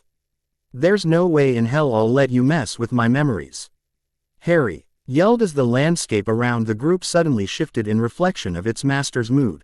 The trees suddenly became barren and lifeless, the grass shriveled up and died, the ground cracked as if there had been a long-standing drought, and the appearance of the building seemed to grow larger and more menacing. If anyone had cared to look, they might have noticed that one of the shadows near Ark Ham suddenly sported a pair of toxic green eyes, which narrowed with unadulterated hate at the two men.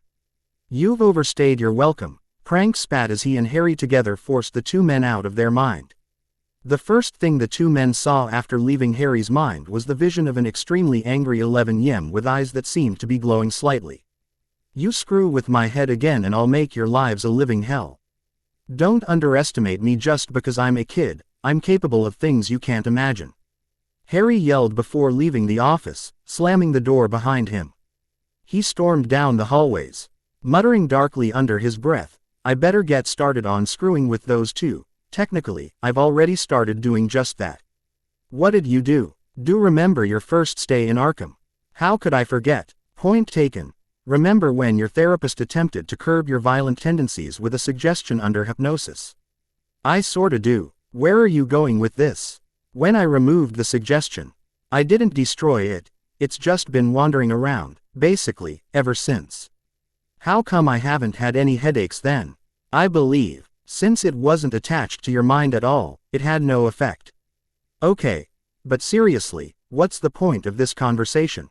I transferred the suggestion over to Snape. You rule, Prank. Thank you for the compliment. Seriously dude, I'd hug you if your body was here. I didn't know you were a narcissist. A what? Never mind. I believe that I know why your mark acted up in your previous entrance into Harry's mind, Dumbledore spoke, staring at where Harry stood a few minutes before. What would that be? Snape retorted, noting that the mark was burning again and that he was starting to develop a HEDA. After planning on making Harry's classes just shy of being torture. As we were leaving their mind I noted that Prank's eyes had changed, Dumbledore answered. Why should that mean anything?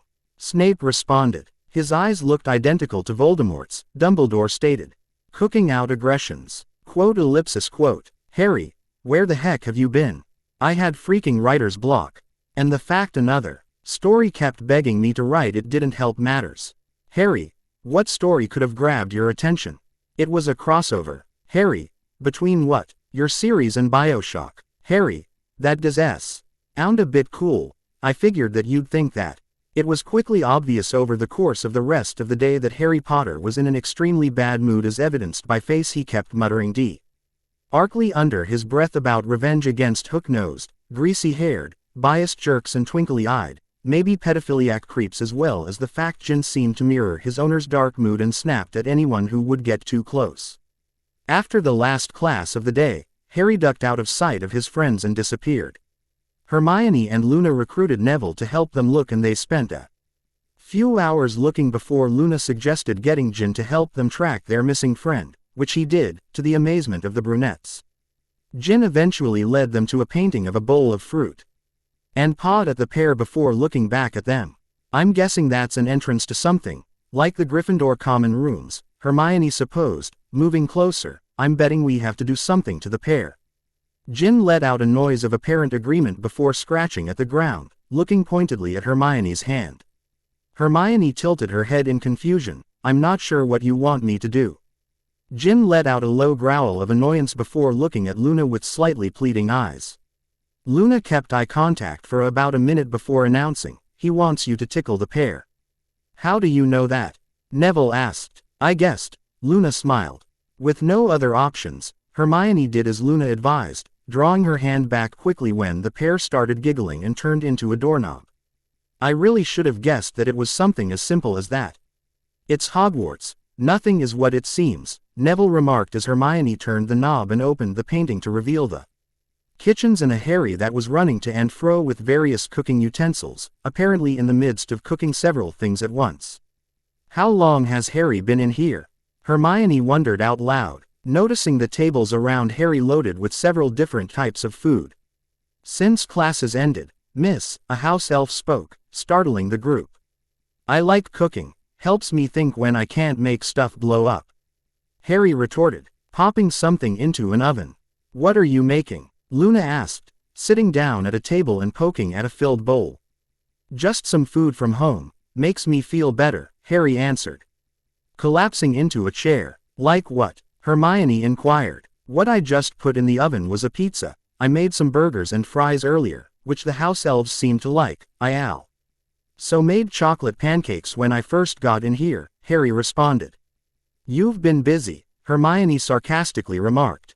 Like I said, cooking is my other outlet when I can't blow stuff up, har.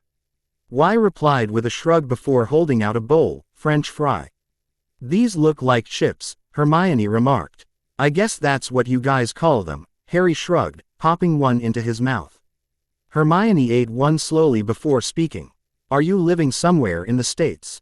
What makes you say that? Harry responded, a smile tugging at the edges of his lips. I remembered that usually Americans call chips fries. Hermione answered. Harry grinned. You still need to figure out where I'm from exactly, and you have about 3.8 million square miles to try and pinpoint where I live. He laughed, at the look on Hermione's face when she heard she still needed to narrow down a lot more. What are you so mad about? Luna asked, snatching a fry from Neville's plate. Dumbledore and Snape, Harry retorted, viciously stabbing his fry into a puddle of ketchup. What did they do? Neville inquired, moving his plate away from Luna. They wanted to erase my memories, Harry answered, for the moment. Deciding to not reveal anything about prank. What? Hermione exclaimed, scaring her friends and the house elves. That's not only unethical, but I believe it's illegal. The only reason they didn't succeed is because Harry suddenly trailed off, unsure as to whether or not to reveal what had really happened. Because of what? Hermione pressed. I kicked them out of my head, Harry answered before elaborating, long story short. They looked around in there and decided it would be better for me to live where I originally did instead of where I do now. So I got seriously mad and kicked them out. You look like you've got half a smile painted on you, Luna offhandedly commented, diffusing the situation. Wah, Harry responded, dumbfounded. The ketchup on your cheek makes it look like you got part of a large smile. Luna answered. Harry pulled his mirror out of his pocket to check on what Luna was talking about and saw she was right. That's kinda neat. What is this exactly? Neville asked warily. Pizza, Harry answered. Okay, but what is it exactly? Neville inquired. It's dough with a layer of tomato sauce covered with cheese, and for toppings I have anchovies, some pistachios, pineapple, olives, and several types of peppers, Harry explained. Is it normal to have all of that? Hermione asked. Or is it an American thing? Not really, Harry responded before picking up a slice. I put what I liked on it, but I figured that house elves might not like that, so I left one side plain and put my favorites on the other. Luna stared at pizza a moment before picking up a piece from Harry's side. Good to try anything once. You're gonna need some milk, or else the peppers are going to kick your butt, Harry smirked as a house elf brought over a pitcher of milk and some goblets. He was surprised when Luna took a bite and did not dive for the liquid immediately. You have my respect, Luna, most people can't last through a bite. I like the kick, Luna remarked, taking another bite. Hermione and Neville decided to stay on the safe side and just eat the cheese slices. They wasted a bit more time just watching Harry work out his aggression slightly nonviolently. He took great pleasure in smacking another lump of Doug. What smells good? Fred spoke, striding into the kitchens. Hey Fred, hey George, Harry greeted, tossing aside the rolling pin and holding up something. I made pie. What kind? George asked, sitting next to the Luna. Mixed berry, Harry answered, since I couldn't decide on whether to make blueberry or raspberry. Smells as good as anything Mum makes, Fred remarked. Just don't start calling me that if you like it, Harry joked, slicing up the pastry and handing out pieces. What brings you two down here? Setting up a prank is hungry work, Fred commented, accepting his slice. What did you guys do? Harry asked. Let's just say it involves some rope, a bit of magic, and catnip, George smirked, taking a bite out of his piece. Amateurs, Harry scoffed under his breath. Excuse us, Fred spoke with mock offense. Try doing an elaborate prank without magic and then I'll be mildly amused, Harry taunted. Is that a challenge? George countered. It is if you two think it is, Harry grinned, somehow showing off a few more teeth than what would be normal. Only if you pull off something too, the same conditions, Fred dared. We got a deal then, Harry coolly replied, holding out both his hands to the twins. Deal, the two answered, grasping Harry's hands for a brief moment before pulling away when a loud buzz sound. And they felt a jolt against their hands. Harry cackled loudly before lifting to show his palms. revealing that he was wearing a coin-sized device on his hands. Joy buzzers, the oldest Muggle prank in the book. Just wait until I do a decent one. Thought we were being hit with a spell or something just now, Fred commented. It's just a vibration. Nothing life-threatening, Harry laughed, pulling off the devices and putting them in his pocket. You'd be surprised what else Muggles have made to get people to laugh. I meant to ask you earlier, but are you in a bad mood or something? George inquired. What makes you say that? Harry responded. Our mum sometimes cooks like mad when there's something wrong, but that's just her, Fred answered. Also, people have been a bit scared at fact Jin has been acting meaner than usual and people have figured how he acts as a reflection of you.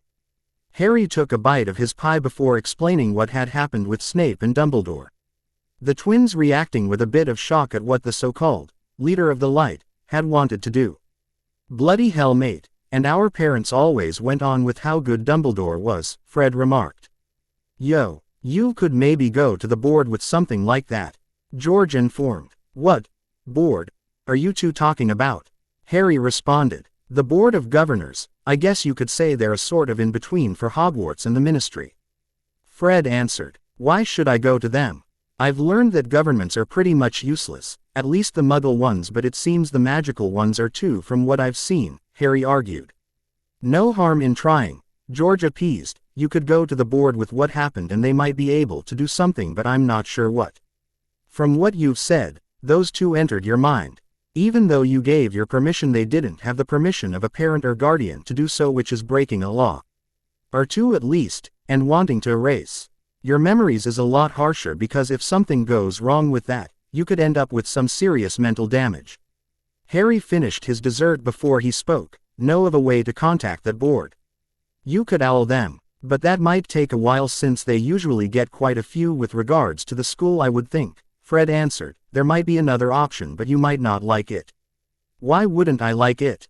Harry inquired. It'd require you having to end up owing a favor to Draco Malfoy. Since his dad is on the board, George provided. We figured that you would refuse the idea since you kinda hate him. What makes you say that? Harry responded. You kicked him in the head during your first meeting, the twins deadpanned. Just because I kick someone in the head doesn't mean I hate him, Harry defended. I dislike him, sure, but that's because he was being an idiot at the time and has since left me alone. Still, he might not help you since he might endanger Snape's job, George spoke. Why would Malfoy worry about Snape other than him being his head of house? Hermione asked. Most likely because Snape and his dad are old pals, or the fact that most likely Snape is his godfather. Either one would be reason enough, Fred reasoned. Speaking of Snape, the git had been acting weird, George spoke. What do you mean? Hermione asked. Acting a bit nicer, if that's possible for him. Both of them answered. Harry grinned widely at that. Guess that worked better than I thought. What did you do? Neville questioned. That's for me to know and you to find out. Harry laughed before turning to the house elves. Who wants pie? Everyone quickly scrambled away from the table as every house elf in the kitchen dog piled onto Harry, yelling about how a kind person he was. Harry Potter, your pocket is talking, one house elf spoke. Harry pushed the creatures off him and dug into the pocket, pulling out a mirror. Who is it? Who do you think it is, Magic Boy? Dick joked. Richie, Harry exclaimed, beaming. Dick laughed before asking, what was up with the high-pitched voices? House elves are an enthusiastic bunch, Harry smiled. What the heck is a house elf? These. Harry turned the mirror to the creatures that promptly crowded around to see who he was talking to. Okay then. Dick spoke, staring back. Harry nearly dropped the mirror. The house elves suddenly spoke up and started asking questions, both directed at him and Dick. Who is that exactly? Hermione asked over the noise. My best friend back home, Harry answered. The house elves have calmed down and turning the mirror to his friends. Rich, I want you to meet my new friends. Hermione, Luna, Neville, and Fred and George. Nice to meet all of you, Dick greeted. So, how'd everything back home? Harry asked before quickly adding, oh, and don't say anything area or city specific. Do you mind me asking why the odd request? Dick inquired. I have a bet with Hermione that she can't figure out, by herself, where I live by the end of the school year, Harry answered. grinning at the brunette who was fuming silently. What's the prize supposed to be? Dick asked. I forgot to set one. Harry admitted. Is it because the bet was with someone that didn't know the rules? Dick supposed. Rules. Hermione cut in. Back home, whenever we'd make a bet, there'd be a prize or something involved. Like the time I bet Richie that I could climb up to the roof of his school in under 5 minutes and not get caught. The prize if I failed is that I'd get high. M.A. cake from this really good bakery downtown. If I won I would have gotten some of Alfred's delicious cookies, Harry explained. Did you win? Luna asked. Yep, Harry grinned. I still think you cheated, Dick retorted. You're just jealous of my climbing skills. Harry laughed. Other than the normal insanity that goes on here, it's been kind of quiet, Dick admitted, although there was a bit of craziness involving a clown. Speak no more until I'm someplace a bit quieter, Harry interrupted, sensing that Dick might give something away if he kept on that line of conversation. All right, Dick responded, but your uncle has been spending a bit more time at our place. I think it's because of Alfred's cooking. Either that or the pool, Harry grinned. Dick smiled before suddenly disappearing from the mirror and reappearing about a minute later. Have to go, Harry, Bruce is dragging me along to a fundraiser. Don't die of boredom, Harry advised, as Dick let out a snort of amusement and disappeared again. He seems fun, Luna remarked. You have no idea. Like this one time during at Halloween I convinced him to ditch this party and go with me to throw eggs at cars. Harry laughed at the memoria and Neville asked. It's a muggle thing. Harry spoke before looking to Hermione. You're better at explaining stuff. Wonder if I could convince these little guys to try cooking up some different cuisine. Harry thought out loud, watching the house elves clean up the various dishes. We'd like to learn how. Harry Potter, sir. A house elf piped up. Then I'll teach you guys when I get the chance. Just don't pile on top of me again, Harry instructed, seeing that they were about to do just that. When I get some free time, I'll come down here and show you guys what I know. That's sweet of you, Luna remarked as the group left the kitchens, Hermione agreeing with her. I'm just being nice, Harry retorted, blushing slightly. The little jokester is embarrassed, Fred teased. Harry paused at the nickname. For some reason it seemed to fit this version of himself. You're just jealous. Why would we be jealous of the fact that at age 11, you have 2 girlfriends? George joked. I got more friends than you do. Harry boasted, the actual meaning behind girlfriends flying over his head. By the way, which way to the Slytherin common rooms? They're down in the dungeons, Fred informed, slightly grinning at the fact Harry was a bit clueless in some things.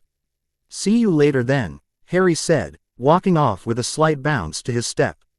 A galleon says that he scares Malfoy somehow, Neville bet. I'm for that, Luna spoke up. He's promotion underage gambling at this age, Hermione sighed, aggravated.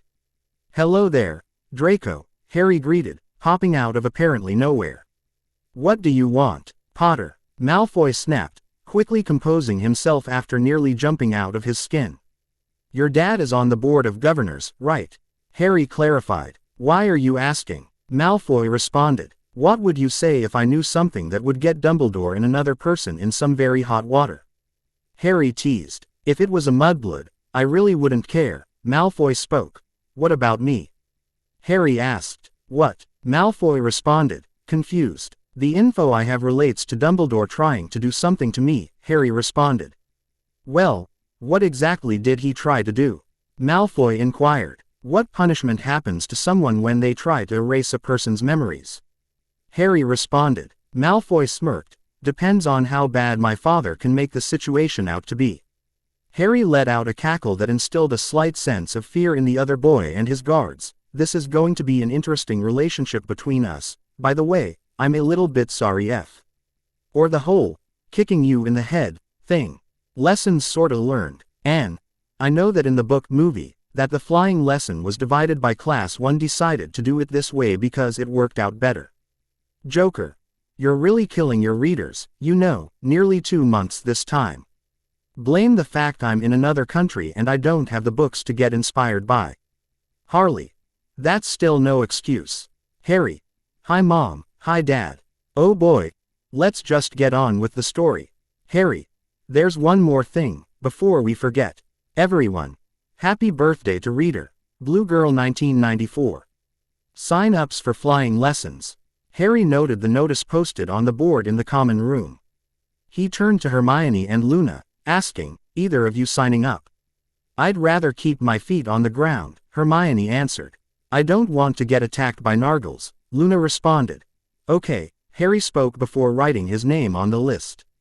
"I have no idea how you talked me into this," Neville complained. Harry had somehow convinced him to sign up for the flying lessons. "You'll be fine, Neville," Harry remarked, seeing how nervous his friend was.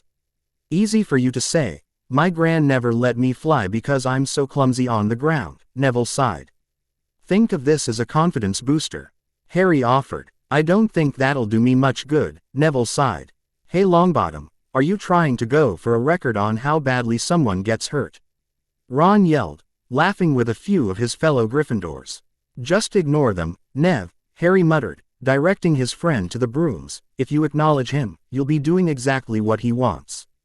"It's a bit hard to ignore someone that loud," Neville responded, still hearing Ron's taunts. "Why'd the classes have to be combined?" "I guess there weren't enough pay. Opal signed up from each house to do otherwise," Harry suggested. "With my luck, I'll look like an idiot in front of all of the first years," Neville muttered. Harry clapped his friend on the back, causing him to stumble slightly. "Don't think about that sort of stuff, Nev. If you keep worrying how you'll look to everyone else, how are you going to be happy with yourself?" Neville did not know how to respond to that and watched as Harry sped up a bit to reach the brooms. He noted that Harry's head was held up high and there was a lightness to his step. In comparison, his head was almost looking towards the ground and he would nearly trip over his own feet on occasion. "Hey Nev, what are you waiting for?" Harry called out, seeing that his friend was no longer next to him. "Sorry about that, I was thinking." Neville apologized, standing next to Harry. "If you staring off into space is you thinking, you must have a lot on your mind with how often you do it," Harry laughed, causing a few others to follow. "You'd be surprised with what's crossed my mind," Neville admitted. "What goes on in a person's head should stay there. You'd be amazing what a person can come up with in there, especially if it's plans to scare someone."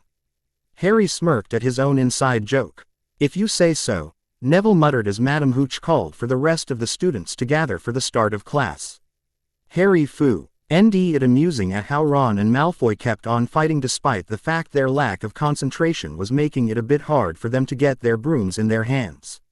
He also found it interesting that his broom came to him on his first try. "You're a natural," a random student commented. "What do you expect? His dad was a Quidditch player. Of course he'd be good on a broom." Another student responded. "I really hate people comparing me to my blood dad," Harry spoke. "How can I be so much like someone I don't even know?"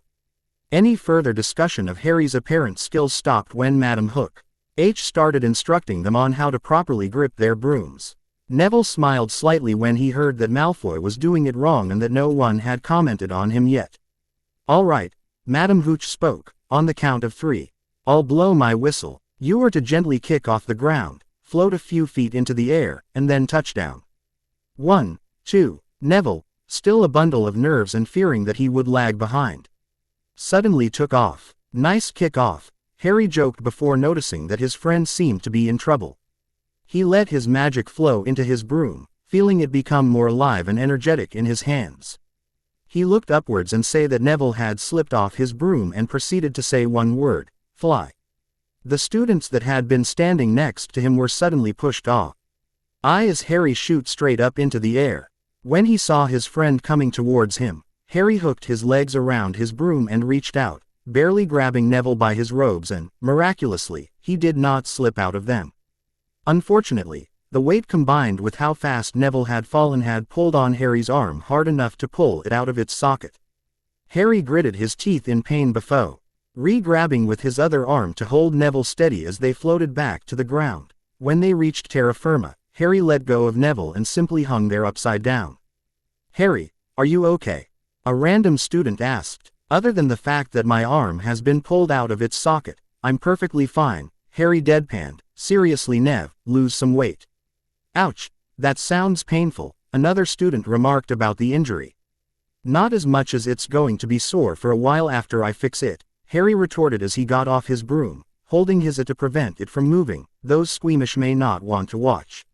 Watch what? The random student asked. The question was quickly answered when Harry took in a deep breath, let it out slowly, before proceeding to shift his arm slightly. Why in a few directions before it popped back into its socket with a slightly sickening sound. That's going to be sore for a while, Harry offhandedly commented, moving his arm back and forth slowly, before taking in the looks of the people around him and noting, humorously, that both Ron and Malfoy seemed to be a bit green. That is just wrong, a voice commented. Harry smiled widely, showing off a few too many teeth before remarking. That's just one thing I'm capable of doing. Wait until you see what happens when I get knocked upside the head. Mr. Potter, Madam Hooch interrupted, drawing the class attention to her. That was an extremely dangerous stunt. Both you and Longbottom were lucky not to have been hurt worse. There was no way I was going to let my friend fall, Harry retorted, standing his ground. I should take points off for that stunt and inform your head of house, but as it stands, due to your intervention Mr. Longbottom is unharmed, Madam Hooch responded. I won't take points off but I will tell Professor Flitwick. That's reasonable, Harry agreed before speaking to the rest of the class. Who wants to try that again? The proposition was met with blank stares. What? That was fun. Too bad that Hooch banned me from any further classes, Harry sighed. After those stunts you did at the end, I'm not surprised, Neville deadpanned. C'est la vie, Harry remarked, smiling. But it does suck that she's making me personally tell Flitwick what I did. Which part are we talking about here? When you saved me or what you did after? Neville smirked. Smart Alec, Harry remarked, lightly hitting Neville as he walked into his head of house's office. Hello there, Professor. Mr. Potter, what did you do this time? Flitwick greeted. What makes you think I'm in trouble? Can't a student visit his head of house every once in a while? Harry responded. Both he and Flitwick were quiet for a moment before they started laughing. That joke never gets old, does it? Only when it involves something very dangerous, Flitwick answered, composing himself and motioning for the two boys to sit down. So what happened? You wanna hear about when I saved Nev or what I did afterwards to get permanently banned from any further flying lessons? Harry spoke, completely straight-faced. Flitwick stared at Harry for a moment before speaking. Tell me the first one. And I'll decide later if I really want to hear the second. Harry let out a weird-sounding chuckle before explaining what happened, surprisingly not embellishing a bit of the story. Quite the feat, Mr. Potter, Flitwick admitted. I should recommend you to the Quidditch team. I thought first years weren't allowed to join, Neville pointed out. Putting me on the team doesn't sound fair, since I bet other people have been waiting for their chance, Harry remarked. If the team wants me, I'll try out just like everyone else. Flitwick smiled slightly. It's refreshing to see someone with your outlook on fairness. Harry shrugged as he got up. I just didn't think it'd be right if I was suddenly put on the team without at least trying out first. I'll inform you when tryouts will occur if you're still interested, Flitwick promised as the two left. After walking down the corridor a bit, Neville abruptly stopped, causing Harry to do the same. Teach me to be like you. What do you mean? Harry responded. Teach me how to be confident, be brave, to be like you.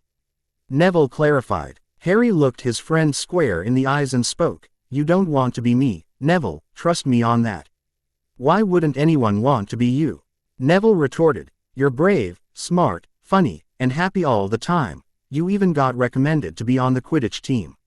And I've got a homicidal maniac after me. Harry yelled. You want to be the boy who wouldn't freaking die. You want to have both your parents killed and to end up in the home of the only living relatives you got, living in a cupboard underneath the freaking stairs and being worked like a house elf. Neville was stunned. I didn't. Of course you didn't know. I hate the fact that everyone thinks they know me because of something I don't remember and didn't really do. Do you know what it's like to have people not care for who you really are at all? Harry spat. You want to be the boy who lived, go carve a scar into your head. Why do you act so happy then? Neville inquired. Because I'm in a place where people care that I exist, Harry admitted. Sure, they're not normal by any stretch of the word. Most of them are certifiably insane. Truth be told, but they're great. Neville was struck speechless before muttering under his breath. I just wanted to learn how to fight. Harry glared at his friend for a moment before an evil smirk crossed his face. You want to learn how to fight, fine. Neville looked up in time to see a punch come right towards him. He staggered backwards as the blow made contact with his face. What was that for? The best way to learn is through real fighting, Harry emotionlessly responded. If you can't take one punch, you're pathetic and not worth my time.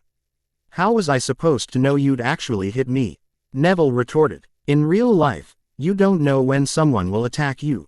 If I had the inclination, I could have hit you at least a couple more times in the moment it took for you to step back from the first punch. Harry spoke. I don't want to shatter your view of what the world really is, but know that things won't stay sugar-coated forever. Neville stared at Harry's back as he stormed off, slowly running the conversation over and over in his head. He eventually walked off, not really paying attention to where he was going. In a few ways, he felt sorry for Harry. He did not choose the life he had. He did not choose for his parents to be killed. He did not choose to originally live with people that hated him.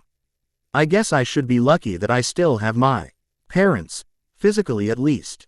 Being around crazy people would explain his behavior. Watch where you're going, Longbottom, a voice exclaimed. Neville noticed that his feet had led him into a run-in with Ron Weasley. Just what I don't need. How did someone as famous as Harry Potter even get to know someone as pathetic as you? Ron taunted. Neville clenched his fist in anger before remembering that Harry had said not to take Ron's bait and sink to his level. Relaxing slightly and giving a noncommittal shrug, he responded, I'm just lucky, I guess. You got that right. Still, Harry should have been friends with me and been in Gryffindor, Ron flippantly spoke. Harry's happy in the house he's in. It suits him, Neville argued. Still can't believe he's in a house full of bookworms. Ron responded, ignoring Neville's argument. Don't insult Harry's house or his friends. Neville snapped. What about you then? Ron shot back. You're in Hufflepuff, where the people that can't get into the other houses go. You're a bunch of rejects. Neville had no idea what came over him, but he suddenly found himself with his body positioned in the follow-through of a punch and Ron on the ground covering his eye.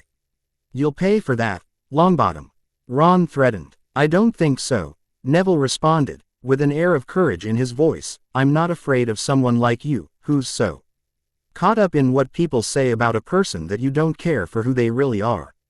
You're a bigger loser than I am. Also, I can see that you're jealous that I'm friends with Harry and you're not. Which shows that you only wanted to be friends so you could be recognized by people. You're a really pathetic person. With that, Neville walked off, barely restraining a goofy smile crossing across his face. As he walked into the Great Hall, he saw Malfoy gloating with his housemate and messing with his remem to collect himself. Neville walked over to the Slytherin table and up to Malfoy. What do you want? Malfoy spoke, staring dismissively at the other boy. Give me back my Remembrall, Neville answered. And why should I? Malfoy retorted. Because it's mine, Neville responded before repeating, give me my Remembrall. Why am I even wasting my time talking to you? You're almost a squib and you're a disgrace to purebloods, Malfoy derisively spoke.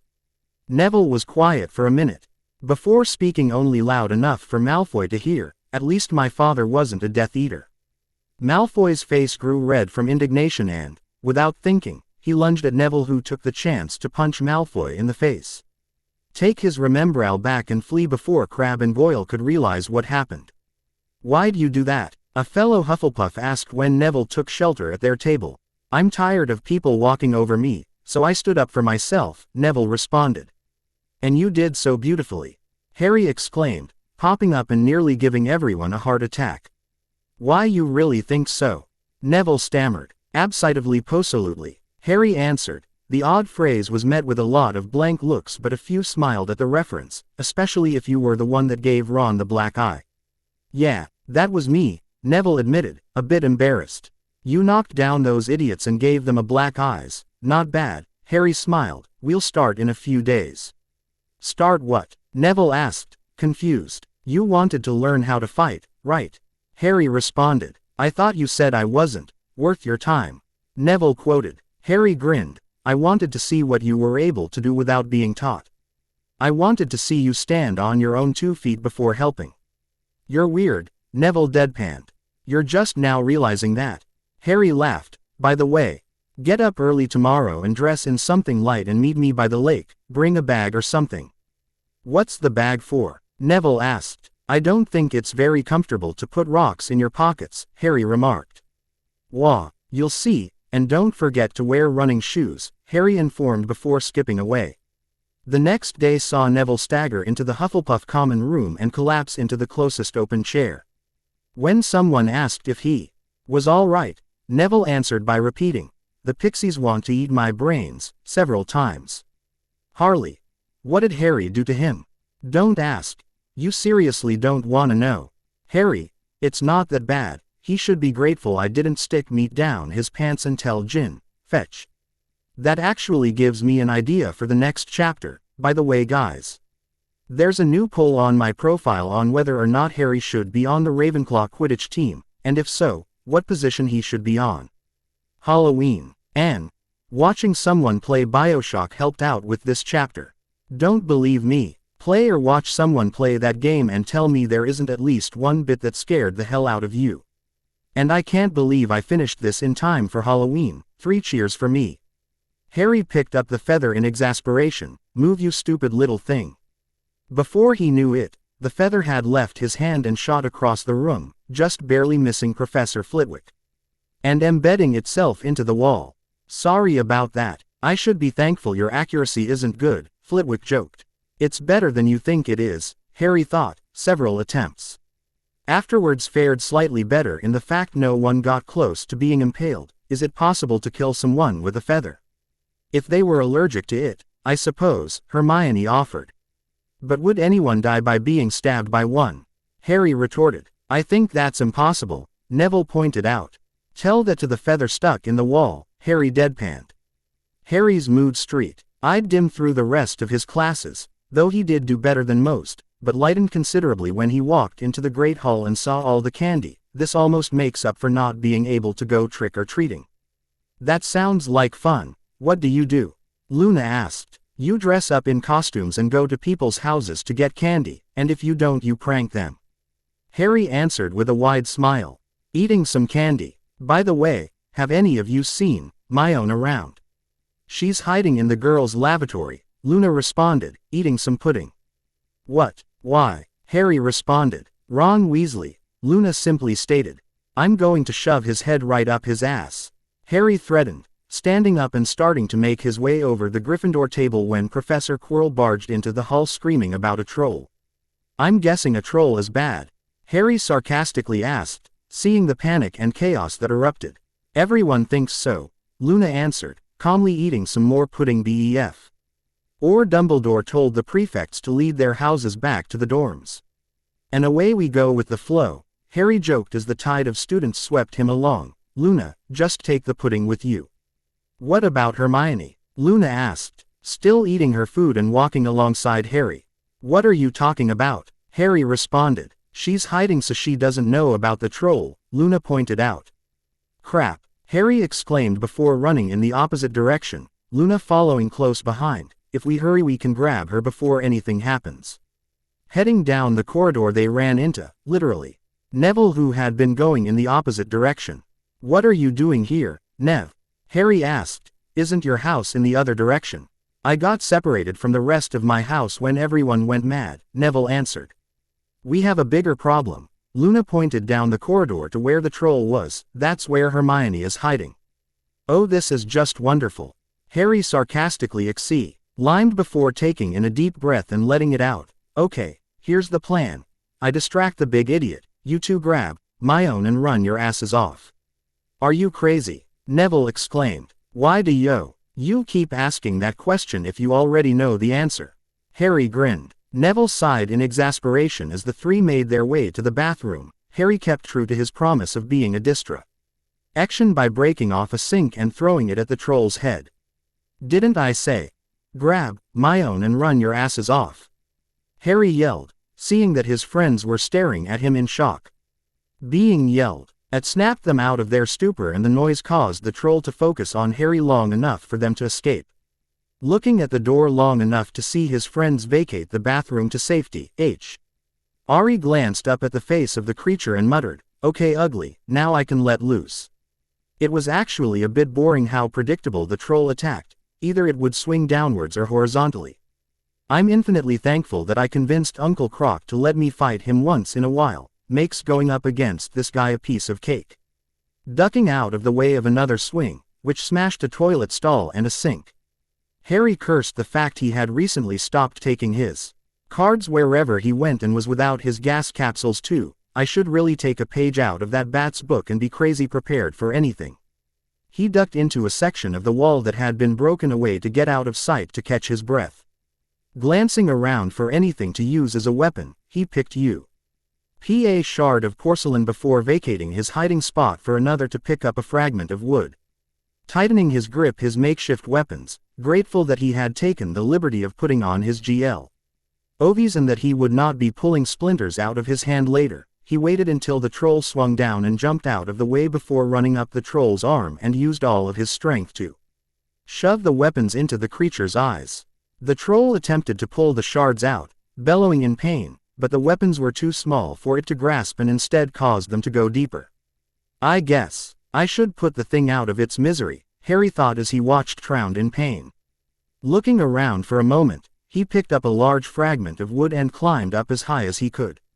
He then proceeded to jump off from his spot and proceeded to hit the shards sticking out of the troll's eyes hard enough to shove them into its skull. He had screamed out, kaboom!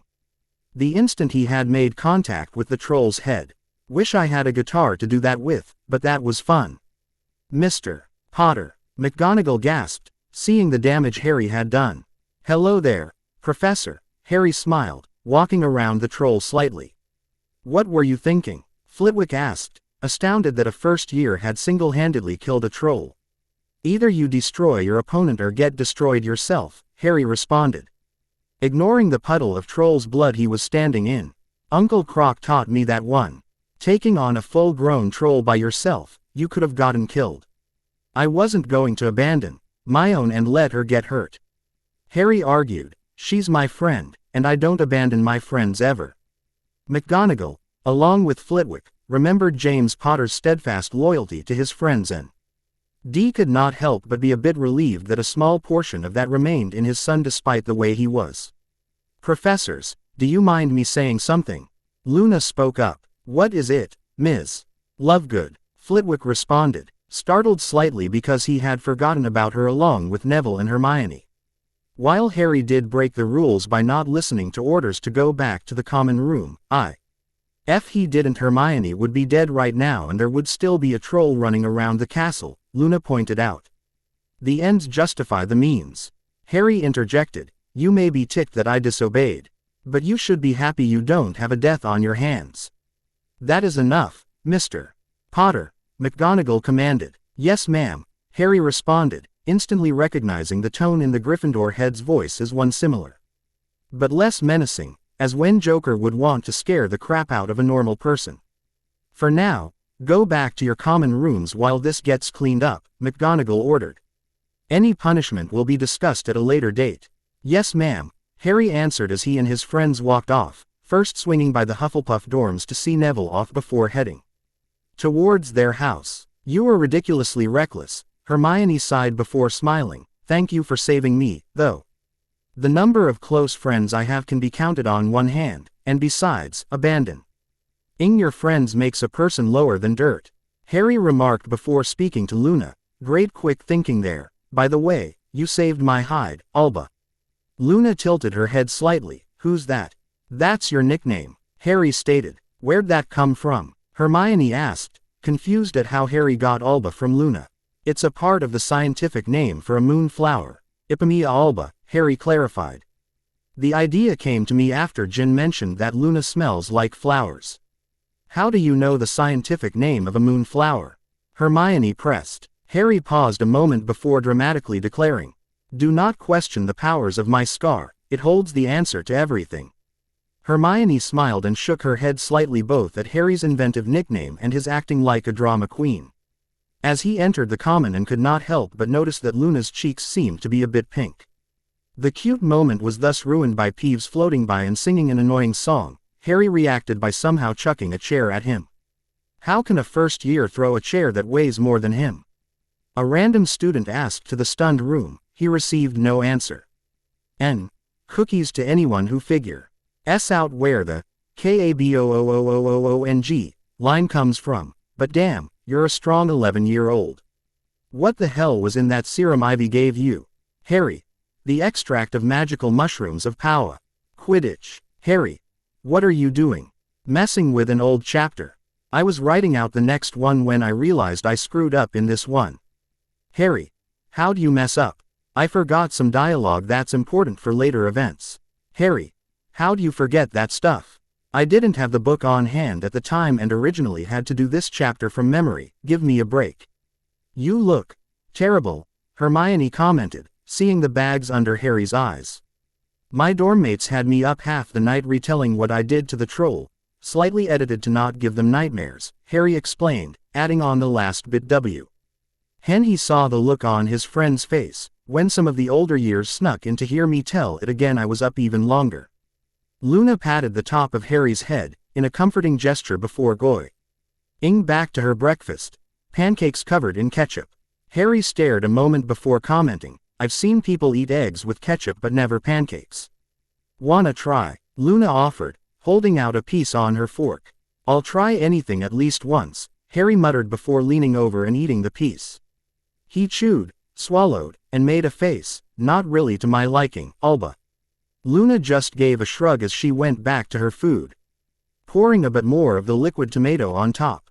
Hermione watched the interaction a moment before taking a bite out of her toast. Are you going to watch the Quidditch match today? Who's playing? Harry responded, grabbing an apple. Gryffindor versus Slytherin. Those are always fun, Fred and George answered, showing up. Because it's your house. Harry smirked, taking a large bit out of the fruit. That and the fact we're both on the team, the twins grinned. I'll go check it out, it only to see which positions I might be good for, Harry spoke through a full mouth. Preparation for next year, the two responded. I was offered to be put on the team this year after saving Nev from breaking something during flying lessons, Harry responded before cutting off Hermione. The reason you didn't know is that when anyone talks about Quidditch, you tune it out. Hermione closed her mouth since Harry did have a point. You're the perfect size for a seeker, one of the redheads mused. Which one's that? The blue-haired boy asked. I'll point it out to you, Luna offered, finishing up her meal. The game is going to start soon. That's right, we have to head off to the lockers. See you around, kiddo. Fred and George quickly ran off.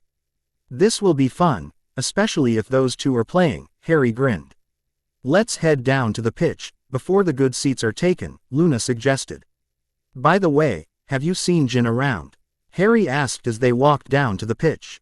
I think he's been around the dog Hagrid has, Hermione offered. I guess he finally found a playmate his own size, or at least one who's an animal, Harry grinned. Maybe he'll burn off enough energy that he doesn't chew on my bedposts. Hermione could not help but pause in her walking at the offhanded comment. Was that a joke? Nope. Jin chews on things when he's bored, Harry honestly answered before muttering to himself, I should get him some of those chew toys for our dogs so he doesn't mess up his teeth or mouth, but then again he might end up destroying those. Decide later. The game is about to start, Luna advised, bringing attention to the fact they were already at the pitch and had gotten seats with a good view of most of the field. What position do Fred and George have?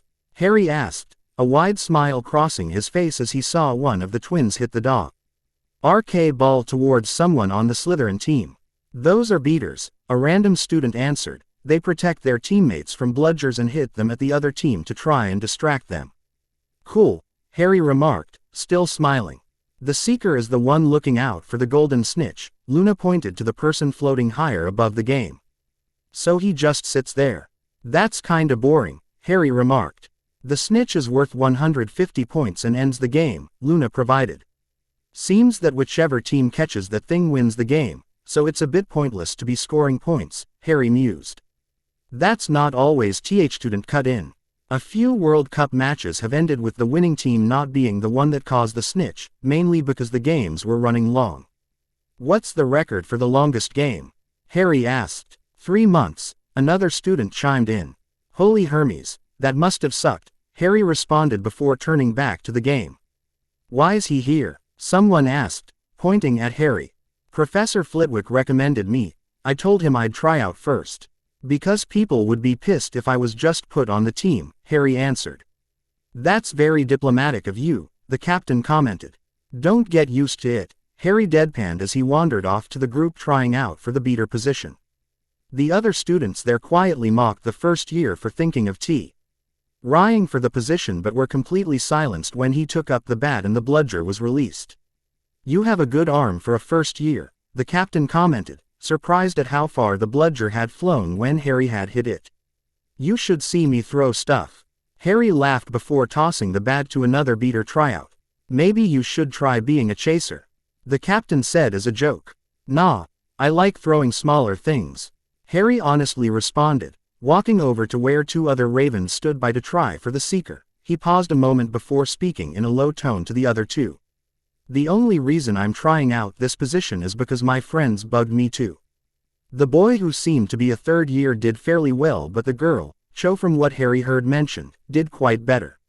When it came to the first year's turn, everyone was impressed by how quickly Harry caught the glittering orb. The tryouts went smoothly and at the end the captain announced who would have what position, which caused a bit of friction when Harry heard where he was placed. I wanna be a freaking beater. I get to hurt other people without getting in trouble, Harry argued. But the thing is, you're more suited for a seeker because of your light weight and small size, the captain pointed out, slightly scared at how the first year was acting. I wanna hurt people, Harry exclaimed with a pout. If I'm not a beater, I won't play.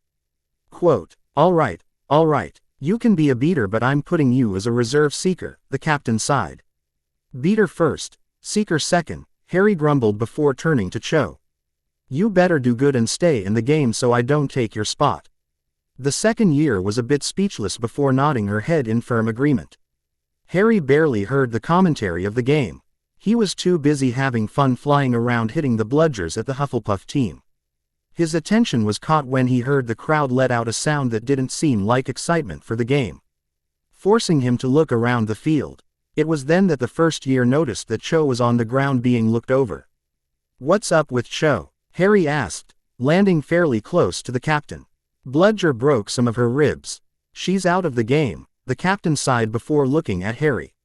You owe me chocolate for this, Harry groused, knowing what the older player was thinking as he handed the reserve beater his bat. There's a bit of a change-up for the Ravenclaw team. It looks like they called in one of their reserve beaters so Harry Potter could take over as seeker, Lee Jordan announced. Having been told what had occurred, I wonder why they didn't have him as a seeker in the first place. He's built for it. I like being a beater, Harry yelled out as he flew past the microphone, catching his voice and echoing his message to the rest of the stadium, causing a lot of people to laugh. The Chasers scored a few more points while Harry did a few circuits around the stadium to get into the flow of things. When his broom suddenly jerked under his hands, he barely let out a noise of surprise when his brook nearly bucked him off, causing him to grip the handle tightly. That's not good, Luna idly commented, watching as Harry rolled through the air. A brand new broom shouldn't do that, Hermione murmured, scanning through the crowds with her binoculars before stopping and handing them to the other girl. Look at Snape. Luna looked through and saw that the Slytherin head was staring unblinkingly at Harry while mouthing words. It looks like he's casting something in Harry's direction. He's jinxing the broom, Hermione concluded before running off through the crowd. Luna watched the other girl leave before turning her gaze back to her struggling friend, a single thought going through her mind. Harry, I know you'll get out of this. Eventually the barrel rolls took their toll and Harry lost his grip, sending him flying and crashing into the teacher's box of the Quidditch stands, landing on Professors Snape and Quirrell. Dude, that was almost as great as the tilt-a-whirls at the carnival, a slightly dizzy Harry mused as he lay where he crashed. Blinking his eyes to get his bearings, he saw the glint of the snitch nearby. Quickly flipping upright, he made to jump from the stands and back onto his broom but was held back by his robes having been caught on something. Growling, Harry quickly undid the arm guards and clasps that kept the robe attached to him and jumped onto his broom in time to see the snitch move rapidly towards the ground. You're not getting away that easy, Harry declared, shooting after the object like a bullet. Harry caught up to the other seeker and was quickly drew even to his level, both of them flying straight towards the ground. The other seeker glanced nervously between Harry and the ground before pulling up, shadowing the raven from several feet higher as he continued to follow the snitch. Eventually the snit leveled out and flew no higher than a foot or so off the ground with Harry close behind. Harry tried to reach out and grab the glimmering object, but it was just out of reach, so he lunged forward and upset his center of gravity, sending him off his broom and through the air, tumbling on the ground before quickly popping back up onto his feet. "What a nice recovery," Lee Jordan spoke, "but where's the snitch gone?" Harry answered that question by opening his mouth and pulling the golden object out. That was an interesting taste. He caught it in his mouth. Harry Potter has caught the snitch. "The game's over with Ravenclaw victorious," Lee announced. Harry was dog-piled by several of his teammates who were excited at the win and how the first year had performed. "Get off me or you're getting black eyes," Harry joked, laughing as the team congratulated him as they went back to the lockers. As he left the lockers, sometime after the rest of the team had gone and most of the crowd had too, Harry noticed the unique hair color belonging to a certain Slytherin. "Not a bad first game," Draco commented. "Would have liked that Cho stayed in. I really like being a beater," Harry responded. As shown by the fact at least one of the Hufflepuff players has cracked ribs, the Slytherin deadpanned. Harry simply laughed. "Any particular reason you're delaying me from celebrating my first game and win?" "My father just sent me back a letter. It seems that Dumbledore is only getting off with a warning," Draco stated. "What the hell?" Harry exclaimed. "He tried to screw up my memories and all he gets is a bloody warning." Quote, "Dumbledore has a lot of influence and most people don't think that the next Merlin is capable of doing what you said," Draco pointed out. "Still, that's a load of crap," Harry retorted. "It's not gonna stop me from making my time here hell for him." Draco was a bit disturbed by the wide smile that crossed Harry's face. "If that's all you have to tell me, I'll see you around." Harry walked off before calling over his shoulder, "I'm glad your goons weren't around. It's easier to talk when you don't have them, Draconis." It took a moment for the blonde to realize what the other boy had called him. "How do you know that?" "Guess." Harry laughed, running off before the fair-haired boy could think to go after him. As he ran off planning how to screw Dumbledore over, "I'm going to need duct tape, peanut butter, a mango, an unbreakable comb, and at least half a dozen boxes of cards." "Amazin' first game, Harry," Hagrid greeted, forcing the Raven to temporarily put his plans on hold. "Thanks," Harry smiled at the large man. "By the way, Hermione told me that Jin's been hanging around with your dog, that true?" "Yeah, the little guy's been trying to get Fang to play but he's not the active type," Hagrid answered. "I guess he wanted to get away from all the untrustworthy-smelling people," Harry guessed, particularly Snape. "What's got him bothered about Professor Snape?" "Jin said he smelled blood and something else that didn't seem right coming off him after the troll attack," Harry answered. "In general, he doesn't seem like that good a person. Professor Snape might not be the most pleasant of teachers, but if push comes to shove, he'll protect the students," Hagrid pointed out. "Most likely his own house, but I guess it's the thought that counts," the Raven shrugged. "By the way, Jin told me about some huge creature up on the 3rd floor. You have any idea what that might be?" "Jin met Fluffy." "Fluffy? You named a, presumably, big beast Fluffy?" Harry incredulously spoke. "I raised him. I can call him what I like," Hagrid responded. "Bought him last year off a chap I met in the pub, lent him to Dumbledore to guard the what?" Harry pressed. The thought of something very valuable worth stealing was causing his hidden villain side to emerge slightly. "Don't be asking any more about that, it's top secret," Hagrid gruffly responded. "Come on, I won't tell," Harry pleaded, trying to convince the large man. "Now, listen to me, you're meddling in things that don't concern ye. Forget that dog, and forget what it's guardin'. That's between Professor Dumbledore and Nicholas Flamel." Hagrid suddenly realized his slip. "Thanks for the hint." Harry grinned as he ran off.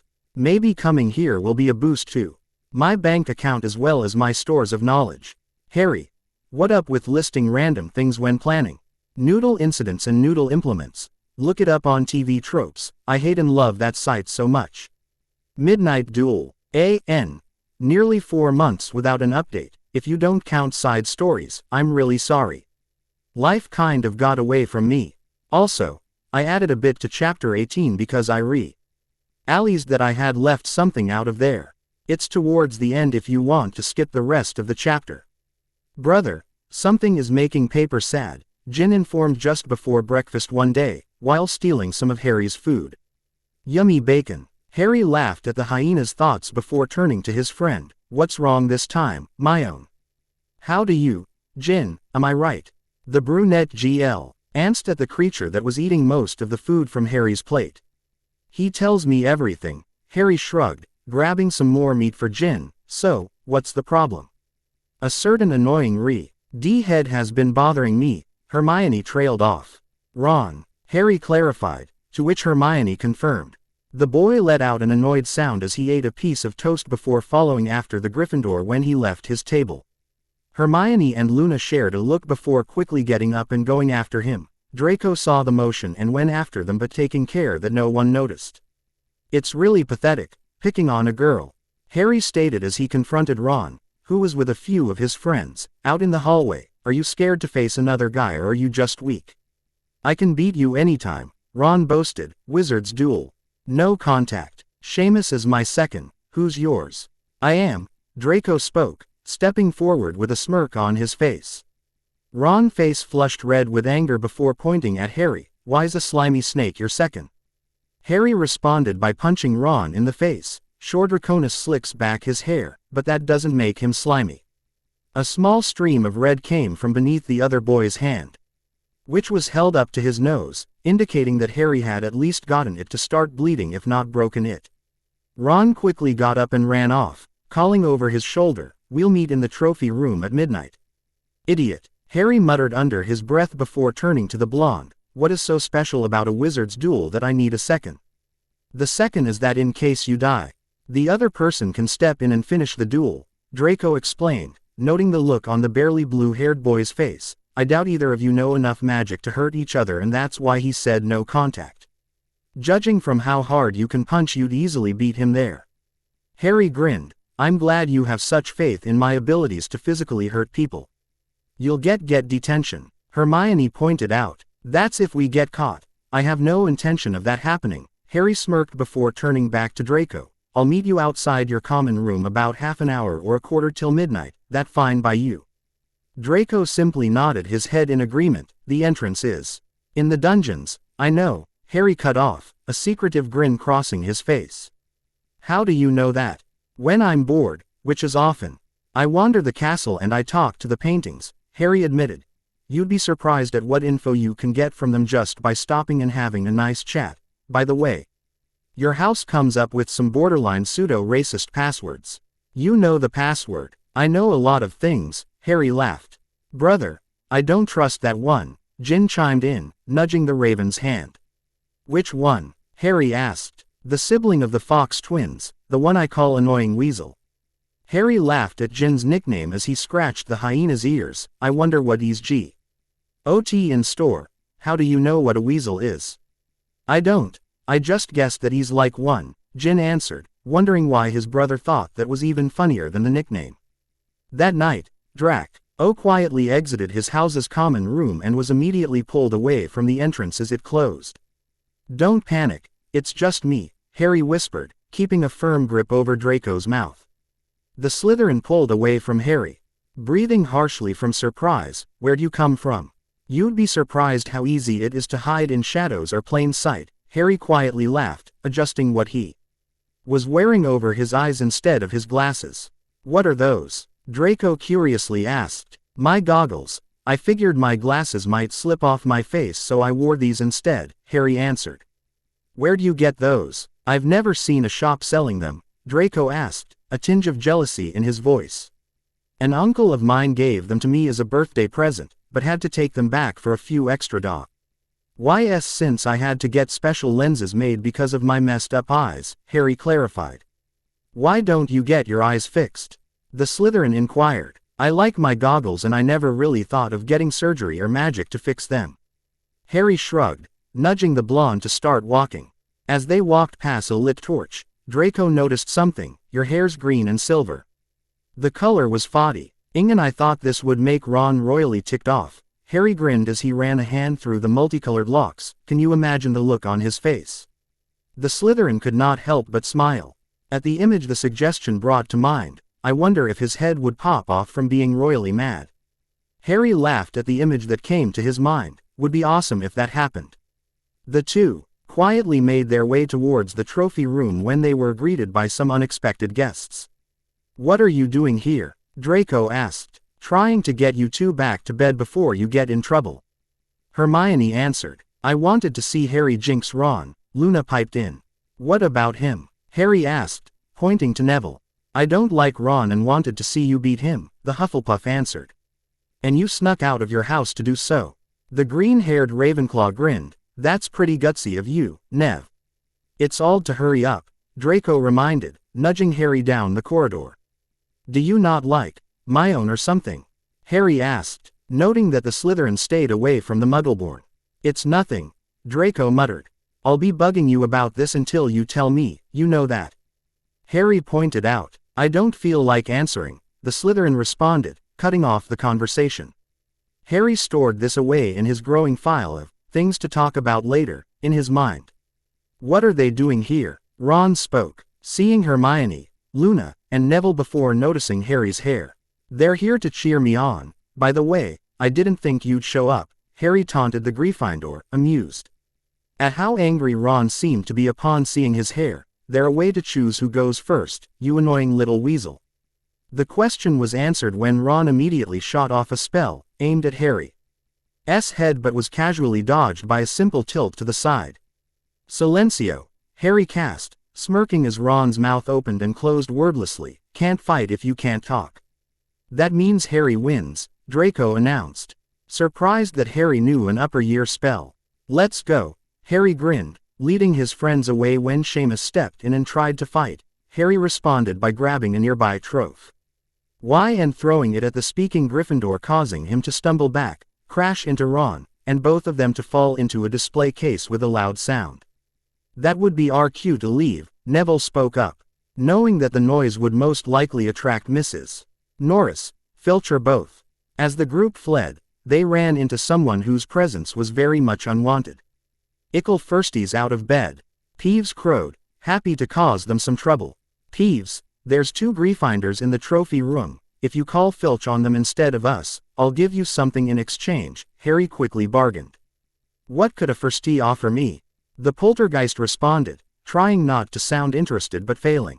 An exchange of pranking goods, ones that this school has yet to see, Harry grinned, knowing that Peeves would go for something that would cause mayhem and distraction, especially if no one else has used them yet. Rat out the 2 in the trophy room and I'll have the house elves deliver them to you. Deal, Peeves responded, and the 2 shook hands, as best they could before they parted ways. That was brilliant, Neville remarked. I agree, Peeves has only ever listened to the bloody boss. Ron, and even then that's only when he's threatened, Draco chimed in. What can I say? I'm have a way with words, Harry grinned as they stopped to catch their breath on a staircase. After a moment's pause, the group heard Fitch's yelling coming from the trophy room. A galleon says they lose 50 house points and get detention, Luna spoke up. I agree with the detention, but I say they lose more points, Harry chipped in. I'm guessing 75. Hermione sighed as Neville guessed detention and 45 house points, while Draco went with the Gryffindors losing 100. This is not the time to mess around. We need to get back to our houses. You do have a point, Harry muttered, but before they could move, the staircase shifted positions. I hate when these do that. Let's get off here, Neville advised as the stairs stopped and believing to hear Fitch coming. The door's locked, Luna pointed out, tugging at the handle. Alohomora, Hermione quickly cast on the door, pulling it open and heading inside. Well, that was a close one, Harry tried to joke after they went through the door. I think I would have preferred Filch, Neville suddenly stated. Why in the world were you thinking that? Draco turned to look at the Hufflepuff and saw that they were not alone in the room. That's a big doggy, Harry muttered, staring up at the 3-headed beast. That's a Cerberus, Luna pointed out, smiling while everyone else was panicking. Hermione pushed open the door and everyone piled out, save for Luna, who was attempting to pet the creature and had to be dragged out. What is something like that doing in a school? Neville exclaimed as they hid in an unused classroom. It was guarding something. It was standing over a trapdoor, Hermione pointed out. Gwa, rding something, could that have been Fluffy? Harry muttered out loud, drawing the attention of the rest of the group. Fluffy. A while back Hagrid let slip about it after I mentioned that Jin saw him, Harry responded. Hagrid said that he loaned it to Dumbledore to guard something, but he clammed up before he could spill exactly what. It's irresponsible to have that in a school, Hermione spoke. But it's confined to the 3rd floor and it doesn't look like it can get out easily anyways, Harry pointed out. A moment of silence reigned as they thought over what Fluffy could be hiding before Neville spoke up. I think tonight has enough excitement for the year for me, the Hufflepuff muttered as he sneaked off to his house. After a moment's thought, Draco spoke. I agree with him. One thing in common, other than me. You're off to a good start making friends outside of your house, Harry smiled. For some reason, this news made the Slytherin seem uneasy as he left the group. Wonder what's wrong with him? The green-haired raven muttered. Most likely he's conflicted, Luna shrugged. About what? Hermione responded as they quietly ducked into a secret passage that Harry led them to. The Malfoys are an old family. Set in their ways, and all have been in Slytherin as far as I can remember, Luna answered. He can justify being friends with Harry because he's the boy who ved but doesn't know what to do about me, Neville, Hermione, mainly Hermione. What's wrong about Hermione? Harry asked, honestly puzzled since the brunette seemed like a wonderful person to him, but then again his adoptive parents harm and occasionally kill people, so he might not be the best judge of character. Draco's a pure blood. They're raised to think that anyone who isn't also a pure blood is beneath them. Especially those that weren't born into magic, Luna explained. So, in a way Draco was raised with ideals that he's better than everyone else because of his blood. Harry clarified. That's about right, Luna responded. How do you feel about this? Harry questioned Hermione. It doesn't matter to me, the brunette answered. Forget pure blood crap, you're a good friend to me and that's all I care about. If it'll cheer you up, I'll make you something special in the kitchens. Harry promised. Sounds good to me, Hermione smiled before asking, by the way Harry, where did you get that spell you used on Ron? It's not in our course books. It's in one of the books for 5th year, I think, Harry grinned. There's a reason I'm a raven, I like to accumulate knowledge Ince you never know when you might need something, one of my uncles taught me that. How many uncles do you have? Luna inquired. 4 or 5 I guess, I kind of lose track when we're running everything. Here, the uncle I just mentioned would love seeing the wizarding world if only to try and figure everything out. Harry smiled to himself as he envisioned his Uncle Riddles poring over the numerous books from Diagon Alley with a childish glee. Broken reflections. It only took me a month this time. Harry, congrats, the last time you did that was either the previous story or at the very beginning of this one. Shut it, hyena boy. One more thing, I'm cleaning up the previous story to smoothen out the read a bit. Snow here is nicer than back home, Harry offhandedly commented, staring out a window to gaze upon the white blanketing the ground outside. Why's that? Hermione asked, hoping that Harry might let slip a clue of his home location. Back home the only time you see snow that clean eyes when it's just fallen or in places where there's not a lot of traffic or people going by. Usually, if there's no more snow what's there turns into a gray slush, Harry responded, wondering if Hermione would get the clue of it being a city out of that. Seeing the brunette's face confirmed that she had gotten the clue. Wonder if I'm making this too easy. Not yet, but you're getting close, Jin himmed in from his cozy spot in front of the fireplace. Very funny, Harry sarcastically remarked, playfully tossing a ball at the hyena. Fetch. No, I'm comfy here, Jin declined, swatting the object away. Lazy, Harry muttered. Let's grab some lunch, Luna suddenly spoke up. Sounds like a good idea to me, Harry agreed, setting his work aside and closing his book. You coming, my own? In a few minutes. I want to finish up my homework, Hermione responded. That assignment isn't due until after the break, Harry pointed out. I don't want to leave it to the last minute, Hermione reasoned, scanning the pages of her book. You need to loosen up a bit, the faintly green-haired raven remarked before he and Luna left for the Great Hall. Nice decorations, Harry muttered as he entered the great hall. Taking in the decorations of holly, mistletoe, and the trees were covered with tiny icicles or numerous candles. How do you like 'em?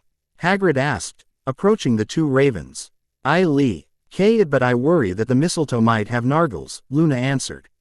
Harry shrugged at the giant's questioning gaze. If you're that worried, Alba, just stay away from them. By the way, Hagrid, I can't take Jin home with me over the break. You mind watching over him? Sure, could use a bit more company, Fang and me, but why aren't you taking him?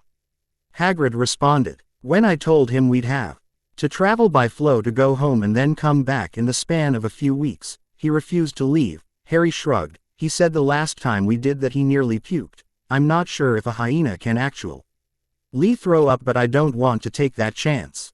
Hagrid laughed. How many days you two have left until our holidays? 2 if you don't include today, Hermione answered, walking up and turning to her friends. After lunch we should head to the library. You lot getting ahead on your work? The giant asked. Hermione's all done with hers. I'm taking a laid-back route. I have no clue about Luna, Harry shrugged. We're actually trying to look up Nicholas Flamel. I told them what you blabbed to me after we ran into Fluffy a little while back. Hagrid looked shocked. I thought I told you, Harry, at least not to go meddling in things you're not involved in. Just drop it. Sorry, Hagrid. When I find a good puzzle I'm driven to solve it. Harry grinned. You can blame my riddle-loving uncle for that. After quick lunch followed by a search of the library, which turned up nothing yet again, Harry trekked back to his house to double-check to see if he had left anything under the bed before he left. Upon entering the dorms, he was met with an anxious Jin. Brother, one of those kitchen things put something on your bed while you were gone, Jin informed as he watched his owner brother approached. It didn't smell dangerous or bad, but be careful. Thanks, Harry muttered, scratching the hyena's ears and giving him some food he had brought back before carefully approaching the item in question. After a few minutes of poking the item he decided to unwrap it, revealing a grayish silver-colored length of cloth. What in the world is this? Mind letting me see? Luna spoke up, and upon seeing the questioning look on Harry's face answered his thought question. Jin got me. He seemed worried about something. He said a house elf left this, so it shouldn't be bad. Harry held up the cloth for Luna to examine. Luna stared at the fabric, tilting her head one way then the other before requesting, put it on. If I can't remove this, I'll prank you so badly, Harry muttered, draping he fabric around his shoulders and letting it fall over his body. It's an invisibility cloak, the blonde smiled. Those are very rare. Harry looked in a mirror and saw that it appeared as if he was simply a floating head. Grinning, he announced, this will give me so much pranking fun. There's a note. Luna smiled at his reaction before holding up a scrap of paper to the disembodied head to read. Your father left this in my possession before he died. It is time for it to be returned to you. I hope you find good use for it. Have a Merry Christmas. Like I'm going to use something as awesome as this for good. Harry rolled his eyes at the emphasis in the note before holding out to Jin. Think you can find out who sent it? The hyena sniffed the note before letting out something similar to a sneeze and batting the paper away. Yuck, I don't like the smell. Harry laughed. You can't figure out who's it from. The smell I don't like has the scent of those kitchen things on top, but I get enough that it hurts my nose. Jin shook his head, trying to clear the smell out, but I think the smell is lemons. I think that it's that old man. Old man? Dumbledore, Harry guessed. I don't care what his name is. But I hate his smell. What's wrong with him? Luna asked, rubbing the creature's neck in an effort of a comforting gesture. Bad smell, Harry simply explained, rubbing Jin's head. You want to go down to the kitchens to get the smell out? I like doing that anytime, Jin responded, nudging the boy's hand before muttering mainly to himself, flowers pettings are nice. Ungrateful canine, Harry muttered. I'm part of the cat family, remember? The hyena retorted. I was trying to insult you. HJH. After dinner and most of his roommates had gone to sleep, Harry stared up at the roof of his bed, thinking about the possibilities for the cloak now in his possession. His thoughts drifted to the pranking potential from earlier, but it now wandered to sneaking into places where he did not belong. The restricted section of the library for one. The knowledge there was dangerous, and it called out to him to read the off-limit tomes. Reaching under his bed, Harry pulled out the cloak and wrapped it around himself and, giving Jin a soft pat on the head, left. Slowly opening the door to the library, to make sure it did not make a sound, the slightly unhinged Rav N entered the darkened room and looked around to make sure that he was truly alone before searching for something to light his way. Eventually finding an unlit lamp, he patted his pockets for something to light it before mentally smacking himself and snapping his fingers to generate a small, green flame and lit it. Lifting the lamp, the sight of it floating in midair would have been an interesting thing to see for anyone. Harry cast the light over the shelves of books. "This is some pretty creepy stuff," Harry muttered as he ran his fingers across the spines of several books, tilting his head slightly to read their names. Choosing one at random, he pulled it from the shelf and opened it only to promptly drop it as it let out an ear-piercing scream. "Crap, crap, crap." Harry picked up the book and quickly shoved it back into its spot. Making sure that the invisibility cloak covered him completely, he blew out the light in the lamp before quickly retreating from the library, ducking into an alcove to avoid running into Filch as he came past. Watching the grizzled caretaker go in, Harry quickly fled down the corridor in the opposite direction to put as much distance as possible between them. He eventually stopped to catch his breath and to check his surroundings, spotting a suit of armor and checked to see if it bore any of his minuscule marks of graffiti that he had done within the first few months of school. He quickly figured out that he had to be a few floors above the library by now and decided that now would be a good time to go to bed. "You asked me to come directly to YOU if anyone was wandering around the castle at night, Professor. Someone was in the library, restricted section," Filch's greasy voice drawled. "Crap," Harry thought, pressing his back to the wall and looking for a way to escape when he heard the voice of the other person in the conversation. "The restricted section. They can't have gotten far. We'll catch them," Snape replied. Glancing around frantically, Harry saw Ali and made his way over and though it, holding his breath and sucking in his stomach to make sure he slipped though without touching the door and alerting the two to his presence. Eventually, the two walked past the room and Harry let out a silent sigh of relief, a bit mad at himself that his skills at sneaking around had gotten rusty and that he had almost gotten caught. Deciding it would be best to lay low for a little while longer before heading back to his house, Harry looked around and figured he must be in an unused classroom if the desks and chairs stacked in a corner of the room was any indicator. He then noticed, propped up against a wall, was a very large mirror that someone seemed to have put there to get it out of the way. Wondering why someone would street or something so random in an out-of-the-way place, Harry approached the object and what he saw reflected back confused him. He turned around quickly to see if what he saw was actually in the room with him, but he was alone. In the mirror was a man and woman. The man had messy black hair, brown eyes, and wore glasses while the woman had red hair and green eyes. Harry glanced at the top of the mirror. In red. Arised straw eru oytube kafru oyt on woshi. "What the heck does that mean?" Harry muttered out loud. "Is it a riddle or a different language?" "The letters are English at least, but," he glanced at the first word before digging out a piece of scrap paper out of his pocket and an extra pen. Arised. Wait a minute." He quickly wrote the word backwards and came up with something recognizable, desire. "Is the whole sentence backwards?" He quickly wrote down the rest of the sentence, pointedly ignoring the people staring back at him. "What the heck does it mean now? I show no tie. O or fac ebu tio re arts desire" was now written in front of him. Harry tapped the pen against the paper idly before covering up most of the sentence, allowing him to see a part of it could now be read as "not your."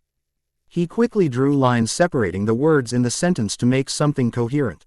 "I show no t your fac but your he arts desire. What is this supposed to mean?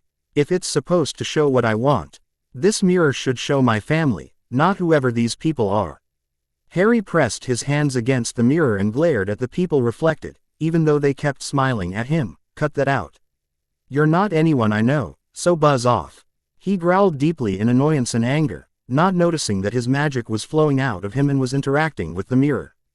The ge of the two people eventually faded away to be replaced with more familiar and colorful figures. He gave a wide smile as he saw that he was surrounded by his true family. Joker and Harley were right next to him. Poison Ivy next to Harley, Riddler, Catwoman, and Two-Face on one side, Mr. Freeze, Killer Croc, and Penguin on the other, but what was surprising was the addition of several new figures: Luna, Hermione, Fred and George. Neville and Draco were right next to him, not paying attention to the costumed villains around them, seemingly accepting both sides of who he was. I wish that could be true, Harry though, staring at the image and feeling a slight pang of regret that he could not be completely truthful with any of his friends. I doubt that anyone would understand my situation. But I wonder what they'd think of this. HJH. Alba, wake up, Harry whispered, nudging the blonde as she slept. I've had enough pudding today, Luna muttered, almost causing Harry to laugh out loud at the nonsensical phrase. Come on, I need to show you something. Harry nudged the girl again, finally waking her up. Hello, Harry, why are you visiting me in the middle of the night? Luna sat up and rubbed her eyes. I need to show you something cool, Harry responded, pulling his friend out of bed and noticing something. You wear your shoes to bed. Just in case I sleepwalk, Luna smiled before glancing over at Hermione. Are we going to wake her up too? I don't think she'd like us all being out of bed, so no, Harry shrugged as he slid down the slide that had replaced the STE. P.S. When he had ascended earlier and waited at the bottom for Luna. How did you get up here in the first place? Luna asked, as Harry helped her up. When the steps changed, I jumped from wall to wall, like a ninja. Harry grinned but dropped the smile when he realized that Luna most likely did not know what a ninja was. I'll explain what that is later. What I want to show you is really cool. Ha! RRY eventually led Luna to the room that held the strange mirror, after a few wrong turns along the way, including one that inexplicably led them to the astronomy tower. He pulled the invisibility cloak off and placed Luna directly in front of the mirror and stepped back slightly. What do you see, Alba? Harry asked as he watched Luna press her hands to the mirror, smiling. I see my mom. She's beautiful, Luna murmured. If she's anything like you, I bet she is, Harry smiled, which I could see what you do. This mirror only shows stuff that's important to the person, I guess. How did you find this thing? She asked. I hid in here after doing something I wasn't supposed to. Harry tried to joke but his heart was not into it when he noticed that his friend seemed sad. Are you okay? Think so. It's nice to see her sort of alive even though it's not real, Luna responded. Thank you for showing me this. Think of it as an early Christmas gift, Harry smiled. What do you see? Y stepped in front of Luna and lightly touched the glass. I'm surrounded by my family and all my friends. I guess I'm really homesick. Good thing you're going home, then, Luna reminded. Which is why you two should be in bed. A voice spoke up. The two ravens turned around and Harry instinctively stood between Luna and the other person. Who's there? Calm yourself. The person revealed themselves to be Dumbledore. I was just checking on two students that are up after hours, or up very early depending on how you look at it. Harry still stood defensive against the headmaster. He still not forgiven the near erasure of his memories and that the old man had not received any punishment for it. Are we in trouble? No, just a word about the mirror, Dumbledore advised. Do you know what it truly does? It shows us what we really want more than anything, Luna offered, touching the reflective surface lightly. Yes and no, it simply shows a person nothing more or less than their deepest, most desperate desires of their heart, the headmaster explained. For Luna, it is the wish to see her mother, and for you. You say another word about me, I'll break your nose, Harry quickly cut off. Scared about Luna finding out about his family and that she would not be his friend if she knew. The old man held up his hand slightly in a gesture of peace. Be careful, this mirror does not give either knowledge or truth. Many men have wasted away in front of it, transfixed by what it shows, or have been driven mad by the thought that what they've seen being fake or impossible to achieve and despairing. The mirror will be moved soon. I suggest that neither of you go looking for it. Remember, it does not do to dwell on dreams and forget to live. Now, why don't you two put that cloak on and head back to bed? Why did you give me the cloak? Harry asked, suddenly remembering that the old man in front of him had given him the item. Dumbledore smiled. It was your father's posse's scion, so it seems only right to return it to you. Sounds like he's trying to bribe me, Harry thought. Professor Dumbledore, can I ask you something? Luna spoke up. You have just done so, but you may ask me one more thing. The headmaster smiled. What do you see when you look into the mirror?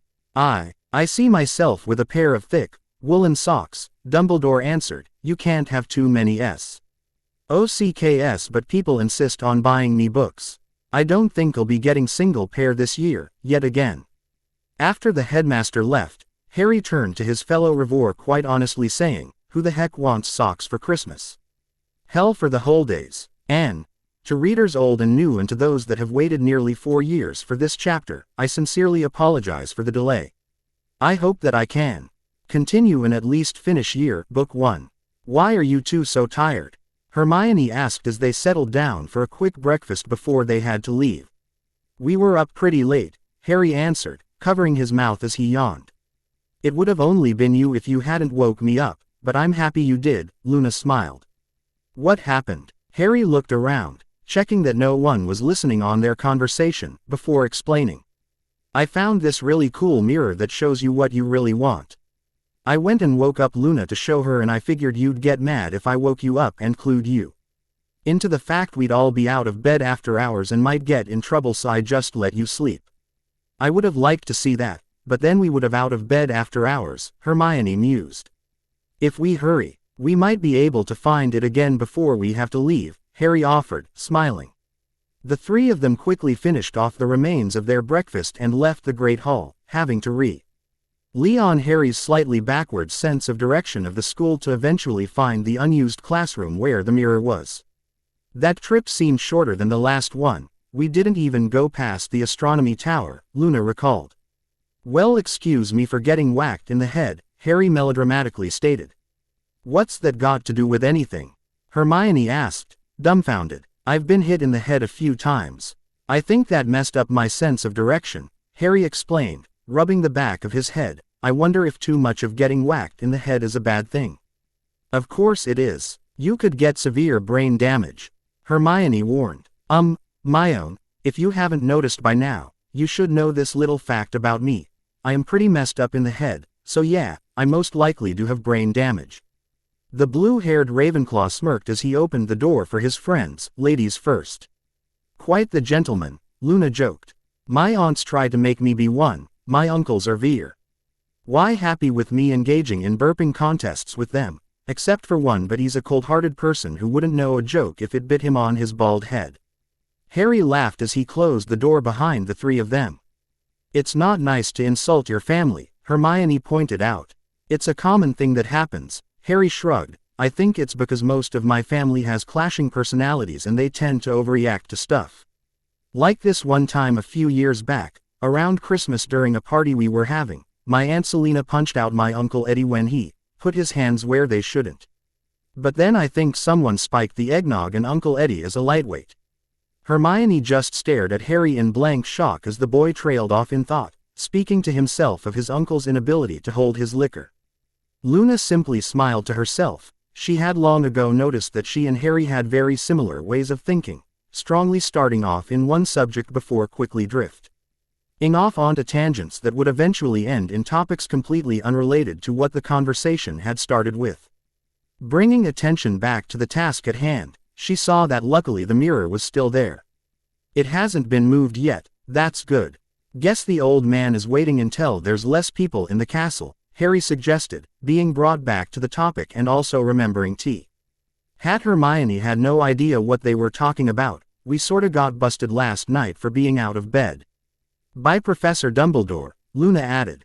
And you didn't get expelled or at the very least detention, Hermione exclaimed. Maybe he figured that since we were leaving today, to give us a break, Luna suggested, putting her finger to her chin as she pondered the thought. Just look in the mirror. I don't want to be stuck here for Christmas, Harry muttered, nudging Hermione towards the object.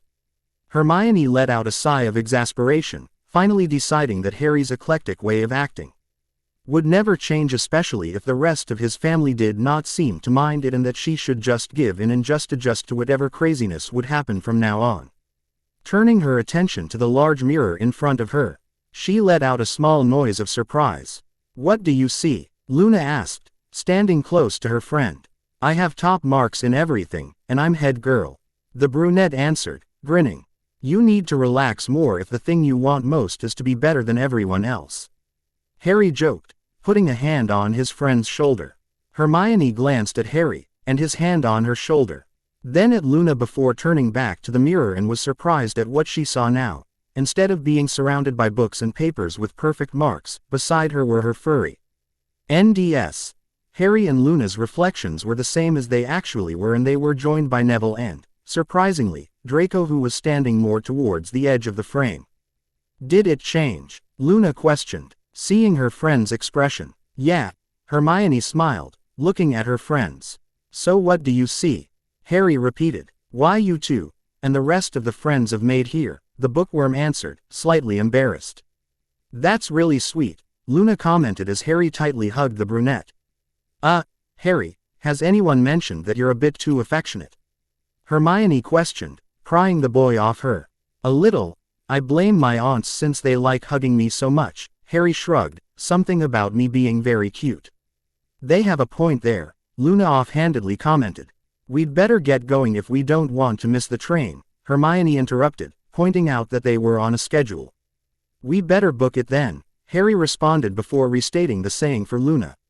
Let's just hurry. I keep forgetting that some phrases don't really translate too well. I find them amusing. Luna smiled as the trio made their way from the room and eventually found their way out of the castle. As they made their way to the carriages that would take them to the station, since the lake was frozen over, Harry stopped in his tracks. What in the world is that? Harry wondered out loud, seeing the faint outline of something hooked up to the carriages. What are you talking about? Hermione questioned. I'm seeing the shape of something hooked up to the carriages, can't you see anything? Harry tried to point it out to his friend. I don't see anything but empty space, Hermione responded, wondering if her friend's potential brain damage was actually true instead of him joking. I see them, Luna spoke up. But I don't know what they are. I bet if we ask Hagrid when we get back he'd know. Sounds like a plan, Harry agreed as he cast one last glance at the vague shape before deciding to reach out and see if it was solid, which to his surprise it was. He patted the side of the creature or whatever it was and made a conclusion. I think it's a horse or something. It's got the body shape of one. Except for the wings, Luna added, moving Harry's hand to where the wing meet the rest of the creature's body. I kind of wish I could really see it, Harry muttered. As one hand felt the shape of the wing as the other stayed still, it was during this brief exploration that he felt a breath of air on the side of his face and the creature nudging him with its head. We're holding up the carriage. We don't want to miss the train, Hermione reminded, wondering what Luna was seeing but not brave enough to feel out the creature as Harry was doing. Right, Harry muttered, helping the two girls into the carriage before turning around and noticing someone. What do you want? I think we really got off to a bad start, Ron muttered, looking at the ground. See, can we try again? Why so nervous? Harry teased, adding an edge to his voice to intimidate and want to get kicked below the belt, Ron admitted. I only did that to that one guy because he tried to jinx Jin. Harry defended. It was a perfectly justifiable reason.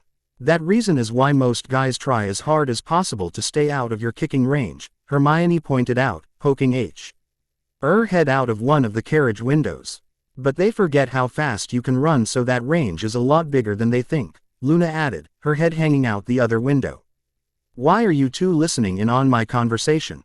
Harry asked. To see if you're about to start beating up Ron, Luna brightly answered. Are you going to stop me if I do? Harry challenged. Only if it looks like you're about to kill him, Hermione responded, deciding to play up Harry's well-known love of violence to further intimidate Ron. I have such wonderful friends. Harry laughed while Ron was quickly guessing his decision to try and befriend the insane boy again. I think we're scaring him, Luna smiled. Let's just see it as his initiation or hazing, Harry cheerfully remarked before quietly muttering. If only I had some hair dye left. What's that? Ron asked, not quite hearing what the Ravenclaw had said. Nothing. Harry waved it off. Okay, for now you're on a temporary friend. I'll judge you when I'm back from the break and see if you're a decent enough person to be friends with. Thanks, I think, Ron muttered before going back inside the castle. Harry climbed into the carriage before remarking, How long do you think he'll stick around for before he decides I'm completely insane and runs? A month, Luna guessed, before they glanced at Hermione. A week, she bet, illing at the amused look on Harry's face. Now you're getting into the spirit of things. He laughed as the carriage made its way to the station. Hermione rolled her eyes in amusement as they passed the gates. Through the town of Hogsmeade and arrived at the station. How are you going to test him? I dunno, but I'm sure I can think up something crazy to see how he reacts, Harry shrugged, before lapsing into silence as he tried to make plans. The quiet continued for a surprisingly long amount of time, up until the three of them had boarded the Hogwarts Express and found a compartment to themselves. When it was broken by Harry singing a rather deranged-sounding tune under his breath. Why are you singing that song? Hermione asked, distracting Harry. It's a bit weird. Huh, oh, I just really like the song and it's perfect since it's Christmas time, the boy answered before starting the song over but singing the words under his breath. Grandma got run over by a reindeer. By the time the trio had arrived at King's Cross, Harry had taught Luna the song with marginal success, mainly because he could not remember all of the lyrics off the top of his head, but the boy promised to finish teaching the blonde when they came back after the break. The trio parted ways, Harry waiting on the Muggle side of the gate when he saw someone he had hoped to never see again. Glaring at his blood relative with his planning to kill you horribly and painfully. Look, he muttered, what are you doing here? Picking you up, Vernon grumbled, obviously not happy with the situation. I doubt you're doing this willingly. Harry retorted, who put you up to this? Your bloody headmaster, the large man answered. I'm not going back with you. Harry spat, mentally planning how to get back at the old man for trying to control him again before looking past the large man, which was a difficult task to accomplish, and starting to grin widely at who he saw coming. What are you smiling about? Vernon looked down at the boy. One of my uncles, who wouldn't like you messing with me, and there's the fact he's a wizard and a werewolf. Remus approached the two, his eyes had started to take on the yellowish coloration associated with his werewolf form, and he was grinning, showing off a few extra pointed teeth. No one messes with a regular wolf's pups, do they? I forgot that the full moon would be happening during the break. Harry grinned, glancing at how scared his less liked uncle was. Is he the one that made your life hell? Remus asked, a hint of a growl to his voice. The large man paled in the face of not only a full-grown wizard but a dangerous creature as well, who was obviously displeased with him. There was a drawn-out moment of silence before he turned and ran. Harry eyed as his quickly retreating uncle before turning to the werewolf. How've you been? Fairly well, considering I seem to be the only sane person in your extended family, Remus chuckled. Aunt Sel, Na seems pretty sane to me, but then again with all those cats she makes me sort of see her as a prettier version of Mrs. Fig, the crazy cat lady that lived near the Dursleys, Harry shrugged.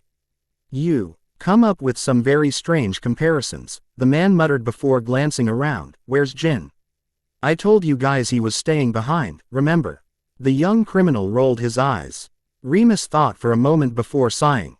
I vaguely recall that conversation. I think I didn't pay too much attention because Harley tried to cook. What's the damage report? Harry asked. It never ceased to amaze him how his mother's cooking abilities, or lack thereof, could cause so much destruction in a short amount of time. 2 cabinets and 3 pots, along with half a chair, the man sighed. Huh, less than usual. The Ravenclaw shrugged. Anything else interesting happened that you couldn't tell me in letters or with the mirror? Lou had another litter of cubs, another girl and boy, but the girl killed the boy, so it's only her now. Remus informed. That's brutal. You guys name her yet? Your parents are thinking about naming her Cain. Remus then had to elaborate on the meaning when Harry just stared blankly at him. From the biblical story of brothers Cain and Abel, where Cain, the older of the two, killed Abel. I didn't know that Mum or Dad read the Bible. They don't. At least I don't believe Joe, your dad, has. It was referenced when something with similar circumstances happened not too long before Lou gave birth, Remus answered. One sibling murdered the other. Harry guessed, to which Remus confirmed. What was so special about this murder? I believe something about the murder weapon being something unusual, but your dad changed the channel to some cartoons, Remus answered. Sometimes I think he has a shorter attention span than I do. Harry laughed, By the way, why aren't you saying Dad's name? A precaution, it might not be a good idea to broadcast who you call Dad, the werewolf responded. Oh, where are we going to use the flow? Harry asked, quickly switching to another topic. We'll head to Diagon Alley and use the fireplace at the Leaky Cauldron, Remus informed. Can we pick up some candy or something before we head home? I promised Richie I'd get some for him to show him the weird stuff wizards come up with, Harry asked. Sure, Remus smiled, messing up Harry's hair in affection. Will you guys stop doing that? HJH. See you guys later, Harry called out to his family, stopping briefly to scratch Bud and Lou behind their ears, giving Tonic a quick pat on the head. And avoiding Kane since the young cub had yet to learn not to bite him. Don't forget your jacket, hun, Harley reminded as she carried a box that had, handle with care, emblazoned on the side to Joker's workroom. Harry grabbed his jacket, a reversible one that Two-Face had gotten him as a Christmas gift last year, which was a forest green on one side and the other W. As a purple dark enough it could be confused for black. The young wizard had a feeling that the dual man had the item specially made, but he kept forgetting to ask, so he had yet to find out if this was true or not. Slipping on the jacket, green side out, Harry raced out the door and down the block to where he had told Dick to meet him. Upon seeing his friend, Harry took a flying leap to hug him. Good to see you too. Dick choked out. Get him. How was school? It was okay, aside from some really random stuff happening, including a troll somehow getting into the school, and I don't mean the ones that hide under bridges. This troll was huge, Harry explained, stretching his arms up towards the sky as he described the creature. It must have been 10 feet tall at least. That's, I don't know how to respond to that, Dick honestly answered. Harry simply shrugged and grinned. What do you want to do today? It's a bit cold to hit the park unless you want to. There's a movie theater that's playing something I think you'll like. Want to go watch it?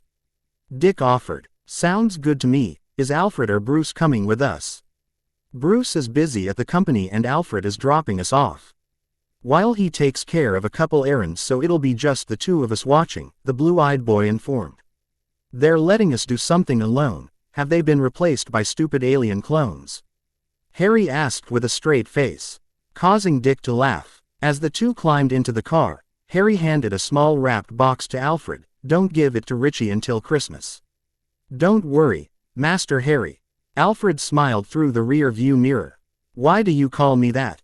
The wizard asked. A thing of habit transferred over from Masters Bruce and Dick, the butler answered as the two boys sat down and buckled up. I still think it's weird, the young wizard muttered.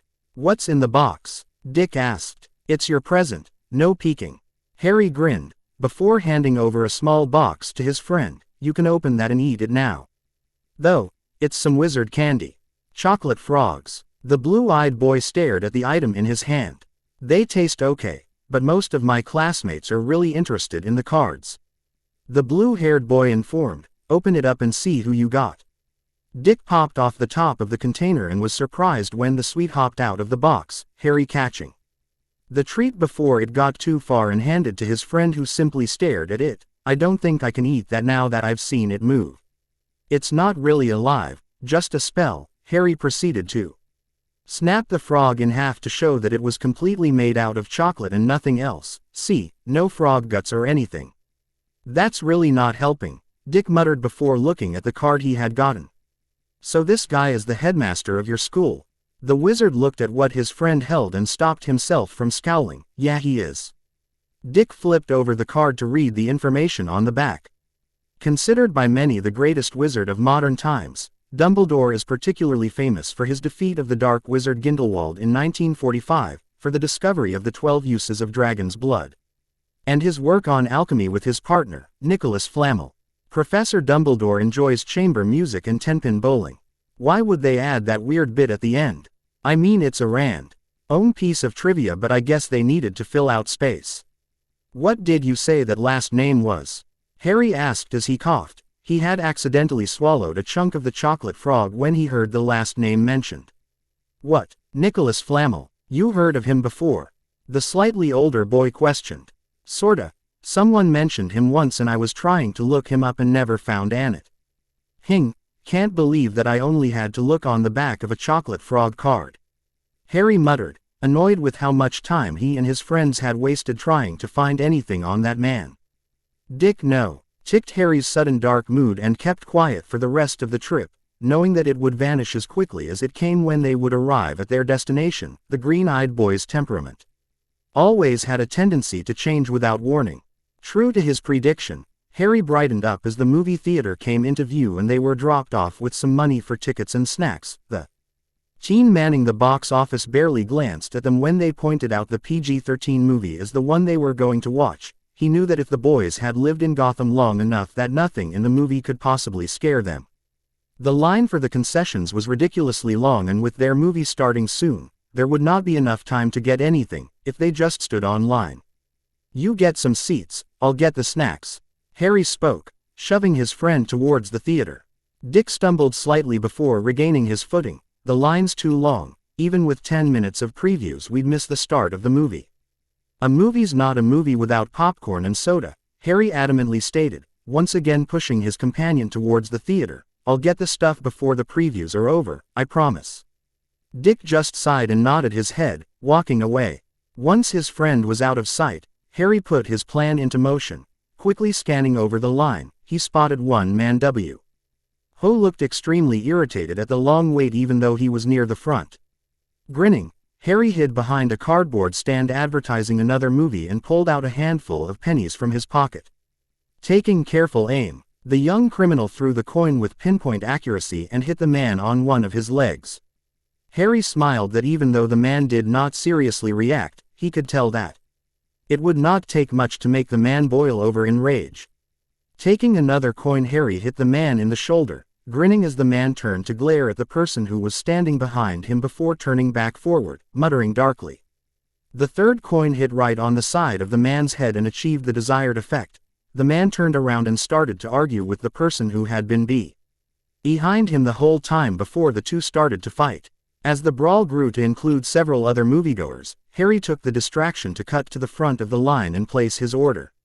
The girl in charge of the counter glanced towards the melee that was going on, and the security that was now involved in breaking it up, before getting Harry's food together and sending him on his way. What's going on back there? Dick asked, looking back towards the door separating the theater from the lobby, as his friend sat next to him and handed over the snacks. Some guy blew a fuse and started eating people up. It made the line a lot shorter, the mischievous boy answered, eating some of his popcorn as the lights started to dim. And you had absolutely nothing to do with it, Dick sarcastically responded, knowing Harry's habit of making things happen. Who, me? Harry innocently replied, though he did not attempt to hide the grin on his face. You're impossible sometimes, Dick sighed as the previews started up. HJH, that was a good movie, Harry remarked, eating the last of the popcorn before tossing the tub away. I really liked the uncle, that trick he did with the light bulb at the end was cool. I figured that you'd like it, with how weird you are, Dick laughed, playfully punching the other boy in the shoulder. Let's cut through here to get some ice cream before we meet up with Alfred. Harry pulled his friend through an alleyway. How can you want ice cream in this weather? Dick asked, gesturing at the snow around their feet. Hogwarts is a lot colder than it is here. I think it's because there's no heating outside of fireplaces and stuff like that. Harry shrugged before his ears caught the sounds of a struggle. Sounds like trouble. Let's check it out, Dick said before Harry could stop him from heading towards the sound. The boys quietly made their way towards the sound and saw a young woman being pushed around by three guys, one holding a gun while another had a knife and the last was unarmed. Jokers, Dick spoke distastefully under his breath, seeing the identifying colors the three were wearing. Harry glanced at his friend before focusing on the group, listening in. You have my wallet, just leave me alone, the girl pleaded. You don't have much in here, the unarmed mugger muttered, emptying the wallet of its contents, but I think F you. Harry growled under his breath as the man with the gun grabbed the woman and shoved her against a wall. The young wizard muttered angrily under his breath, I'm going to regret this later. Dick had scarcely heard Harry speak before the other boy ran forward and, with a surprisingly high jump, kicked the unarmed man in the head. Time seemed to stand still as the two remaining guys noticed the Our friend was now out cold and they were faced with a very angry kid.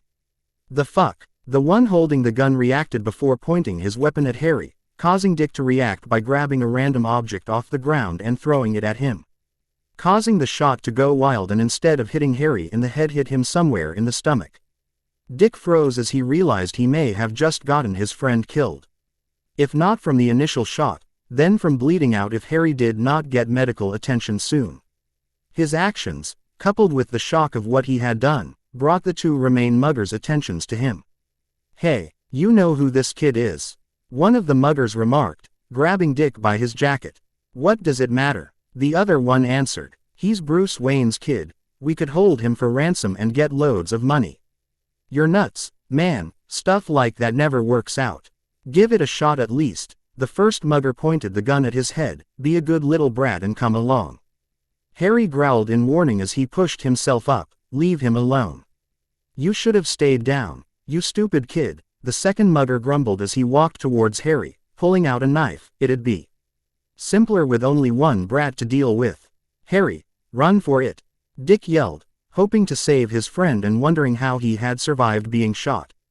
"I don't abandon my friends," Harry stated before running forward and meeting the knife-wielding thug head-on. Dick tried again to tell Harry he should just leave when the other boy quickly disarmed the large man and drove the knife into his stomach, pulling it out with a twist to cause further damage. As the man went down, Harry drew the blade across the guy's neck to make sure he would not get up again. The young wizard stared at his fallen foe, before looking up and swiftly tossing the knife at the last remaining man, hitting his hand and causing him to drop the gun which Dick swiftly kicked out of the man's reach. "Damn kid," the man rapped his free hand around Dick's throat and started to choke him, to convince Harry not to move. "You're just making me madder," Harry intoned, green sparks dancing across his fingers as his hate towards the man hurting his friend grew. What are you doing?" The mugger's grip started to slacken as he watched the sparks travel up Harry's hands and arms. "Killing you," the young wizard stated, raising a hand as the green-colored magic collected in his palm. Hey, wait, calm down, I didn't mean it," the mugger pleaded, letting Dick go and starting to back away. "If it had just been me, I'd let you go, but you pointed a gun at my friend's head. No one messes with my friends," Harry yelled, his piercing gaze somehow intimidating the man enough to back up until he hit a wall and was trapped. "Harry," Dick called out, but any words of protest disappeared when he saw the strange glint in his friend's eyes. "My friends are very precious to me. I won't let anything happen to one of them if there's anything I can do about it," Harry answered, keeping his eyes locked with his friend's as the energy shot forth over his friend's shoulder and striking the man. Dick flinched as he heard the man fall. He looked over his shoulder to stare at the motionless body before looking back towards his friend. Harry, what did you didn't need to." Harry just stared at the motionless body for a moment, the sparks of magic fading away as he touched the spot when he had apparently been shot before holding out his other hand to help his friend up. That was when Dick truly noticed the blood staining the other boy's sleeves. Most likely from when he had killed the second thug with his own knife. The two boys tense and quickly went on guard when a loud crack echoed through the alley. Harry raised his hand to try and replicate what he had just done to the now unmoving man, but with little success other than a small spark on the tip of his index finger. "Easy boys, we're not going to hurt you." The man who suddenly appeared held up his hands to show them he did not mean them any harm. "Are you a wizard?" Harry quickly asked, putting himself between the man and his friend. "Yes, I'm going to assume you are too." He glanced down at the spark on Harry's hand and then at the scene around them. "Do you want to explain what happened?" "I want to know your name first. I like to know who I'm talking to," the young wizard demanded. The man carefully reached into his jacket to pull out a silver-colored badge that bore a pair of crossed wands with a circle of runes around them. "I'm Investigator Lee with Gotham's branch of the North American Magical Bureau. I just need to ask some questions." Bruce inwardly cringed at the sight of Harry. The blood on his clothes had dried, but it was still a shocking image to see.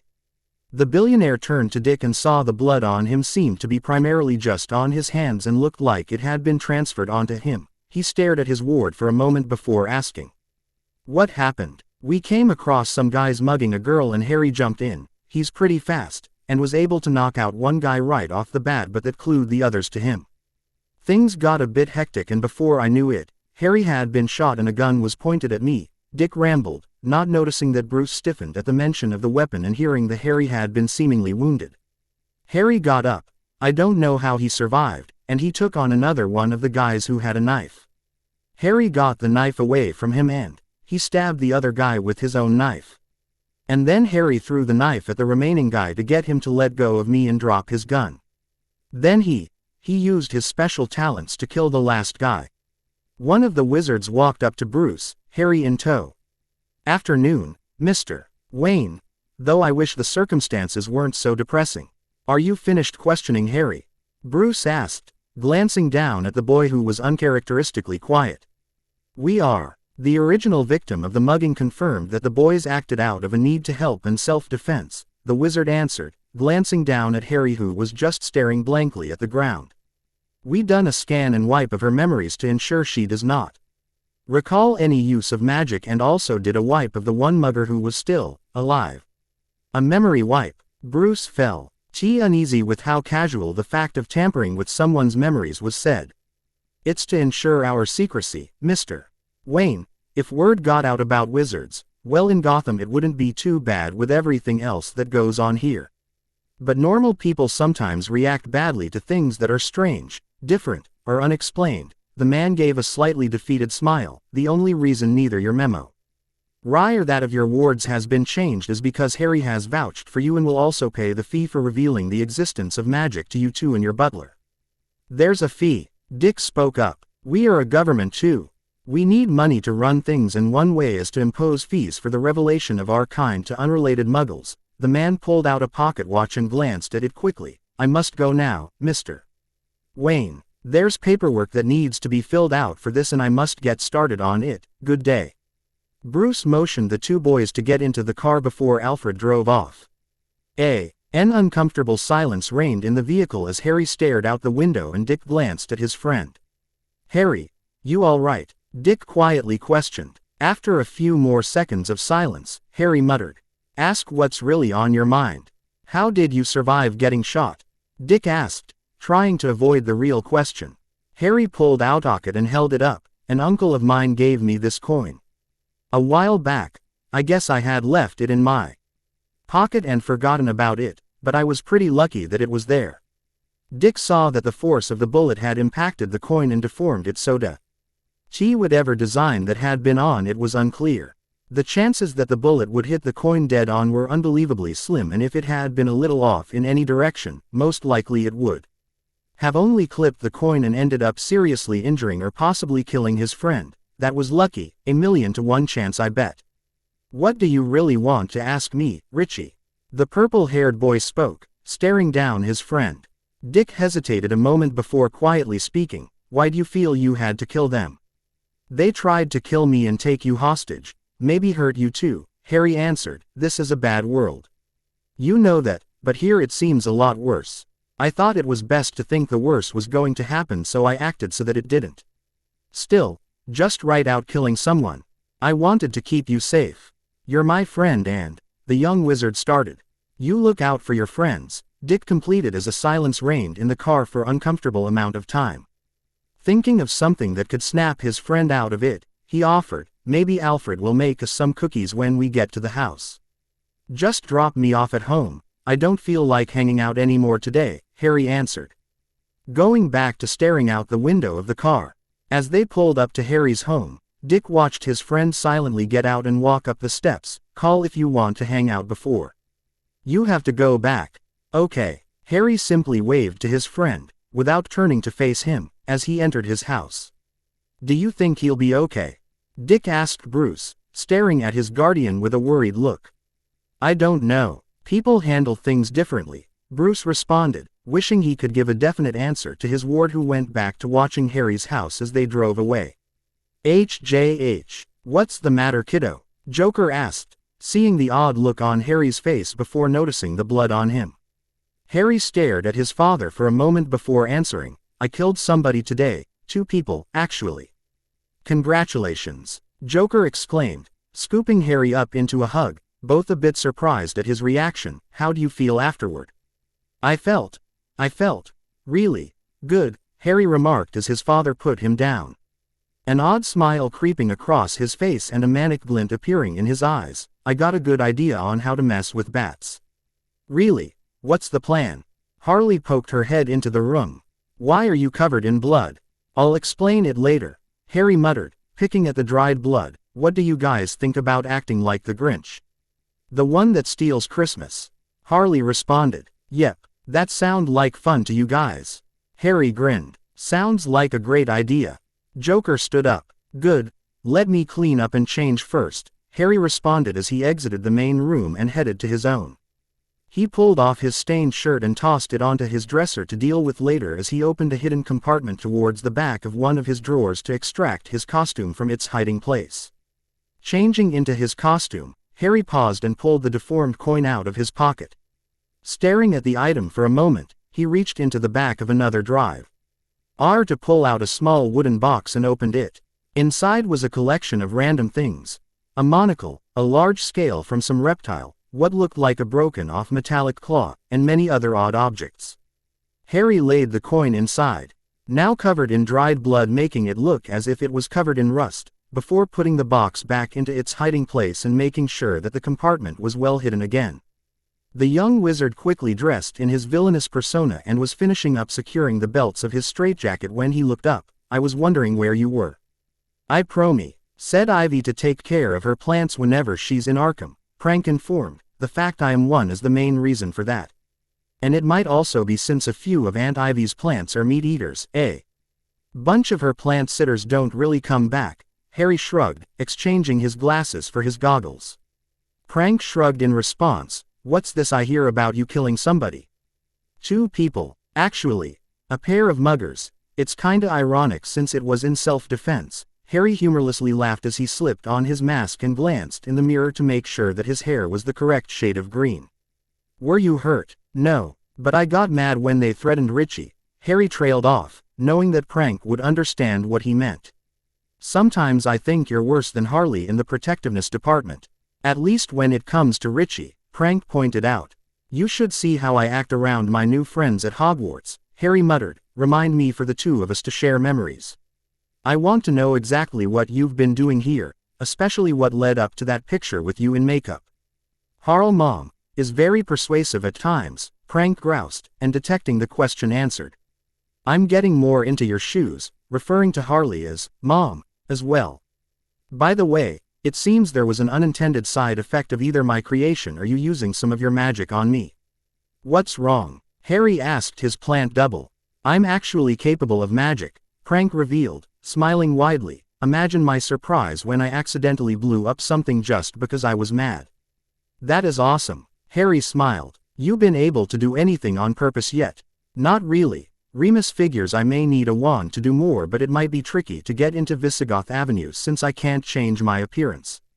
The plant explained, though I might have him get some books on wand making and see if I can figure something out. You know what would be cool? Have, like, a combination of tech and magic. Harry offered before thinking, wait, is that even possible? At Hogwarts anything more advanced than a watch goes nuts. I'll ask Remus about that or have him ask around, Prank shrugged. You might want to make sure you're all ready to go, joked Dad is getting impatient. You still need to work on the whole relaxing thing a bit more, Harry joked, double-checking his equipment before leaving his room. Everyone keeps saying that, it's getting very annoying. Harry laughed as he stood up, satisfied that everything seemed to be in working condition. That's how I feel when people keep messing up my hair.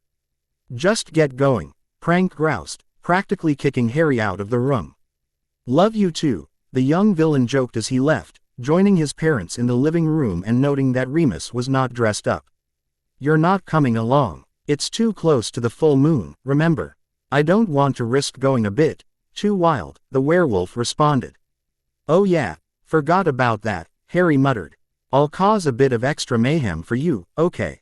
Just what I wanted for Christmas, Remus muttered as he messed up the boy's hair, much to his annoyance. HJH, stealing Christmas. That's low, even for you. Robin remarked. I'm celebrating for me. I did something pretty special today, Harry informed, grinning widely behind his mask. You went to confessional, Robin responded, feigning surprise. Harry laughed. I like that fact you have a sense of humor, bird boy, but no, I killed for the first time today, and it felt so good. Robin flinched at the declaration but kept his cool. So you've fallen that far. I sort of hope that despite everything, you could be helped. Robbie, Harry shook his head in annoyance. What do I have to do to make you understand? I am happy the way I am. The way I live. I would not want to give this, or my family, up for anything in the world. You keep going like this, you'll end up just as bad as Joker. Robin informed, reaching for his bow staff and hoping that the young villain was distracted. You say that as if it's a bad thing. Harry retorted as he started laughing. Unfortunately, doing so gave Robin the opening he needed to knock him out. HJH. Still, stealing presents on Christmas. That is kinda low, one inmate muttered, moving his chess piece. Robin already said that to me, Harry retorted, using his bare foot to move a piece of his own. But I'm not a total monster. I made sure that all the gifts would be given back. How? I wrote the addresses on all of them. Harry laughed, scratching his nose with a toe. You're going to be popular when you're older, the inmate chuckled. For what exactly? The killing, the maiming, or my personality? Harry smirked. For something else entirely, if you're that flexible in a few years. The inmate laughed at the young villain's absolutely confused look. As Christmas rose over Gotham City, many of its residents were eagerly giving, receiving, and opening gifts. Even the ones who had their presents stolen by the Clown Clan. Even some of the villains of Gotham received gifts from someone who thought them as good in his eyes. The one you gave me saved my life. I hope you'll like these. P.S. They're really real. Two-Face set the note aside and opened the small but heavy box to see something glinting inside. Reaching in, he pulled out a handful of gold coins. He picked one up with his other hand and turned over several times to get a better look at it. Kids got good taste. I hope this is a nice addition to what you already have. It's a creature called a Dirical. Though you can still call it a dodo if you want.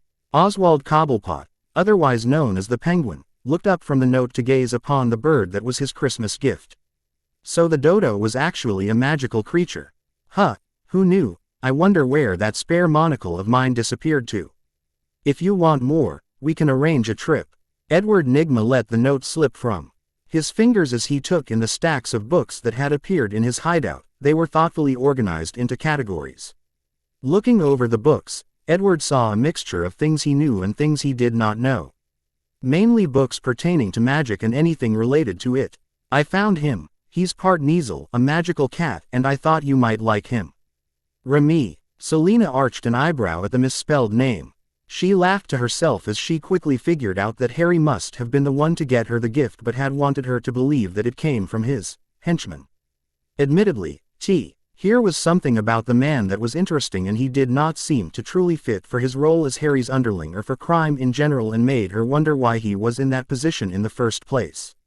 The only problem she could see about the two of them was for some reason her cats did not like being anywhere close to Remus, which seemed odd considering how well the man got along with the hyenas and seemed to be very accustomed to being around wildlife in general.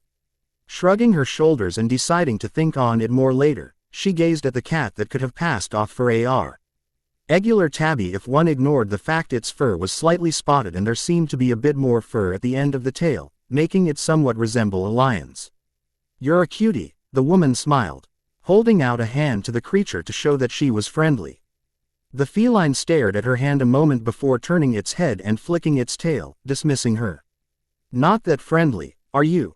Selina laughed. And if you're wondering how Harry doesn't see the Thestral despite growing up around Joker, the answer is simple. Up until his killing of the muggers, he hadn't fully seen death yet. He knows and hears it occurring but had not seen someone die in front of him since either Harley or Remus would distract him or have him somewhere else when that would occur.